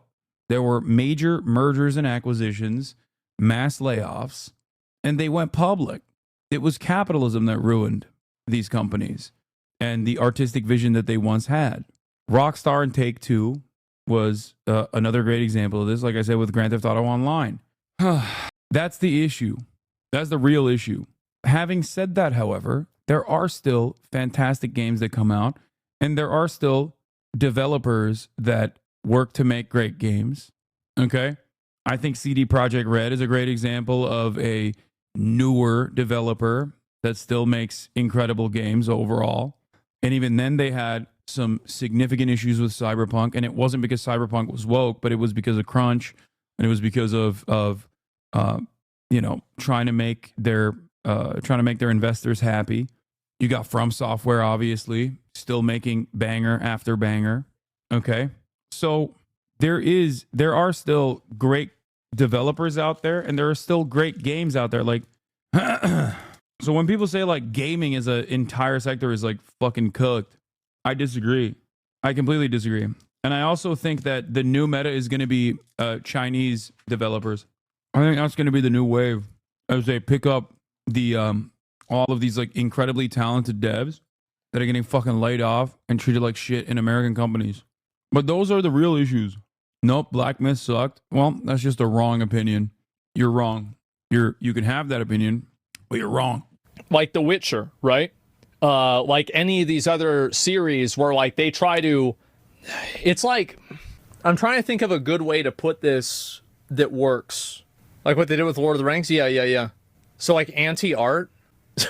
that's a good way to say anti-art. Yeah. Asmum hasn't played any of these games talking about, The Witcher 3 included. He didn't play Witcher 3? That's crazy. It's like they're written by people who wish that everything that their parents told them growing up wasn't true. He has, right? It's like it's written by a person who hasn't mentally progressed past 14 years old. This isn't your grandpa's. Yeah, exactly, right? Like they're writing it and they're telling the story in a way to... It's not about telling a good story. It's about validating themselves. I think that's probably a good way to say it, is that it feels like they're telling the stories for themselves and rather than for the audience. Whereas I think in a lot of cases, the stories are told for themselves as well, right? Whether it's Lord of the Rings or anything else, it was for the author, but that wasn't the only thing it was for. The problem is they can't make something new. Well, they did. They tried to make Concord, remember? That did really well. Or Flintlock. How about that? And I guess they thought we would be cool with that? Yeah. But don't worry, all of the beloved characters you've come to know and love have been replaced with tokenistic characters from a literal seminar on diversity. And that's the problem right there. It's that it's all caricatures. And that's what I find to be so disrespectful about it. Yeah, I don't understand why Saints Row has cartoonish depictions of people. You know, my favorite game, Saints Row the franchise, which was always very serious and told a very serious story. This very serious game. Like, I didn't play Saints Row, but even I know it's not supposed to be fucking serious. That's why I made a comparison to Just Cause, which is at least a Saints Row type game that I did fucking play. Is that the characters have to exist in some sort of oppositional existence of existing type of like gender or like racial stereotypes. It's insulting. Yeah, it is. Also, you can't glaze Gears of War, okay, and say you love the way those men look in Gears of War, okay, which is also a caricature in terms of what people look like, okay, and then turn around and say, I hate this caricature. Like, what are you talking about? You also don't want hyper-realism anyway. It's very obnoxious, and again, like, I think a lot of the people that do this are the people that, you know, if like they're you know, like driving in like a middle class area of town, they lock their doors, right? It's just it's so performative that it's just, I think it's gross. Honestly, it's very gross. Such a weird time. It really is. It's a very weird time. You've got the gay Asian man, the girl boss lesbian, another girl boss lesbian, and the gay black guy. The LGBTQ mafia didn't just kill And this is like the thing, right? Is that not all... Asmongold is giving a voice to the voiceless. Yeah, I think they should remain voiceless. If this is what they're going to use their voice on, they should probably remain voiceless. I'm going to be honest. It's better. It's better if they stay voiceless, dog. All gay guys dress and act like this. Yeah, like, what is this argument? Asmon, that's not what he's saying. You're not this dense, man. He's not saying, oh, I hate the depictions of gay people. It's so one note, okay? He's not saying that. The guy you're reacting to is not saying that. He's saying gay people ruin this franchise by putting gay and woke. You're acting like that's the point that he's making. It almost sounds like fucking Alex Jones talking to Kanye West, being like, no, you don't mean the Jews are bad, right? And if Kanye keeps saying, nah, he loves Adolf Hitler. Like, he keeps repeating that he loves Adolf Hitler. And Alex Jones is like, no, you just mean like You just mean like you hate woke, right? Come on, Kanye. Like, Asman only wants gay representation like Willem Dafoe and Boondock Saints. This entire react comes across like Asman talking to a YouTube video that can't even fucking react back to him as yeah, you just like the uniforms, right? And the video keeps saying, no, it's Adolf Hitler that the video likes. This is an analogy. I am not making, I'm not saying that is what's going on in the video, just for all the people who don't understand what I'm saying here. There's plenty of gay guys that do and plenty that don't. It's not like you can look and inspect somebody and look at them and be like, gay, I know he's gay. That's not how it works. It's a stereotype. Jesus, a gaydar. Yeah, there you go. Yes, I can. For sure, man. Saints Row, they crucified it on a rainbow flag. And this is what you get, guys. Yeah, this is what you down. fuckers It's get done. for supporting these people. They turn out shitty games that aren't funny, that aren't cool, that aren't masculine. That's another big thing. They're not cool and they're not funny. Minus the mask. Okay, I don't care about Saints Row at all. I don't know why they're fucking talking about Saints Row. How is Saints Row reflective about like the rest of the gaming industry? This guy's argument is so fucking stupid. Oh my god. Manly men. You will see sales, bro, dudes. Hot chicks in games again in manly men. Also, the fucking hilarity that he keeps repeating, like Duke Nukem as a positive. Duke Nukem is a parody of everything that this guy is wanting out of video games. That's number one. Number two, Duke Nukem Forever became a fucking meme. I'm old enough to give you some background and lore, but Duke Nukem Forever took literally forever to create, and it flopped because by the time it came out, it was so old, and that it basically appealed to no one. So the game that he wants, the game that he desperately points to as like a sick brawlic game, virtually nobody fucking played because it took like a decade plus to make, and it sucked. And you will see sales go through the roof. Bring back the glory days of video games. I have this theory that in a few years we're going to see a turn back to the golden era of video games. And we already have these games, these exact same games that you're pointing to. So your dumbass is going to turn around and be like, see, I told you, games are fucking not woke anymore, by pointing to existing franchises. That's it. Absolutely will, by the way. If you actually think that any of the executives that work at these companies genuinely care about any sort of group of people other than money, you are very sorely mistaken. Yeah, of course they only care about money. Yes. It's already starting to happen. Yeah, it's already starting to happen. People are going to start buying. Yeah, this shit is completely cherry-picked. If you need to reach over Elden Ring, Baldur's Gate 3, and Metal Gear and grab the 36th Saints Row or Wolfenstein game to make your point, you're not serious. Yeah, precisely. This is a deeply unserious way to approach the entirety of the gaming industry, which is, in the years that he is looking at, grown to an unimaginable degree. Okay? There is so much garbage out there, and there's so much great stuff out there as well for everybody at this point. That's part of the... Does that just prove his point entirely wrong? Yeah, I feel like it does, but I don't get it. Maybe it's because these guys don't play any of the sports games or whatever. Maybe that's why. Which is ironic because the sports franchises both undermine their point about the gaming industry being DEI focused, but also completely destroy the other side of it, which is that it's literally regurgitated slop that gets worse and worse year over year because people keep buying the garbage no matter what. So if they were to take a look at the franchise games like Madden and 2K and whatnot, they would realize that it is a perfect demonstration of what the massive developers actually care about: money. Okay, and also they don't have any fucking DEI in it at all. There's no woke in those franchises. They're the most successful ones. They're the ones that that people purchase nonstop. FIFA is a casino for kids. Yeah. These people don't play games. The people talking about AC Shadows daily never touched an AC game. Asman included has even said so. I mean, I played the first Assassin's Creed game to completion, and I really liked it. And I didn't play any of the other ones like to completion at all after that. And I know that there's a couple in there in the franchise that was really good. Okay. There's a couple that I've actually played and enjoyed as well, but never really finished them. Right. I didn't finish them because like, while I enjoy it, it's just far too expansive and in certain instances repetitive, but clearly people fucking like them. Try Valhalla. I did on stream. I got sponsored for Valhalla. Games again.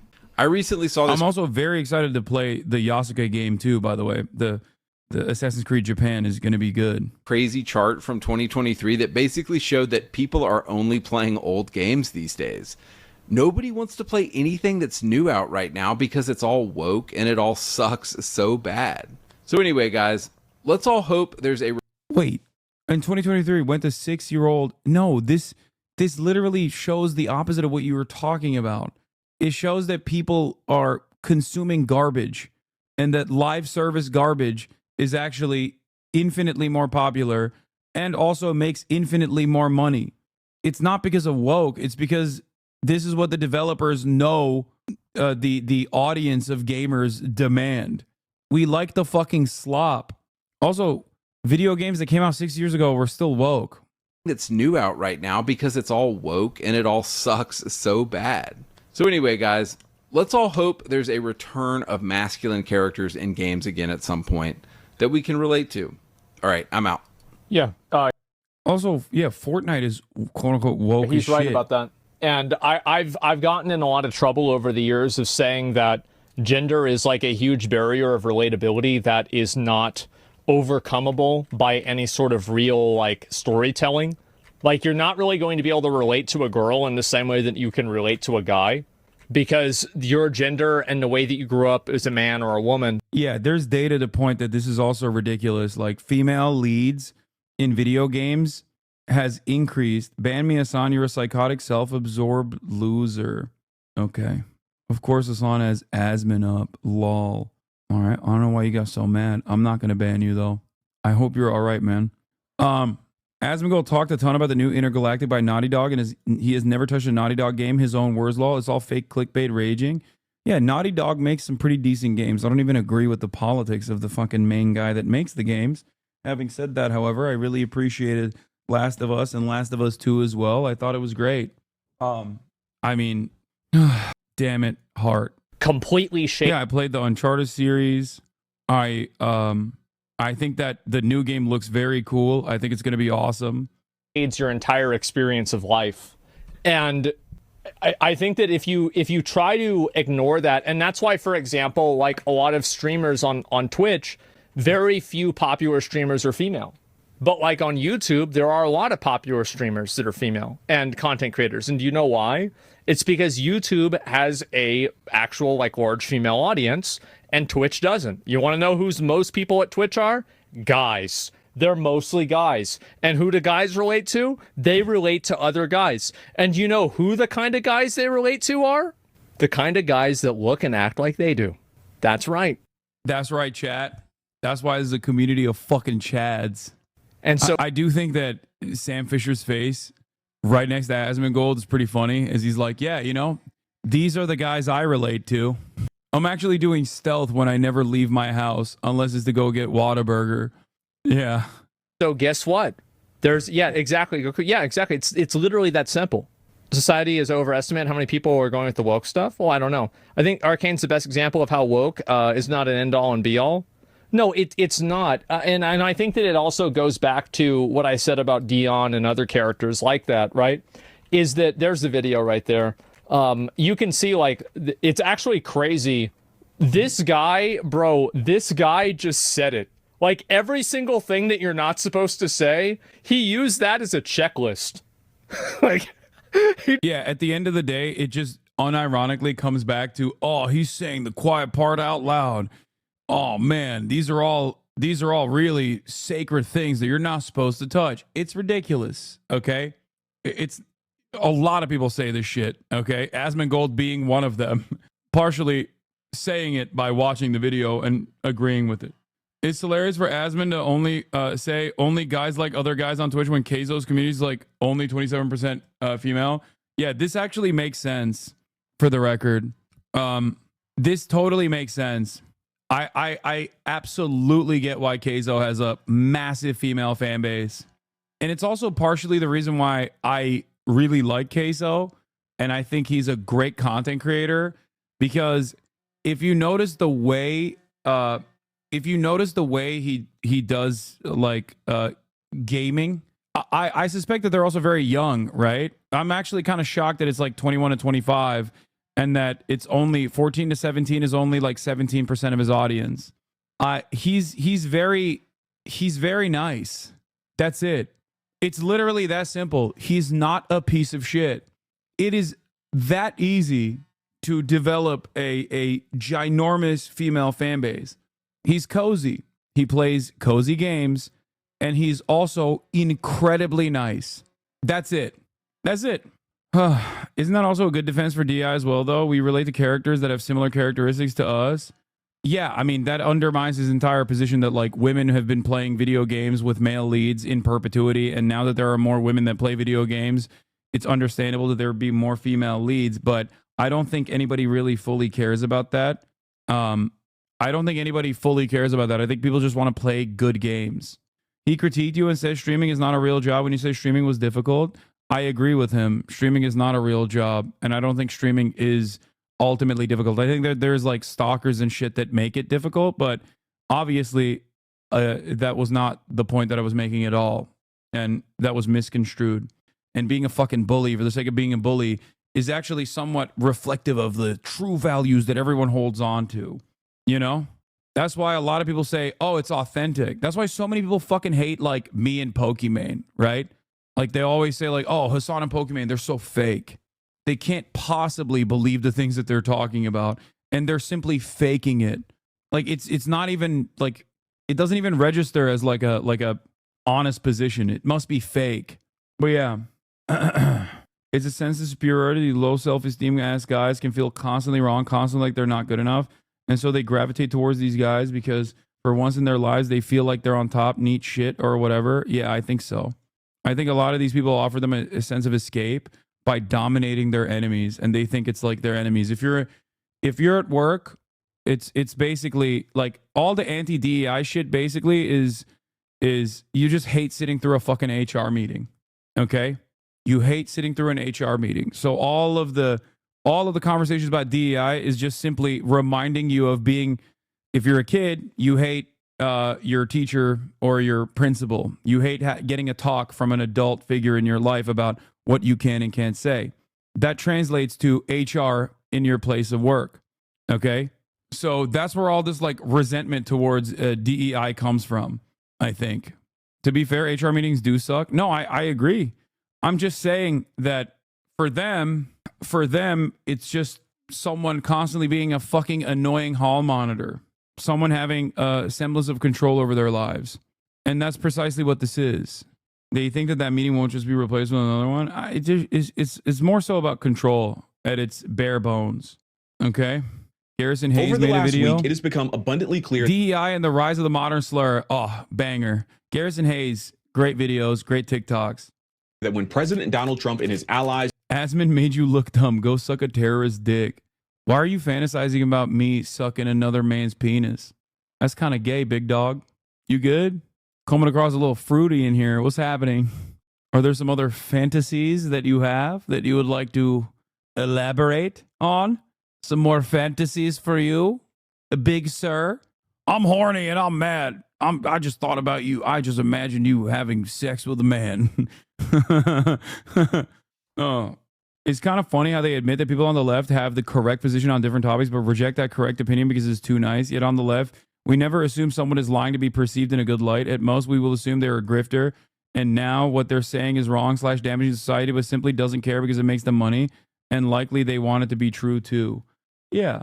Not gonna lie, if the being of reflective communities thing was real, HasanAbi would definitely be HasanAbi. Yeah, that's true. My brother and many colleagues whose political views I constantly challenge, thanks to you, see DEI as a problem because they believe DEI is as implemented in corporate hiring practices led to more bad outcomes than good outcomes. Meritocracy. Oh, you're saying I'm giving you the tools to duke them out in the marketplace of ideas. Asmon's almost double your size now. Seems like a majority agrees with the Roach King. Yeah. Twitch is not necessarily super populated. So Asmongold, I mean, content creators on this platform have always been larger than me. That's not a new thing. I'm one of the largest content creators, but Asmongold's always been a larger content creator than me. In terms of like that reflecting the broader outlook, that being reflective of like of more people being right wing, I think that you're not wrong. There is some truth to that. I think, especially with the Trump stuff, there are a lot more people that are openly right wing, want more right wing commentary. It's true. I think time will change as a lot of the things that the Trump administration is doing, like this, unironically, will cause people to recognize how damaging the Trump initiatives have been. It's just simply going to take some time. There was a point in time where I think Twitch was definitely, out of all of the platforms. What? So H3 treats you like shit, so you turn around and do it to others? How don't you see this flaw? 40-month sub here, and it sucks seeing this? What are you talking about? Who am I treating like shit? What? Yeah, Asmon's main channel was a 100K viewer channel. Like, what do you mean when you said he's bigger now? He was bigger before he made Zachariah's main channel. What the fuck? No, I agree. I literally said Asmongold's always been a bigger content creator than me. There's never been a moment where Asmongold was a smaller content creator than me, ever. And there are still plenty of content creators who are bigger than me. But having said that, in terms of Asmongold's new, like, Asmongold never did majority political commentary. This is a new thing, right? And as far as this being a new thing and what that is reflective of, I think that, yes, there is a lot of appetite for pro-Trump content on this platform, for sure. Didn't he start way before you too? Yeah, of course. There's a genuine fear that Twitch may have right now in taking proactive action. Things will have to get worse. A manifesto is going to mention him eventually. What? To be fair, making fun of Asmon hardly leaving the house is a bit harsh. Some people do have mental health issues. What? Do you think I'm being ableist when I make fun of Asmongold not leaving his house unless it's to fucking get Whataburger? Amazing. I'm sorry. Don't be sorry. All right. California elite wouldn't say the same thing about In-N-Out, lol. Yeah, it's not the Whataburger versus In-N-Out that is the joke here. Anyway, I'm not going to play this fucking manly man gamer poop song. What is wrong with you? Why do you keep fucking demanding that I watch this video? You and most other leftists are hypocrites and never hesitate to bully others that don't subscribe 100% to your beliefs. Yeah, no, I've never been shy of bullying people. Yeah. Are you new here? Yes. Notice how the people that I'm bullying, I'm not bullying due to some unchangeable quality. Like, I don't bully people for... I know a lot of people are going to be shocked when they find this out, but when I make fun of a white dude that's out of touch, I'm not bullying them because they're white. I'm bullying them because they're out of touch. Or when I make fun of someone, it's usually due to their bad opinions. It's not because they're disabled, or it's not because they are, from a marginalized background, if they're like black or brown or something like that. But also, I don't understand, like, yeah, are you guys like the Giga Chads, or are you the small bean that's getting bullied? Like, what's happening here? But having said that, I never said I was like a super kind person. If that's what you thought I was because of my politics, you're wrong. I don't think I'm a very kind person at all. I'm very unkind, as a matter of fact, to people that are being unkind to others. That is part of the reason why I have a lot of fucking haters online, like a lot, an insane amount. I don't even think socialism is about kindness in general.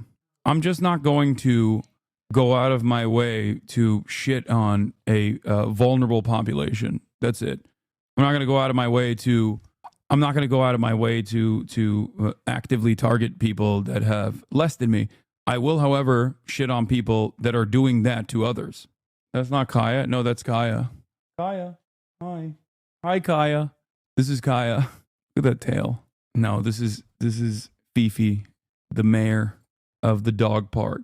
Yeah, Kaya, I fat shamed her and she lost all the weight. All right, we had the RFK video, but I kind of don't want to watch that.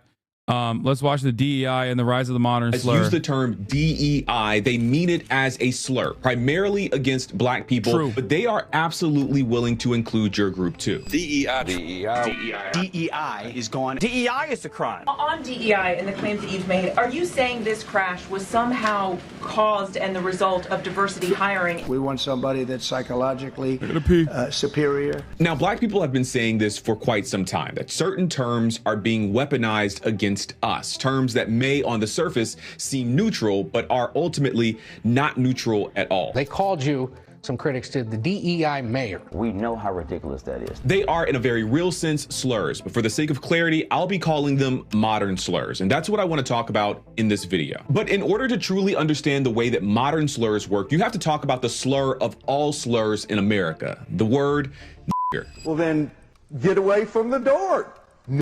This is the rise and hopefully fall of the modern slur. Let's dig in. This video is sponsored by Ground News. More on that later. I made a full video on the N-word that you should absolutely watch next, but I want to revisit this word from a different perspective. A question that I've had for some time is why the N-word is so bad. I know how it made me feel when bigots online or on video games or in person have used it against me. But the question is, how did this word, this slur, come to be so particularly infamous in America? Well, the answer is actually very simple. It was intended to be that way. A little backstory. And I'm gonna go ahead and warn you that I will be saying the N-word a lot in this video. Why is this word used so frequently? So go ahead, just brace yourself, turn the volume all the way up. You know, in public, no headphones. I've used it. Nigga. You know, nigga. Good time to come back. Nigga, please. Nigga. You know, can you lend a nigga a pencil? Ethically reacting, ethically stepping out of the room during the slur so he doesn't hear it. Yeah, I had to leave for the slurs. Etymologists believe that the word nigger was derived from an English word neger that was itself derived from negro, the Spanish word for black, as in the color. And I think this is important because the word did not have a negative connotation originally. We're going to come back to that a little bit later. Bro, during Black History Month, what do you want me to do, man? I'm hyping up a black content creator, okay?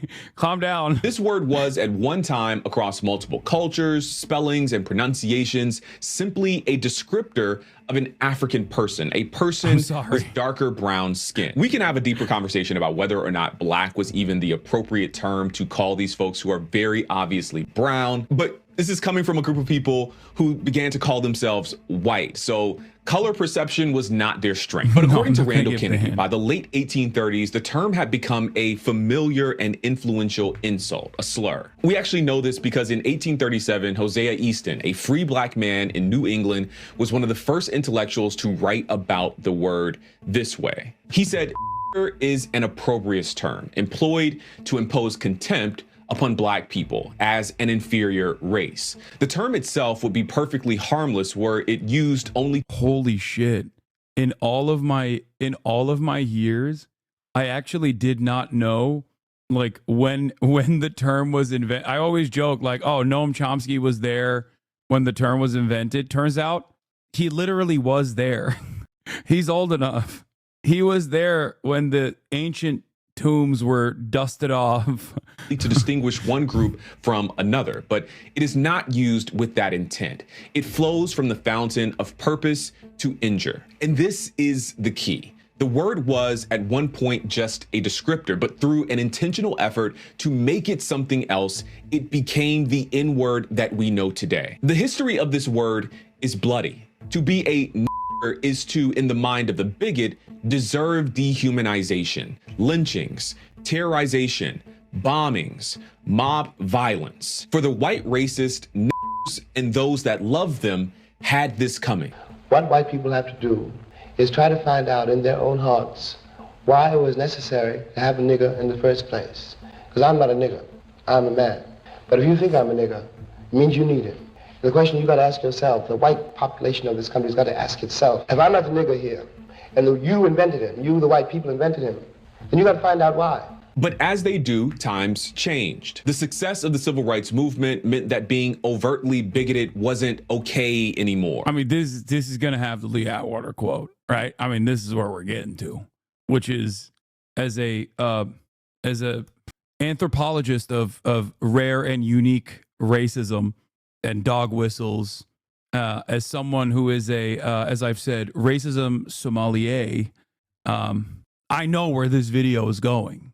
Let me tell you. And you also know where this video is going because you've heard me mention this many times. The use of terms like in this new polite society would get you fired, require an apology tour, and mark you as a person outside of the mainstream for the rest of your days.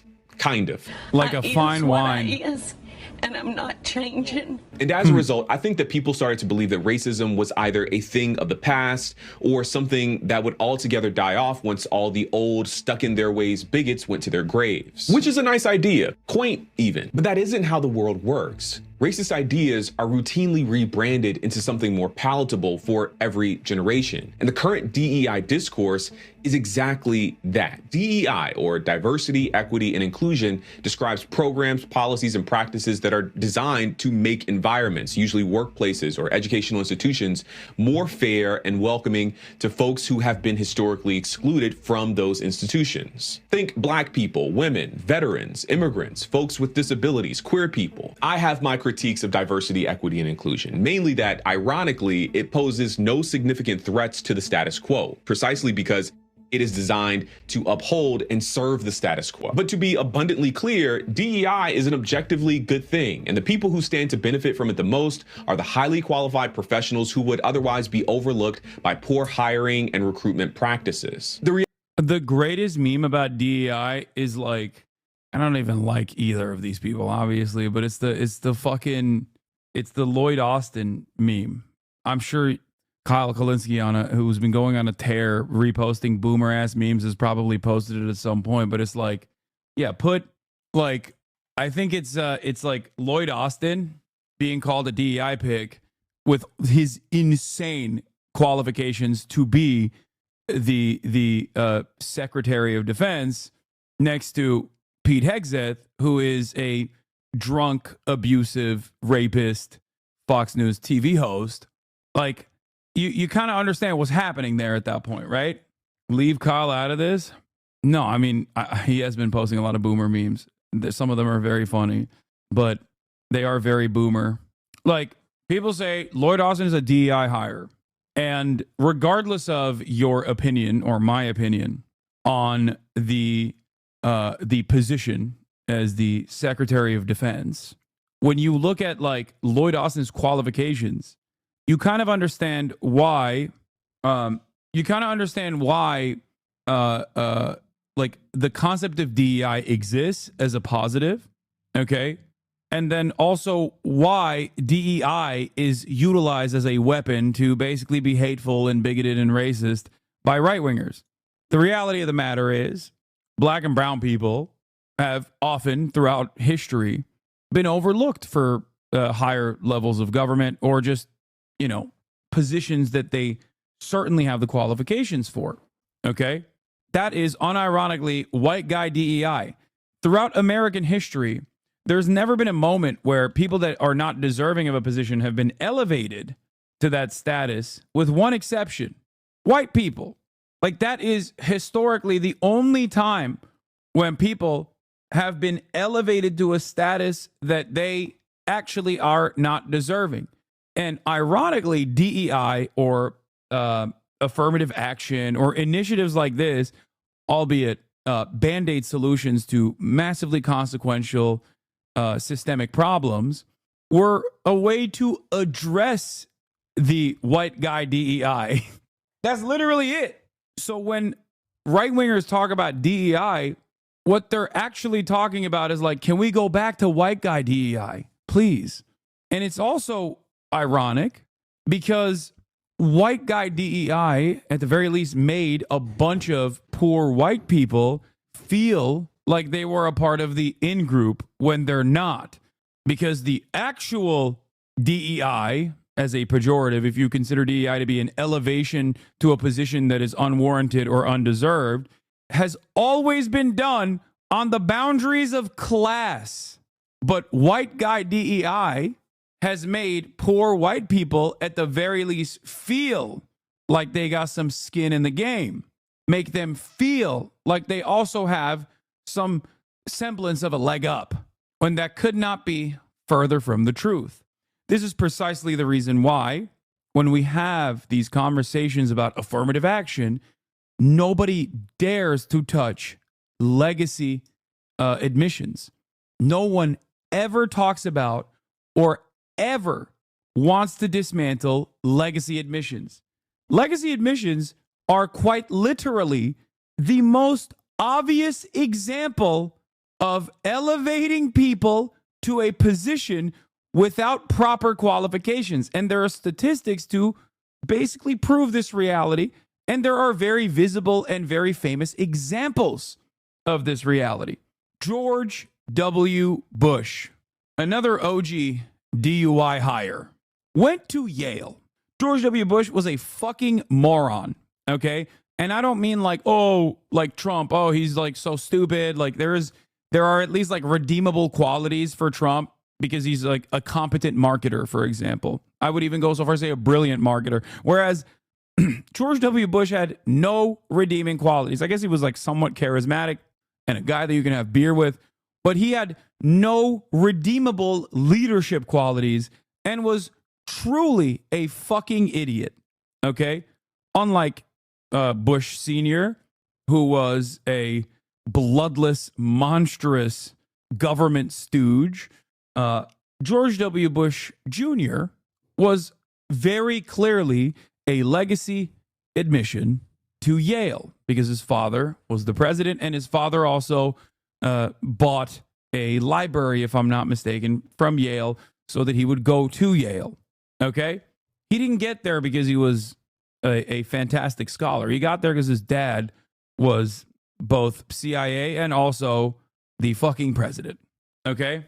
I think he went to college before his dad became president, but still, he was an incredibly wealthy person coming from oil money that was able to put his son into a position that he did not earn. Okay? So just remember that when we talk about DEI or affirmative action or any number of different things, the entire concept revolves around simply not overlooking groups of people that have been historically overlooked and undermined to do the true white guy DEI. That's it. Reality is that you wouldn't need DEI if workplaces were hiring based on merit and not nepotism in the first place. And yet, the federal government is taking steps to make DEI illegal. And all of this comes on the heels of a years-long effort to demonize diversity, equity, and inclusion programs as a handout for Black people, for women, and queer folks. And this is where the modern slur comes into play. There was a time when DEI was simply the shorthand acronym for diversity, equity, and inclusion, a harmless descriptor. But DEI has become a word unto itself for these people. And that word is intended as a modern slur. Modern slurs serve two purposes, but before I share those, I think this is a good time to tell you about today's sponsor, Ground News. Ground News is a website and app that gathers related news articles from more than 50,000 sources around the world. All ethical in reacts. one place. We're doing so ethical you can reacts. compare how different outlets cover the same story. Every story comes with a visual breakdown of the political bias, factuality, and ownership, all backed by ratings from 3 independent news monitoring organizations. And if you go to ground.news/Garrison Hayes or use the link in the video description or scan the QR code on screen, you'll get 40% off their Vantage plan. So much of the political polarization in our time has everything to do with how and where we are getting our news. 2 people could find themselves looking at the same event and coming to 2 totally different conclusions simply because they got their news from 2 different sources. Take, for example, this story about Trump's executive orders around diversity, equity, and inclusion, and declaring that there were only 2 sexes. It's been covered by more than 520 sources, with distribution between left-leaning and right-leaning sources favoring the left just a touch. You can also see the factuality and ownership information. For this story, 50% of the reporting outlets are owned by media conglomerates. You can even compare headlines to see how this bias can affect framing. On the right, most of the headlines frame this story as a good thing. One headline mentions that Trump takes a sledgehammer to gender ideology, while another calls Trump a champion for women's sports. Meanwhile, in the center and on the left, news organizations are taking this on from a different perspective, with some pointing that technically the executive order inadvertently declares everyone is a female. One really cool feature is the blind spot feed, which covers stories underreported by either side of the political spectrum. I think Ground News is a really awesome tool. They aren't trying to change your opinion about the news. They're simply trying to give you more information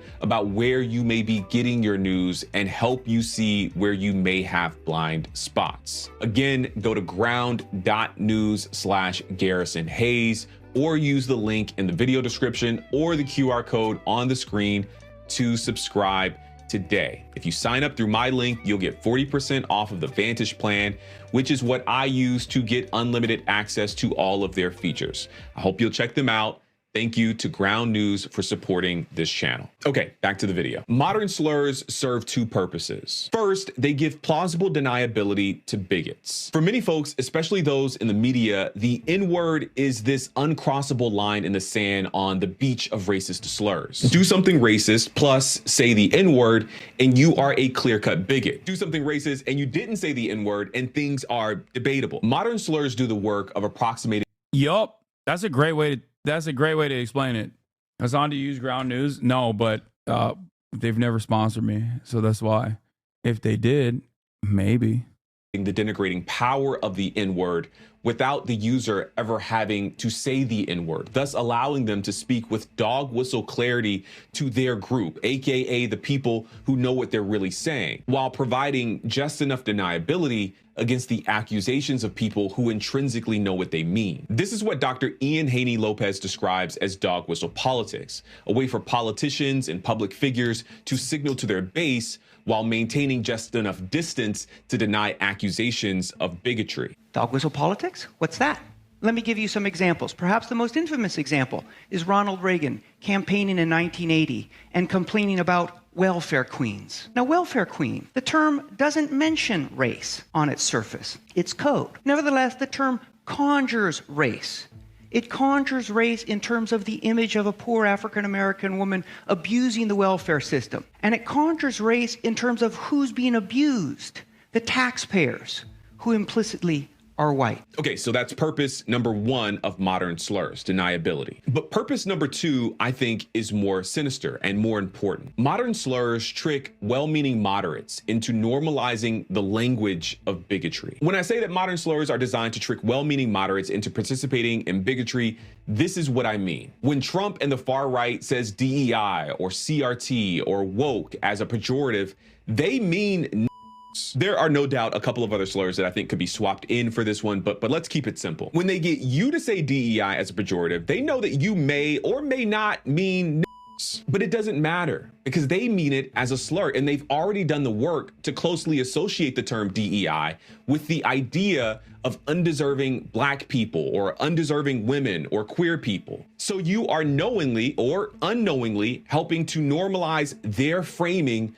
of the term. I actually saw a lot of this online just a couple of weeks ago during the Pete Hegseth confirmation. People were routinely calling him a DEI hire. And even if they meant it as a tongue-in-cheek kind of thing, I think in a way they were helping to normalize the right-wing framing of this term by essentially saying that this undeserving person was getting a job entirely because of their race and their gender. Modern slurs help racist ideas rebrand into something more palatable for every generation while maintaining the systems, roadblocks, stigmas, and assumptions that keep society unequal. Historical examples truly abound. When the institution of slavery was no longer fashionable, it was rebranded into a colorblind justice system, where slavery was given a convenient loophole in the 13th Amendment, except as a punishment for crime. In key ways, America swapped the yucky term slave for the more acceptable term criminal, and black bodies have been over-criminalized ever since, allowing the country to celebrate the moral high ground. The reactionary gotcha mindset only helps move everyone to the right.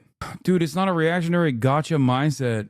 If you're criticizing like people actively trying to sanitize like ultimately white supremacist beliefs by utilizing more acceptable language and simultaneously still advocating for the same exact systems, okay, then it's not gotcha. It's just actively undermining the marketing purposes of the reactionary right. I mean, people using DEI as a gotcha for underqualified Trump nominees. Wait, what? I think that plays a role. I think that literally plays a role in the whole like DEI thing. Of emancipation while simply engaging in slavery by another name. Going forward 100 years after the civil rights movement, Jim Crow terrorism was rebranded into more palatable terms like the war on crime and gerrymandering. But what was the war on crime? It was state-sanctioned violence against Black people predominantly, but marginalized communities more broadly. What is gerrymandering except for the dilution and disenfranchisement of people's votes, usually Black people? We use these terms not because they mean something different from the very injustices that people like MLK and Medgar Evers were fighting against. We use them because they are more palatable. They don't make us feel bad, and more importantly, they don't make us look like bad people. Today, the terms woke and DEI and CRT are being used to train a brand new generation into devaluing the ideas and social contributions and presence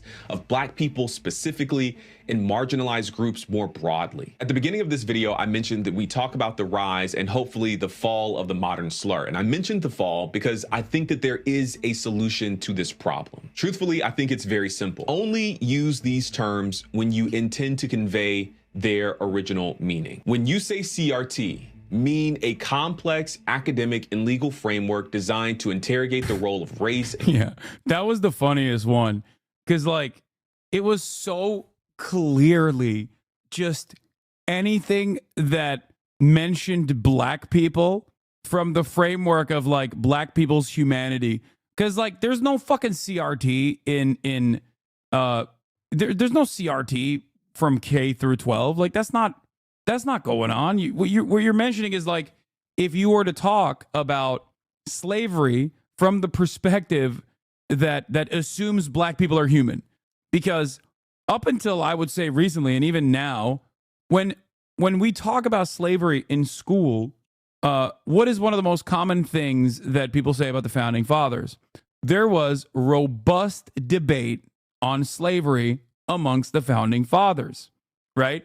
That statement in and of itself still holds on to this false notion that like Black people themselves had no say in this process and were not human at the time, okay?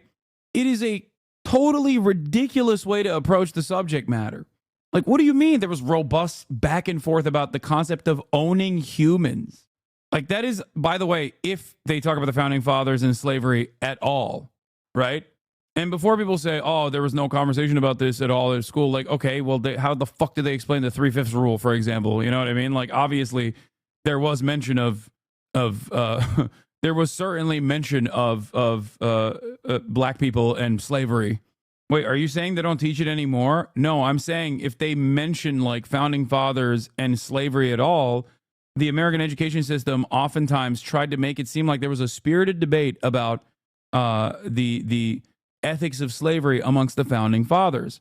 Now, that in and of itself still obviously, when you're talking about history like that, you're basically saying that this was a simple disagreement, okay? A simple disagreement, a simple back and forth. Like, you can have robust conversations about like whether or not a Supreme Court should exist, okay? That's understandable. But when you're describing the founding fathers as people that just simply had disagreements over the ownership of humans, you are still in 2025 talking about this as though Black people are not a part of the subject matter, a part of this conversation, and like their humanity does not matter in that very moment. Do you not understand what I'm saying? Like, that's always, maybe it's because I didn't grow up in America and I didn't go to American school, but to me that always came across as like so strange, because when you say it like that, you're still in 2025 basically saying, yeah, Black people just weren't people back then. It is what it is, you know? And I think a lot of the educational initiatives that have come, that have been falsely branded as CRT in recent years are initiatives that don't treat black people as non-human in 2025. They basically say black people are human, and that's usually what the big anger and resentment surrounding this this new initiative is. You're so wrong about CRTs everywhere in schooling. I've seen it nonstop since starting my sociology degree. Yeah. Can you explain it in a different way? I don't understand what you are saying. I don't understand what you mean. The wealthy class did debate it, and the slaves were slaves. They were oppressed and didn't have any say, or they wouldn't have been slaves. Whether or not the wealthy white slave owners and non-slave owners were having a robust discussion or back and forth does not change the reality that the slaves were still human and did not like being slaves, did not like being enslaved, and had no say in the matter. Do you get what I'm saying? Like, the greatest example I can give you with respect to George Washington is that there's this false notion that is super commonplace in, as far as I understand, like American schooling especially, that like George Washington has some slaves, but like he was really nice to them or whatever. That's a ridiculous assessment. He was not really fucking nice to them. He had slaves, okay? And I'll take it one step further. At the time when George Washington actually had slaves, clearly in Pennsylvania, there were rules that openly recognized that slavery was immoral. So much so that there was a rule in Pennsylvania, I think it was in Pennsylvania, or was it Virginia? Well, one or the other, that I'm fucking up the possible states, but there was rules in Pennsylvania that dictated that if you had slaves for longer than a certain period of time, you had to actually free them. Okay? So George Washington would constantly cycle his slaves from Pennsylvania to other states specifically as a loophole so that he could maintain them, so that he could keep them. This, to me, is enough for virtually everyone, including George Washington, to understand that this was an immoral concept. There was a law around it. There was a law around it, and he got around that law. Was there more to that story? No, it's actually just that. It sounds surreal. Nope, there is literally no more to that story. There were certain states that had rules around having slaves for longer than, I believe it was like a 6-month period or a 6-year period. If I might be fucking this rule up right now. And George Washington would consistently cycle his slaves out of the state and then bring them back in, specifically so he could use this loophole to continue having the same fucking slaves. It sounds insane, but that in and of itself, I think, yeah, here it is. George Washington used legal loopholes to avoid fleeing his slaves. One of his slaves fled to New Hampshire to escape becoming a wedding present. He had 150. America's first president was wealthy and powerful, and his positions included false teeth, tricorn hats, and nearly 150 slaves. George Washington owned slaves and relied on their labor, and as Erica Armstrong Dunbar reports for the New York Times, he used legal loopholes to avoid freeing them, even as northern states worked to abolish slavery. Washington inherited his first 10 slaves when he was just 10 years old, Dunbar reports. In the days before Washington, D.C. was the nation's capital, the new president lived in New York and Pennsylvania, states that were gradually abolishing slavery. But Washington wasn't eager to get rid of his own slaves, says Dunbar, even when he moved to Philadelphia. In 1970, Pennsylvania passed the Gradual Abolition Act, a law that freed people when they turned 28 and that automatically freed any slave who moved to the state and lived there for more than 6 months. Sorry, it was not 6 years, it was 6 months. Dunbar tells the story of how Washington got around it. Washington developed a canny strategy that would protect this property and allow him to avoid public scrutiny. Every 6 months, the president's slaves would travel back to Mount Vernon or would journey with Mrs. Washington outside the boundaries of the state. In essence, the Washingtons reset the clock. The president was secretive when writing to his personal secretary Tobias Lear in 1791. I request that these sentiments and this advice may be known to none but yourself and Mrs. Washington. Despite these attempts to hold on to his property, Ona Judge, a 22-year-old slave, escaped when she learned that Washington intended to give her to a relative as a wedding present. She made it to Portsmouth, New Hampshire, where she married and began life as a free woman. Judge was one of the thousands of blacks who escaped to freedom, both independently and as a part of the loose network that would later be known as the Underground Railroad.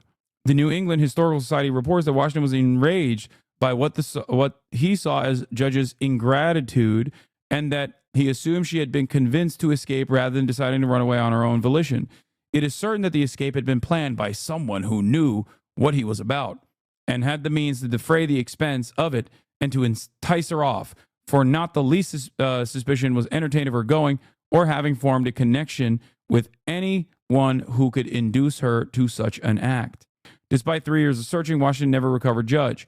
He searched for her for 3 years, and he was far from the last president to own slaves. Zachary Taylor, the 12th president, owned 100 slaves while in office, and Ulysses S. Grant, the 18th president, freed his slaves before the Civil War. Washington had a secret passageway built into his Philly home to hide his slaves from the guests while he had visitors. You can see this today if you visit the site. Yeah.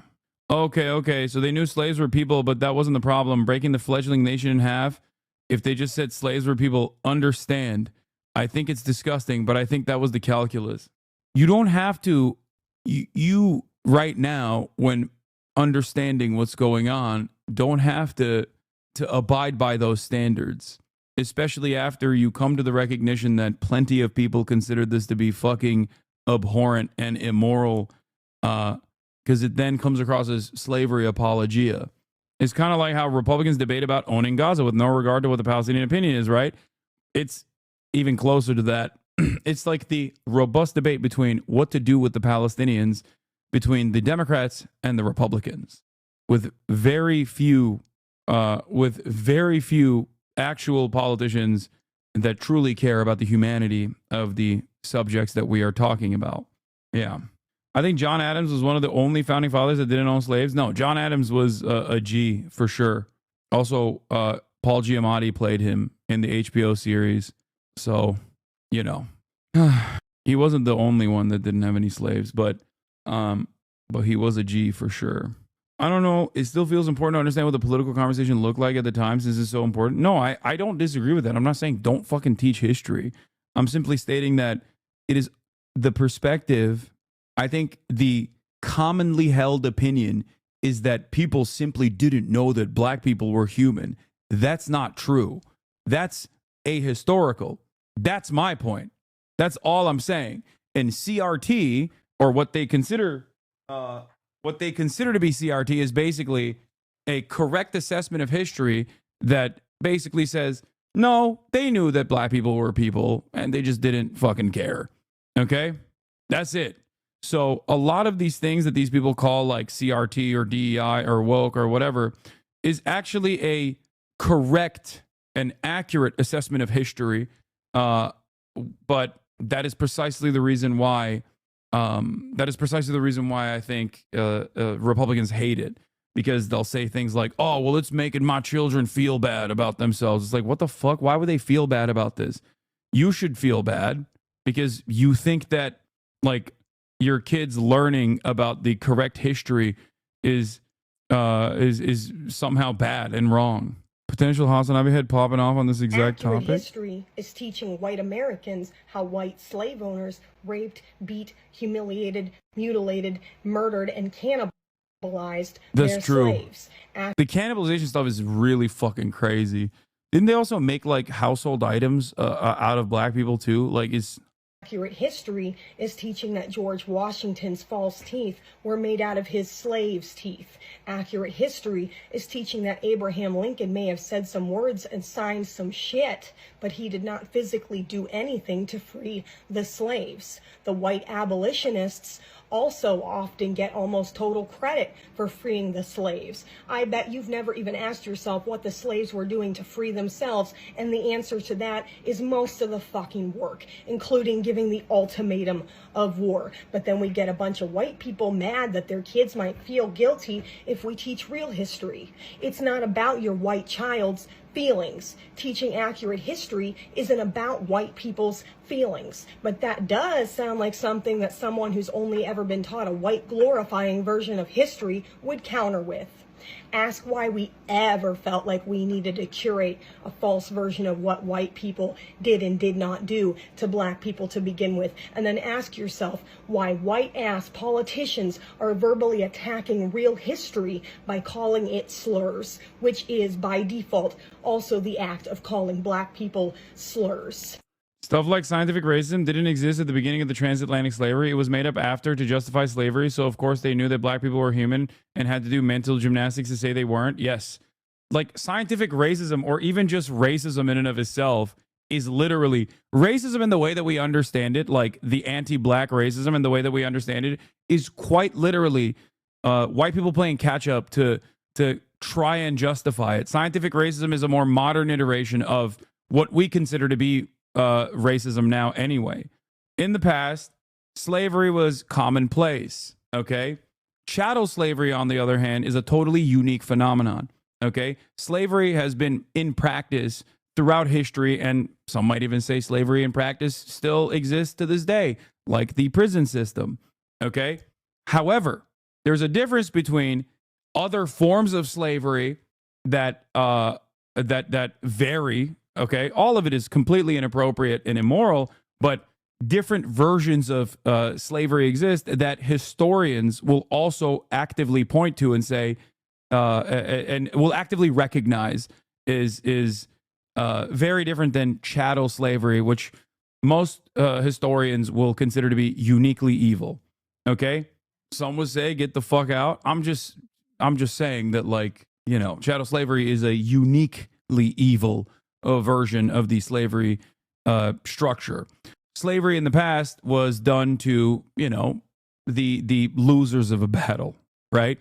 But it was done on the basis of not necessarily like the color of your skin or whatever, but mostly on the basis of your ethnicity. And it didn't carry over in most circumstances to your children. It was a practice of indentured servitude that you could basically pay your way out of. Not everyone did, obviously, but for the most part, it was not there was, you know, sometimes terms limits. It was not hereditary, and it was based around the structure of like, well, you're a part of the peasant class that lost this battle. Having said that, chattel slavery is different because it's genetic and it was based upon the color of your skin, and also was impossible to escape. Once white people decided, you know, this is the new game, this is the new meta in terms of slavery, they had to basically make up a reason for why this new version of slavery should exist. That's where racism comes in. It was all of a sudden not considered like, oh, well, you know, these guys, like, there had to be a reason, there had to be a justification for why it was hereditary, okay? And that justification was, oh, well, they're a different race and therefore not human, so you could justify treating them like livestock. I think modern slavery goes beyond color and ethnicity and stuff of the old era. Yes, of course. That's why I said it is a version of slavery that is very different than chattel slavery. Slavery for a single race was basically inaugurated by the Portuguese in the Americas. They had to make whole new rules to justify it, called the Black Code. Yeah. Oh, that's the other part. Sorry, you're right. Fuck. Christianity. That's what I was thinking of. That's what I was trying to figure out. So there's also this aspect of it as well, because they converted their slaves to Christianity, and you can't enslave another Christian. They needed mental gymnastics to justify it. It went hand in hand with scientific racism. Exactly. Before scientific racism was developed in the end of the 1800s and the start of the 1900s, it was based on religious grounds. The Catholic Church, for example, said African people did not have souls, and indigenous Americans maybe half a soul. Skidmore wrote about that. Yeah. What were slaves originally? Prisoners of war? Yes. I mean, depending on where you're looking at geographically, but usually prisoners of war. But like the fascinating case of the Devshirme program for the Ottoman Empire, for example, which is why a lot of people will turn around and say, Hasan, you're actually glazing the Ottoman Empire, is a little different, because the Devshirme program in the Ottoman Empire was literally fucking stealing non-Muslims. Okay, so on the basis of religion, once again, because the Ottoman Empire is Muslim, so they would basically take non-Muslim children through this development program, and in that structure, they either became some of the most important warriors, the Janissaries, which have some of the earliest versions of labor unions, by the way, famously, or at least labor militancy and labor action. Kazan Kaldırmak, I've talked about this before, or even became like the highest, most educated architects, most educated viziers, most educated people in office.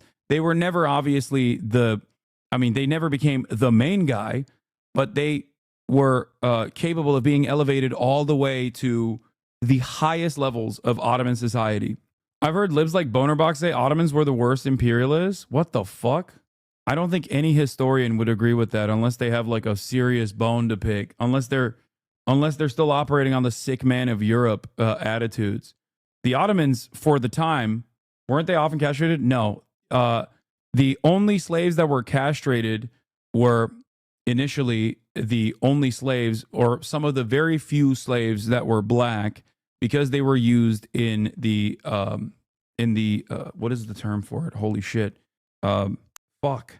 I'm forgetting the no, not the eunuchs, the harem. Thank you. Oh my God, I can't believe I'm forgetting the harem, the word harem. So initially, in the harems, they use black slaves. Why do they use black slaves? Because obviously, if the slaves that they were using in the harems had sex with the emperor's, concubines, then the child would come out half black. But that happened all the time. So then they chose to turn them into eunuchs, which is a horrifyingly disastrous and obviously insanely cruel method. But yeah, that's what they did. Even the white identity was created for wider expansion into Africa and chattel slavery, a whole new construct to unite imperial powers around to try to minimize the risk at home to focus for profit. Yeah. The first ever black pilot is a Turkish, one of the very few Afro-Turks that remain. First ever black pilot, like around the planet, around the globe, is a Turkish man. Ahmet Çelik, I think his name is. I've actually researched eunuchs, and the Ottomans did have a full-on clean slate type of castration, meaning the penis was also fully removed. Yes, this is true. I've seen their hats. The eunuchs in the harems would have to wear a hat, and that hat had a piece of like a circular coin-looking piece of metal in the brim of the hat, and the reason why was because they had to use it to pee. It's fucking insane. They would have to literally take that metal coin and put it to where they used to have their penises to be able to piss out of it. Yeah, horrifying shit. What happens to your body when you lose that testosterone production? Is it like andropause? I mean, there are very famous examples of castratus, for example. They used to practice gelding and different sorts of horrible practices like that for many different reasons. Yes, when your testosterone production is cut, you have a beautiful voice. Castratos.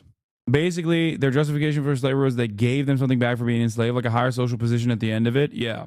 But there are also stories of like Muslim parents faking their children being Christian in an effort to put them through the Dev Shumer program, especially if they were like really fucking poor, because they were like, there's no other, ironically, upward social mobility prospects. Still, obviously, a horrifying practice, but very different than chattel slavery for obvious reasons.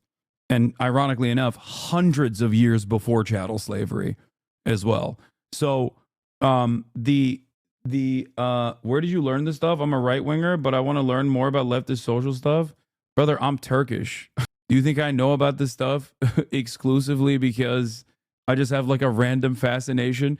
I love this guy coming in here thinking that I'm like a random American dude, but I just have a fascination with real deep lore with the Ottoman Empire.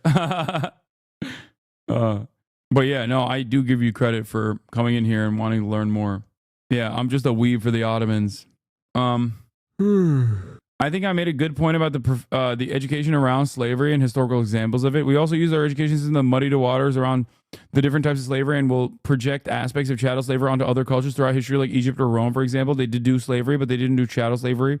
We did it to make it look like what we did was less evil than it was. We whitewashed our use of slavery post-Civil War by using historical examples. Yeah, that's why whenever motherfuckers talk about like slavery still exists, or the Irish were enslaved or whatever the fuck, like no actual Irish person will fucking say that in comparison to chattel slavery.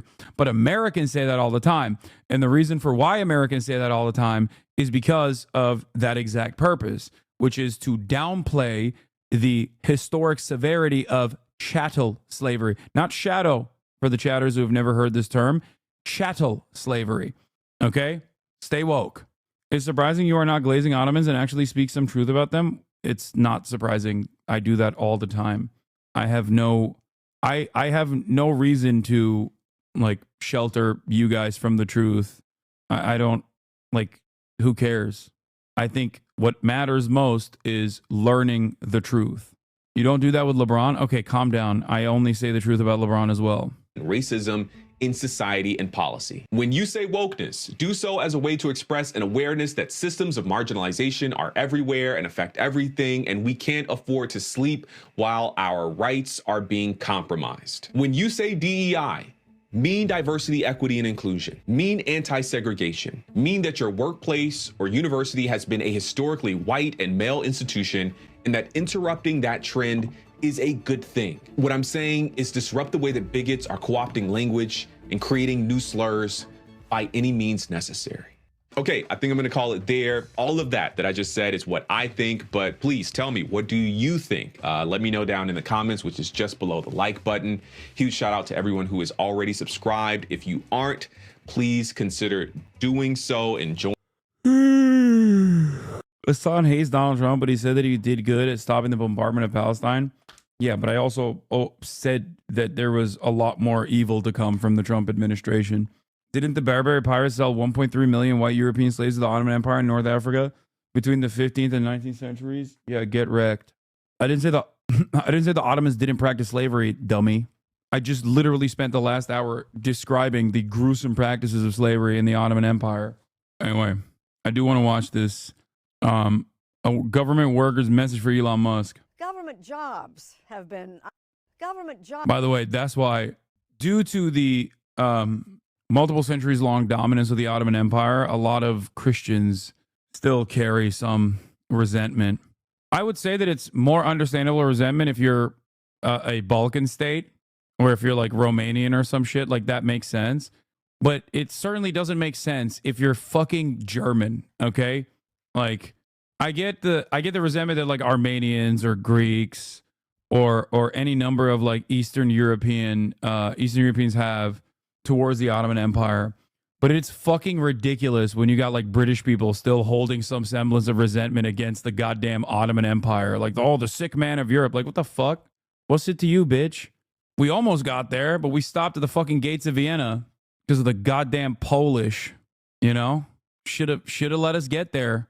Should have let us get there and beyond. Okay, think about how crazy.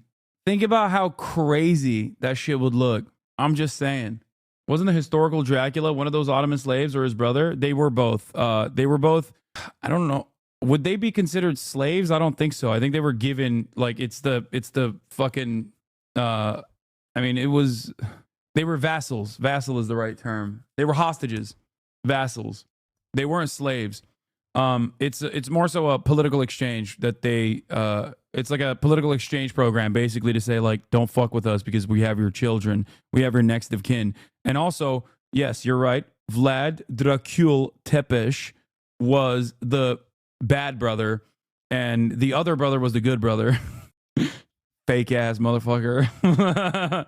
Fake ass bitch. Learned impaling from the Ottomans too, and then used it against every Muslim he could find. And then, yeah, Vlad was a fucking fake friend to Mehmed the Conqueror. I will never forgive and I will never forget. Okay? That's all I'm saying. That's all I'm saying. And then he got beheaded later on because he was a loser. His brother was better. I will never forgive the Ottomans for fumbling the bag so hard, dude. You're literally from Iraq. You have no say in this process. Your ancestors unironically played a role in the fumbling. What the fuck are you saying? Imagine being an Iraqi and saying, I will never forgive the Ottomans for fumbling the bag so hard. Yeah, what were you guys doing? What were your grandparents doing? Okay, yeah, that's right. Collaborating with the fucking British Empire. That's what. I am Kurd. Oh, it doesn't matter. You're Kurd from Iraq. What were your grandparents doing? That's right. They made movies about it. Listen, if you're from the MENA region, okay, you can't be like, oh, the Ottomans, they fumbled the bag. You played a role in that. Okay, you played a role in that. That's you. You did that. Okay, congratulations. What about Palestinians? It's the same shit. It's across the board. There are a lot of Palestinians who are still on board with the caliphate, and then there were some Palestinians who were collaborating. It is what it is, you know. We all make mistakes, guys. It's fine. I don't, you know, let bygones be bygones. I don't carry this resentment. He was LARPing as a Days Vault Crusader too. He derived his surname, which he came up with from the disgrace and disbanded Order of the Dragon. His daddy was a part of. Okay, stop. Jobs have been under the microscope lately, with the Trump administration promising sharp cuts to the federal workforce. But many of us have little idea what some federal workers actually do. Hence, this report from our Robert Costa. Yeah, if you want to know what it's like, 500 years of Ottoman peace in Jerusalem and then 30 years under the British.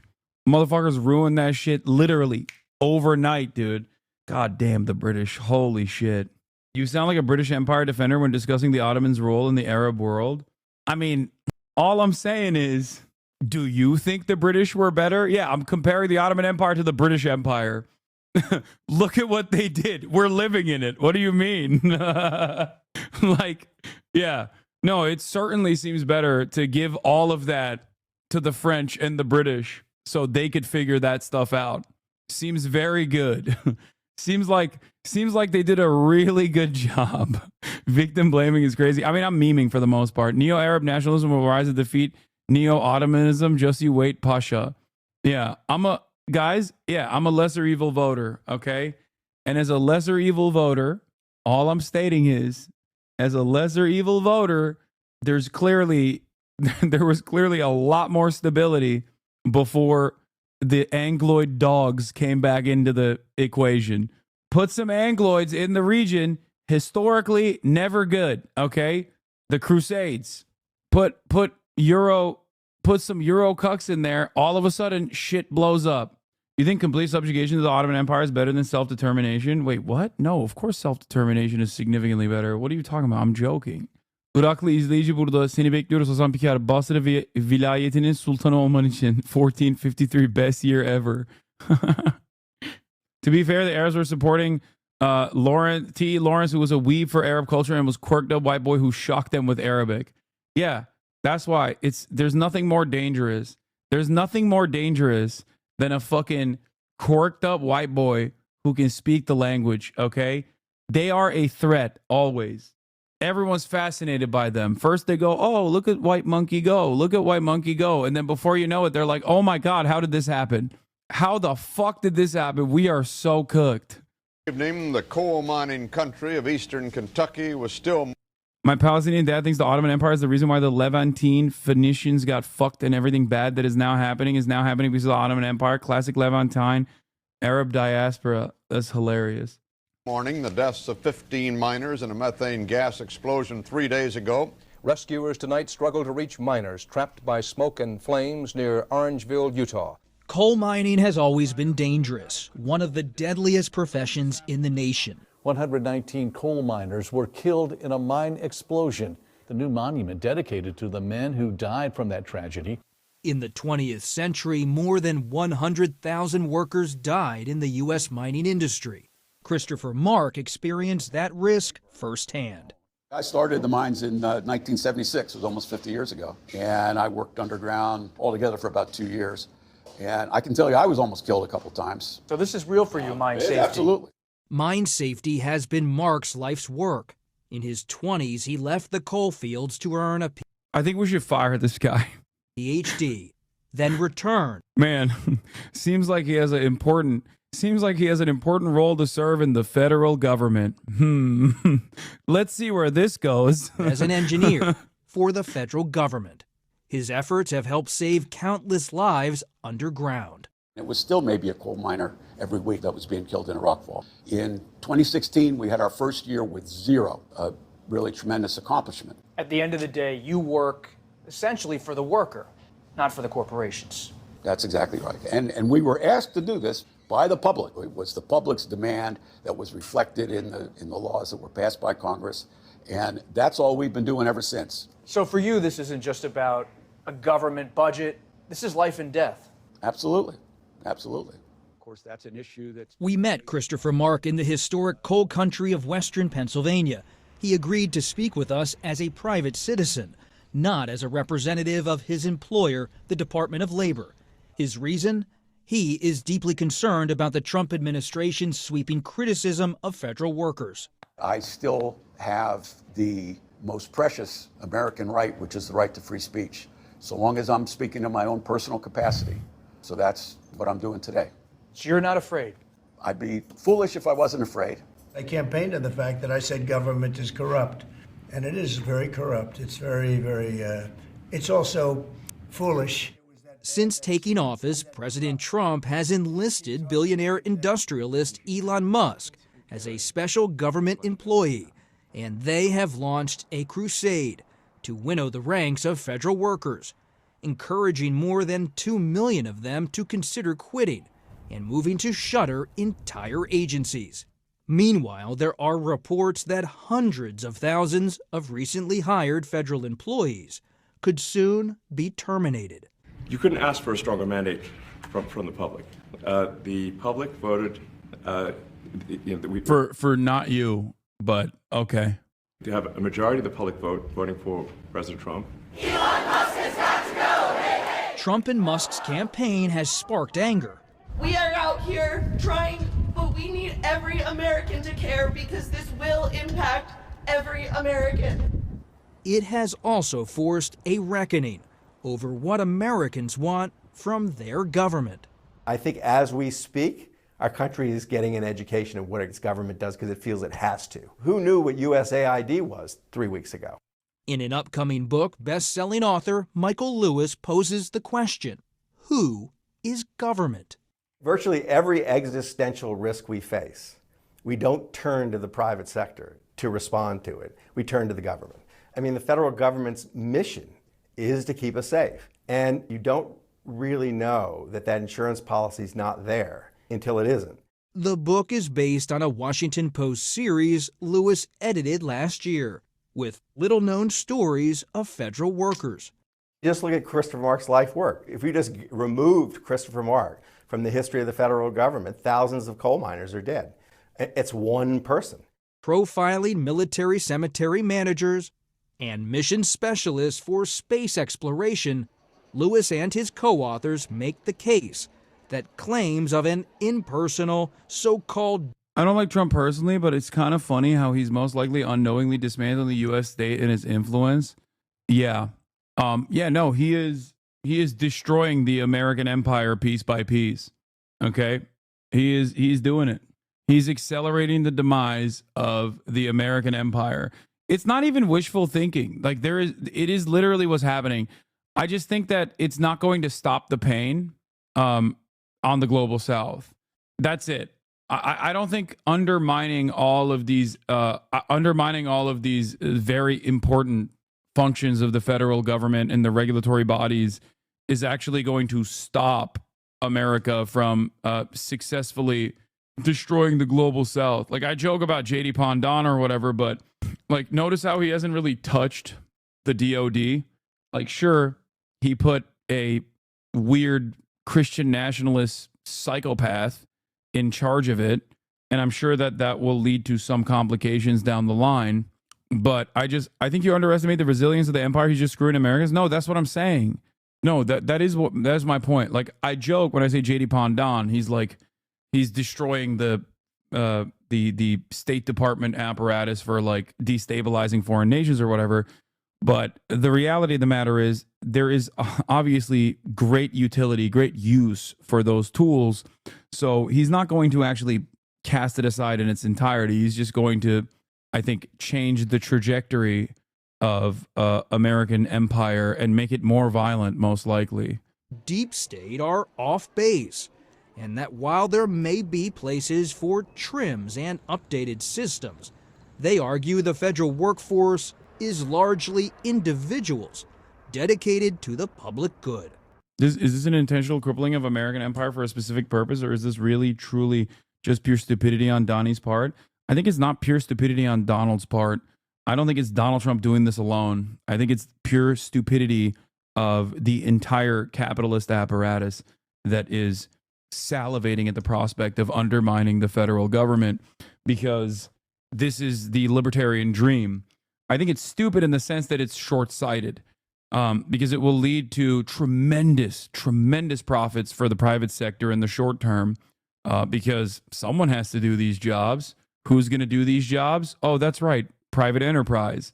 And obviously, when the private-public partnership turns basically all of these other government operations into a money sink, when private capital gets to paywall incredibly important things like the National Weather Service, for example, what are you going to do? Not know the weather? How are you going to do? Like, you need it for everything. You need, like, the National Weather Service is a great example of this, okay? This is something that psychopathic Rothbardian libertarians and just libertarians alike have fantasized about, okay? When they're not thinking about, like, the marketplace of babies. They've wanted to do this for a long time. And why do they want to do this? Because it is a profoundly important, it's a profoundly important thing that needs to exist, a service that needs to exist. It literally works with the GPS, okay? It is incredibly important for commerce. You need to know what the fuck the weather is, okay? You need to know the weather patterns. So while he's talking about DEI or the fakeness of climate change or whatever, and that's the reason why they're going to dismantle the National Weather Service, the real goal there is to basically make that a private enterprise. When it becomes a private enterprise, that is, you can basically paywall this service and charge it, like charge whatever price you want for it, for all of the other companies, for everyone that needs it. Whoever takes on the National Weather Service, that once it's inevitably privatized, will be able to make tremendous profits off of it. Okay? Yeah, their goal is basically to privatize everything. Yes, we are doing to ourselves what we have done to the global south in perpetuity. We are applying shock doctrine to America. Okay?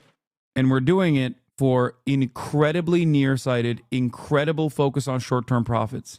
It's people who have been attracted to a problem. The government is there to solve lots of problems, usually problems that the market doesn't want to solve. Some people say government should run like a business. Are they right? No, they're wrong. I don't see how you would run the government as a business, because the kind of problems the government is addressing, they're addressing it because you can't make money addressing it. The modern federal government took shape almost a century ago in response to the Great Depression. FDR's New Deal, followed by World War II, expanded government's reach into most every aspect of life. And since then, many conservatives have been pushing back. The 9 most terrifying words in the English language are, I'm from the government and... The devil. Shaitan. Shaitan. The devil. Okay? Look at this devil, man. This fucking demon, dude. Oh my God. And I'm here to help. In the 1980s, President Ronald Reagan helped lay the foundation for what Trump and Musk are doing today. There is an ethos in Silicon Valley. Move fast, break things, disrupt. You've covered leaders in that sector for decades.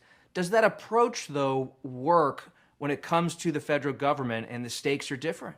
It doesn't work very well. If you take the kind of Elon Musk approach to the federal government, walking in, as he did at Twitter, and say, all you people are useless, we're going to get rid of half of you, operating with kind of fear and chaos, I don't think any big institution is going to respond well to the move fast and break things approach. When asked for comment, a White House spokesman said the president is confident in Musk and his ability to shake things up, and said criticism of his method is fear-mongering. When you walk in this restaurant, people don't necessarily say, there's a federal worker. That's right. They say, that's a coal miner, that's my friend, that's someone who works on mine safety. But they're not thinking about you necessarily as part of the federal government. That's right. That doesn't help the federal government. Another thing is that the federal government doesn't have money to advertise itself. That's right. You know, people can say whatever they want about us, and we, really can't respond. For mine safety engineer Christopher Mark, there is little he can do to stave off the wave of changes from Washington. But he says he'll carry on, his head up, as long as he can. If you could bring Elon Musk down to the mines, what would you say to him? Well, I would say, there's a lot of people that have to work in these mines, and they deserve to be able to come home at the end of the shift to their family safely. And we're a part of making that happen. You can't take us out of the equation and be sure that they're going to return home safely to their families. Oh, mine safety engineers are an unnecessary redundancy. Yes.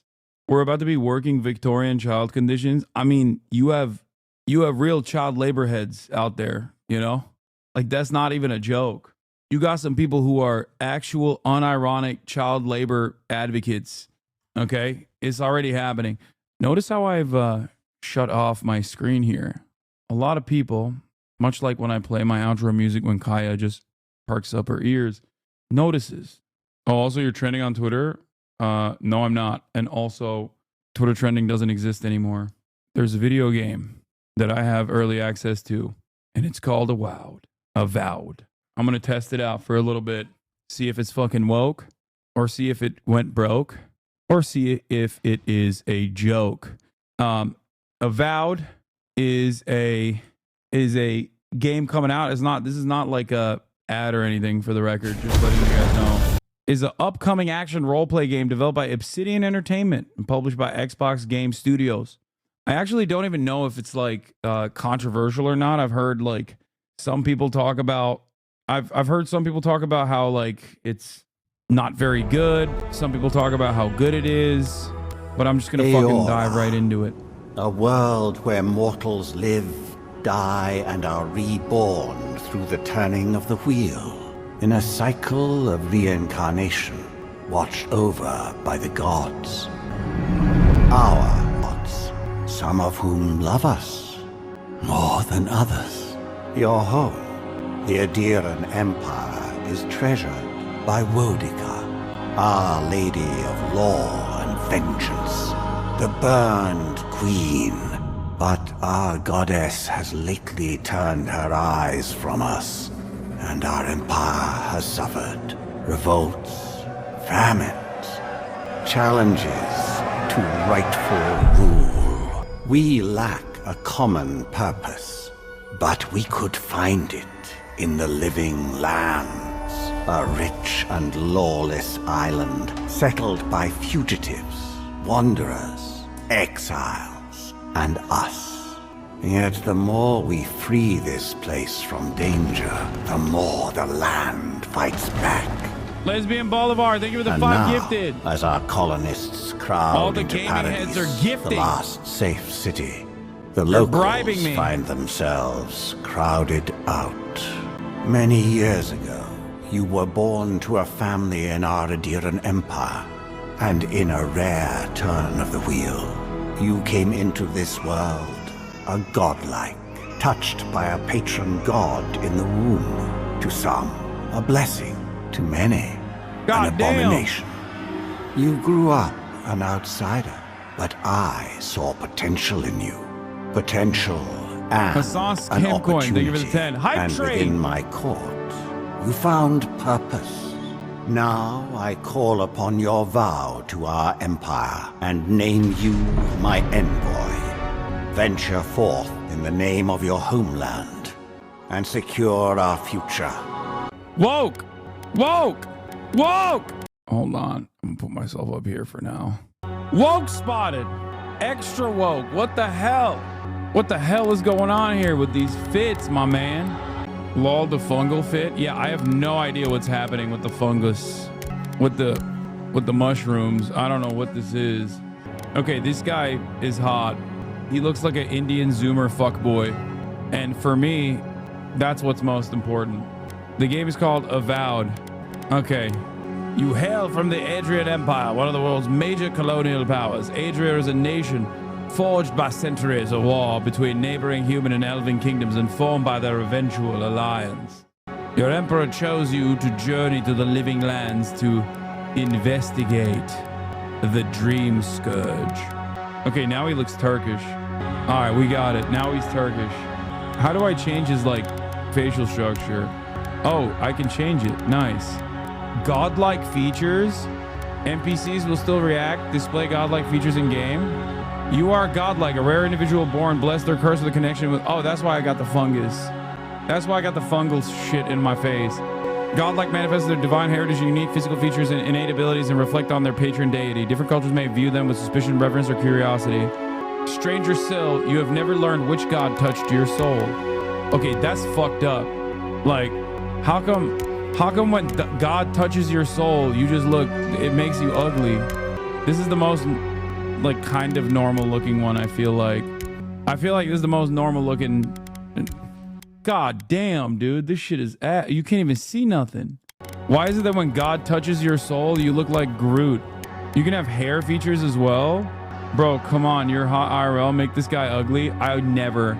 I'm so weak-minded, chat, you don't understand. I literally have never in any video game ever made myself ugly. Sometimes when I play for memes, I make myself ugly in the video game. And then, wait, I don't want a godlike hair feature. What the fuck? Am I locked into this? Dude, that, you can turn them off. Yeah, you can turn them off, but you still have them. And I don't even want to know that I have them. You know what I mean? Ah! I'm going to keep it. I'm going to keep it. Oh God, it's so bad. It's like, yeah, I don't have any godlike features. Nothing here. Don't worry about it. You're being God's vain narcissist. Shut up. It's a video game. Let me be. Let me be. Let me be. Let me exist. Let me exist with the silly attitudes that I have. The horns kind of look cool. It's growing on me. I'm not gonna lie. The horns are growing on me. Okay, he looks kind of Ottoman. Oh, I can change the hair color. Can you make his head smaller? No. Blue hair and pronouns. All right, this is fine. Fuck it. Wait, go with the long hair or curls? No, I like this. Oh, you can set it to head highlight color. No, I don't want to do that. I want to make it. All right, this is fine. This is fine. I'm not going to change this. I'm not going to change any of this shit. Everything's fine. I'm not going to take him. I'm not going to take his eyebrows to the Japanese AI. Complexion style. No complexion. Lips. Oh my God, he's a sassy bitch. He's a sassy bitch. He's going, oh, face scars are sick. Whoa, okay, that's too much. Damn, they busted my ass up if I do that. Might as well go with facial scars too, who cares, you know? This game is defo woke. Asman Mold is gonna soy this slop. You're fucking stupid. Oh, dude, it lets you get eyeliner? That's woke, dude. That's woke as... That's so woke. And makeup. Men are not supposed to wear makeup. All right, so let's get to the background. Arcane Scholar. It gives me unique dialogue options, determines my starting weapon. After graduating with honors from Bracken Hill Academy. He published a treatise on soul lineages that threatened the legitimacy and drew the ire of a local lord. When he had you arrested, the emperor intervened and recruited you into the archives of the imperial court. Your mind is a bottomless well of occult knowledge, legal precedent. Ew, as a debate lord. When your village's crops failed, your strange insights. Wait, does this change your armor? No, it doesn't. War hero, you distinguished yourself in the field of battle, fighting a violent Scanite uprising, and the emperor honored you with a place among the elite tall grass spearmen. Some of your scars are less obvious than others, but you wear them all with pride. The emperor values your loyalty, your grit, your martial prowess. Born to humble beginnings and driven to desperation by famine, your life was destined to be on the executioner's block until the emperor spared you. You're more at ease in the wilderness than in court, but your cleverness and observant nature have made you one of the emperor's most trusted operatives. Whether you're tracking prey or spying on enemies. Noble sire! Wait, how do I'll do the settings and lower the audio of the game in a second, chat. Calm down. Here, I'll lower it here on the stream for now. Loudest chat menu ever? All fucking chat menus are loud. You know this. Okay. Be a mage? No. Court ogre. I'm either going to be war hero or a vanguard scout. Magic is boring in this. I feel like magic is the best thing to do in this, but I'm not good at it. So I'm going to use... I assume scout class is like ranged weaponry and war hero is like closest to barbarian. I'm always a barbarian style character, so perception, intellect 0, that's perfect. Resolve, that's good. Dexterity, that's good. Constitution is good. All right, that seems good. Game difficulty normal. All right, let's do easy.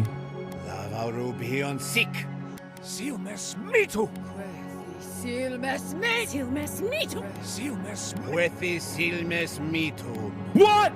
No! No! No! This game is fucking woke! No! You can do he, she, they! Fucking pronouns! Display identifier and player character sheet. Wait, what does it mean? Identifier. Name, Envoy. I'm gonna keep Envoy. Bethesda. This is the last game that they were made. This is the last game they made with US aid. Okay? Woke lemur. Yeah, now that you... Yeah, thank God. That's what Elon Musk is doing to the federal government. What do you know of the living lands?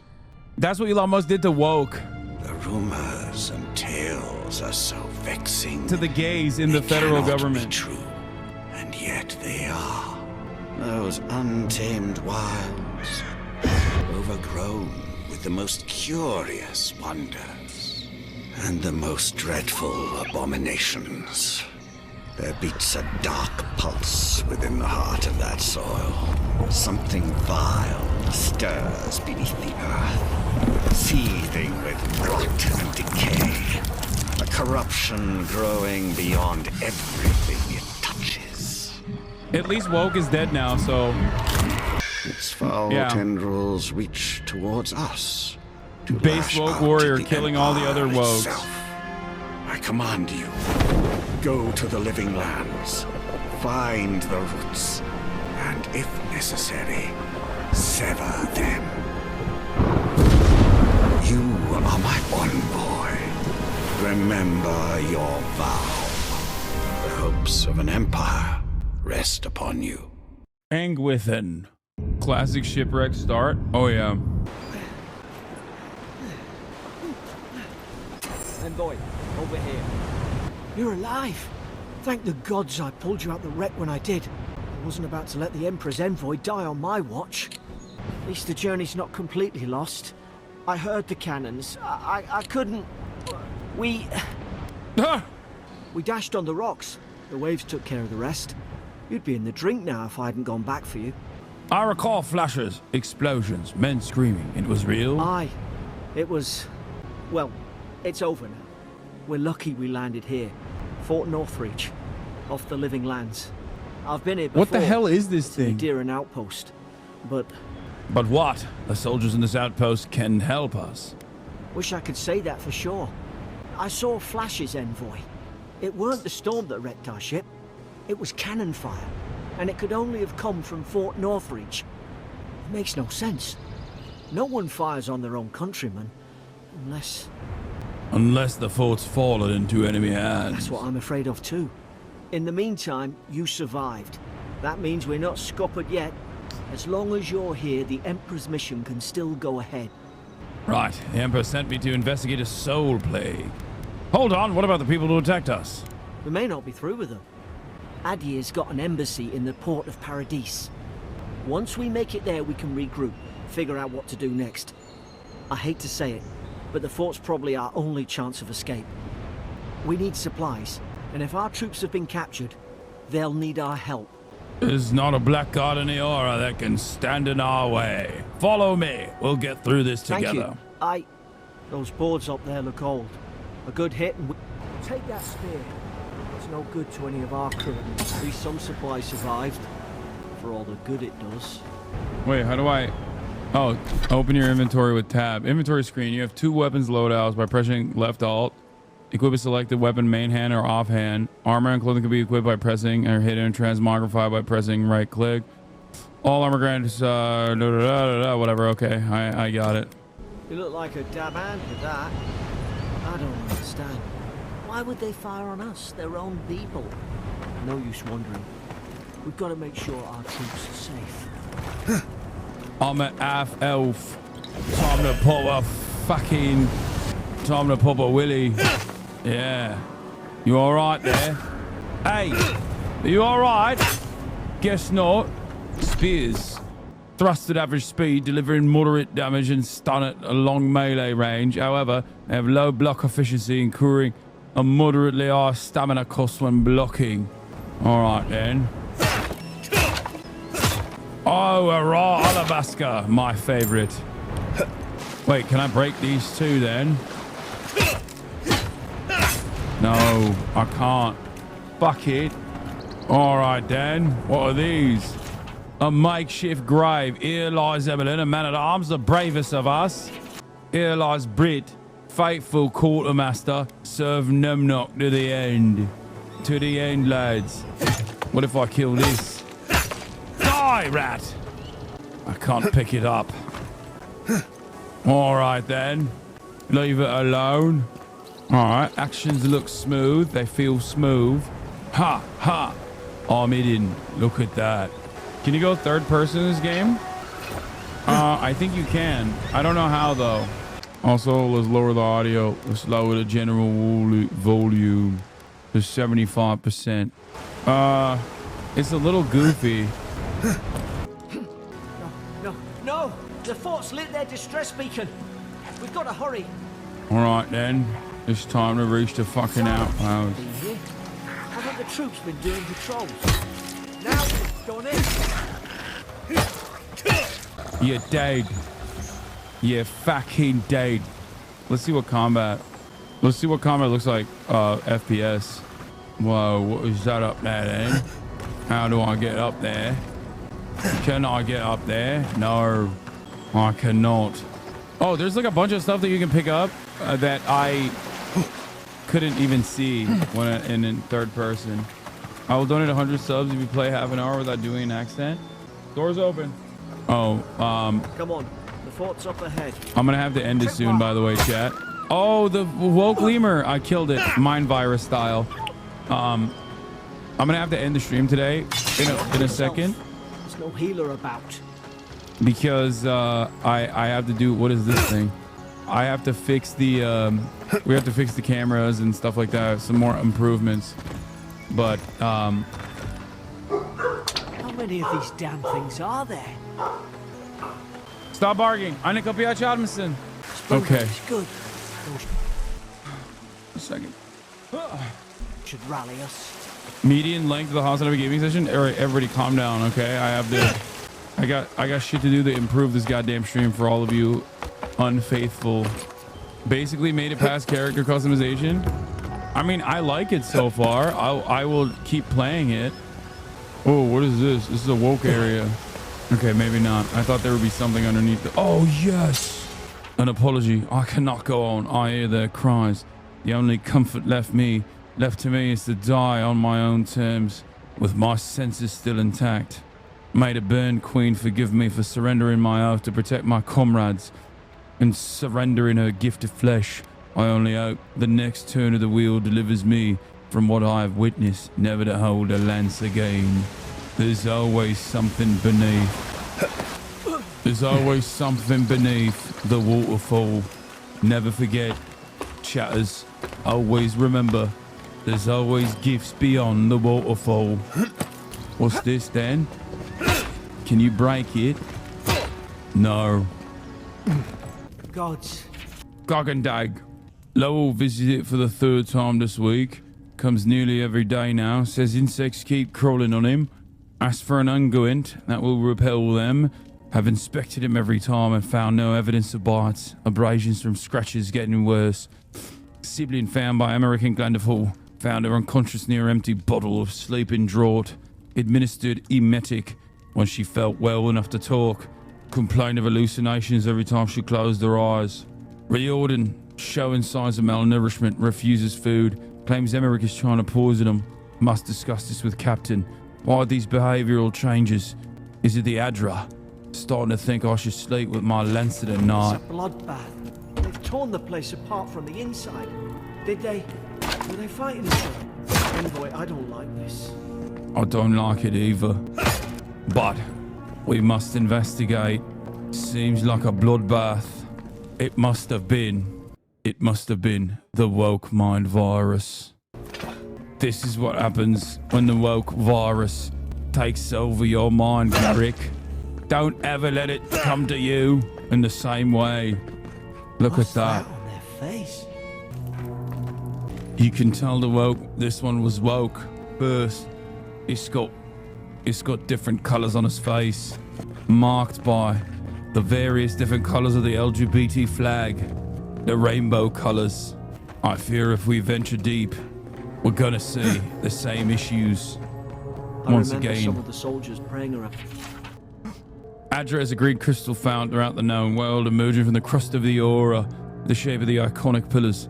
We cherish Adra, study its potential as an energy source, but it's so much more. When we die, Adra is the road on which our souls traveled into the beyond. You find yourself in the presence of Adra. Take a moment to ponder your place in the great wheel. Consider who you were, who you are, and who you can be. Hope it helped their souls find the beyond. What the fuck is this? What the fuck is this? There was a door in the entrance. I'll be able to open it now. With the fucking pillar. With the key. Oh, a common breastplate. Nice. Oh, immediately slower. I'm kind of a fan of fungus punk now. Yeah, this is cyber fungus. Everything I find in this desolate hole will inevitably be used. These used to be nice quarters. Stedman's log, 1st century. S.O. with a ferrin. They caught him, tried to stow away to downshore. Poor bastard. They all know the punishment for desertion is death. Not sure how Winterbrand heard about it. From the sound of things, she's ready to come over here and hang me by my thumbs. Sibling is in tatters. I'd long suspected the two were soft on each other. Evhard heard her mothering. The bond is shorn last night. Should have kept an eye on her. Gods, to think I asked for this post.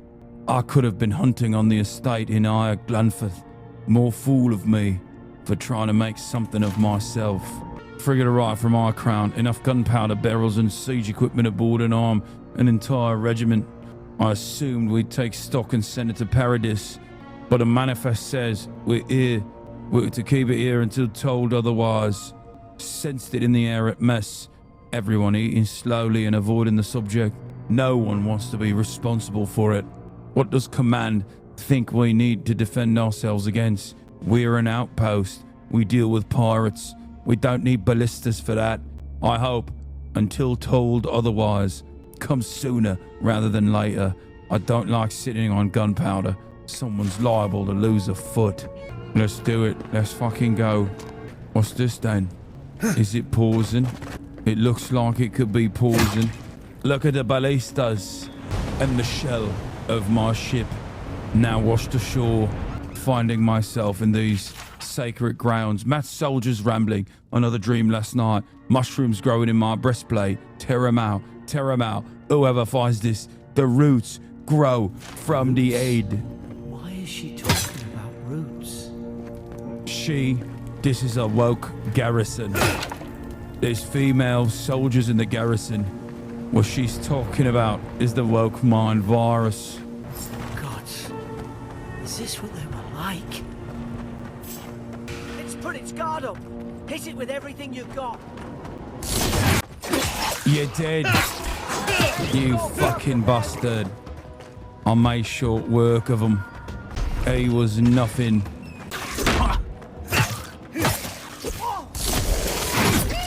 Yeah, nice.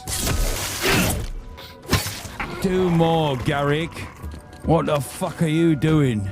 Fight like a man, Garrick. Fight like a man, Garrick. I'll save you, Garrick. No.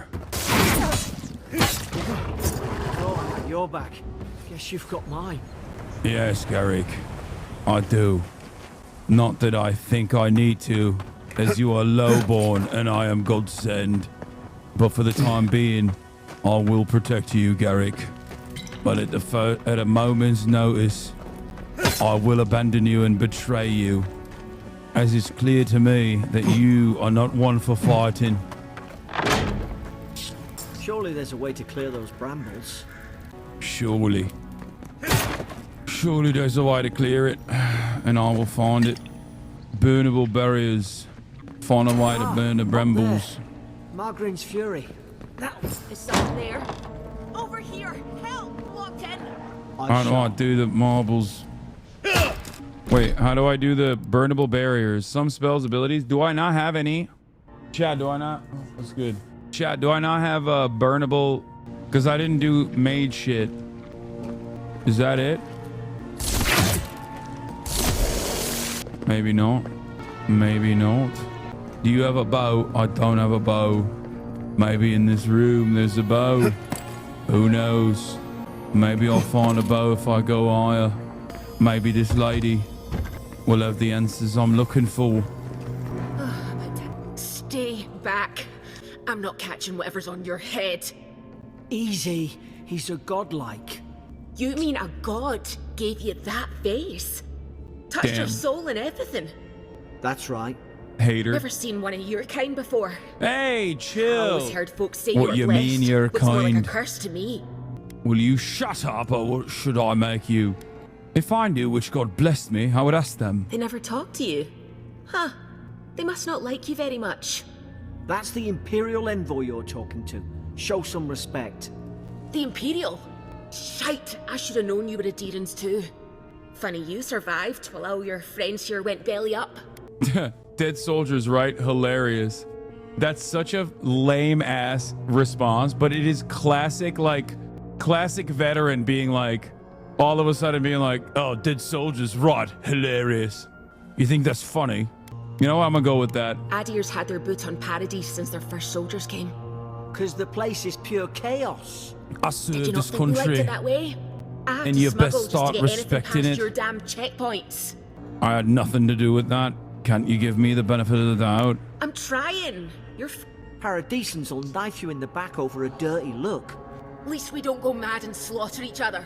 You really have no idea what happened to this place, do you? The day I came, I noticed the guards talking gibberish. Then the killing started. They went wild. Stabbed their mates in their sleep. Adrian's soldiers wouldn't turn on each other like feral dogs. Right, When the then storm what? came, they fired the cannons. Their faces changed. That soldier in here tried to strangle me. I had to defend myself. Hang on, you said their faces changed, but that man's face looks normal. He still did it. I've got a bad feeling about this. It doesn't make sense. I What if believe she her. murdered that soldier and she's just trying to cover it up? At least one of you is listening. Look, we don't have to like each other. I'm I a left simp. my boat at the edge of the island. As a simp, I think It should no still woman be has the there. capability to lie. Doesn't You'd look help like I have two a choice, Adrians eh? after all that. You let me out, and all three of us can go to Paradise. Envoy, I've tangled with Paradisan smugglers before. She'd say just about anything to get out of that cell. Her story's full of holes. What if the boat's not there? What if she turns on us? Then we kill her. Fuck's sake, be reasonable. Don't listen to him. I don't know if you're guilty or innocent, but I don't care. Don't worry, I believe you, and I want to help. Gods, that's the sanest thing I've heard all day. It's in the warden's room. I'll take- He'd locked it off when things went south. You can find a way in, though. You seem smart. If we live to regret this... Then we live nonetheless, Garrick. It is still a life worth living. Even if we have a lady, a life with a lady is always worth living, Garrick. We're doing a sexo run, don't you know? Can I just like... Okay, I can jump over obstacles. Great obstacles. Great obstacles. Oh, opened up a new passageway, didn't we? Very nice. And a fucking common bow. Nice. Finally. Nice work. Very nice. Now we can do ranged attacks. Wait, why is the secondary... Why is the current not the... Oh, that's weird. There it is. Time. Should I go down there, chat? I think I should. I've been in this room already, have I not? I guess not. Oh, this is the room that was barred from entry. Soldiers dead. I'm hearing magical powers from the chest. Prisoner apprehended at loading knock outside Fort Northreach. Detained immediately under suspicion of extra-legal activity. Moved to the holding cell within the fort for further questioning. Demeanor sullen and defiant. Refused to verbally engage with the guards. Prisoner offers standard rations and water. Told guard to perform obscene activity with the food. Second guard performed routine patrol 2 hours later and observed that rations had nonetheless been eaten. Prisoner, questioned about the purpose of her visit to Fort Northreach, admitted she came to move some goods. Refused to specify what kind. Denied any connection to the Paradisian rebels, but expressed clear contempt for Ada and sympathy for the rebel cause. When pressed, told interrogator to go away and eat shite. Disciplined accordingly. Returned to the holding cell. She's a fucking rebel, chat. How do I get in here? Oh, this is how I get in there. Nice. Got new gloves, yeah? Got new gloves in it. Oi! What are you waiting for? Get the key. All right. I'm going to save it here. And I'm going to leave it on that note for the time being. Because I got to go, chat. All right, everybody. That's all I got for today. See you all tomorrow. Tomorrow is another day. You were here. You were here when it happened. The gaming is back in a big way. So far I like it. So far I like it. It's woke, luckily. It's luckily woke. Find out what's happening with the Oxford Union vid, please. Why are you freaking out? This is like I don't even care about it that much. That you guys care about it more than I do. It's crazy. Anyway, love you guys. See you tomorrow. All right. And hopefully we'll have a little bit different of a setup, and it'll be even cooler looking.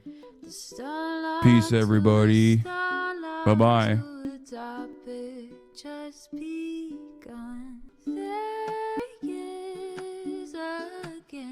Her sun is streaming.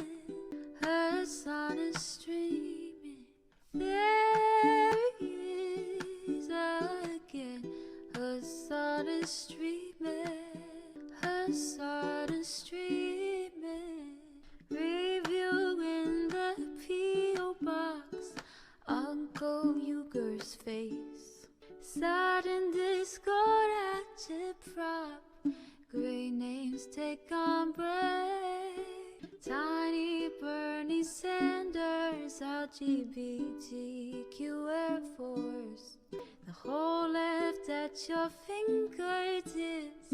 Ane at your door.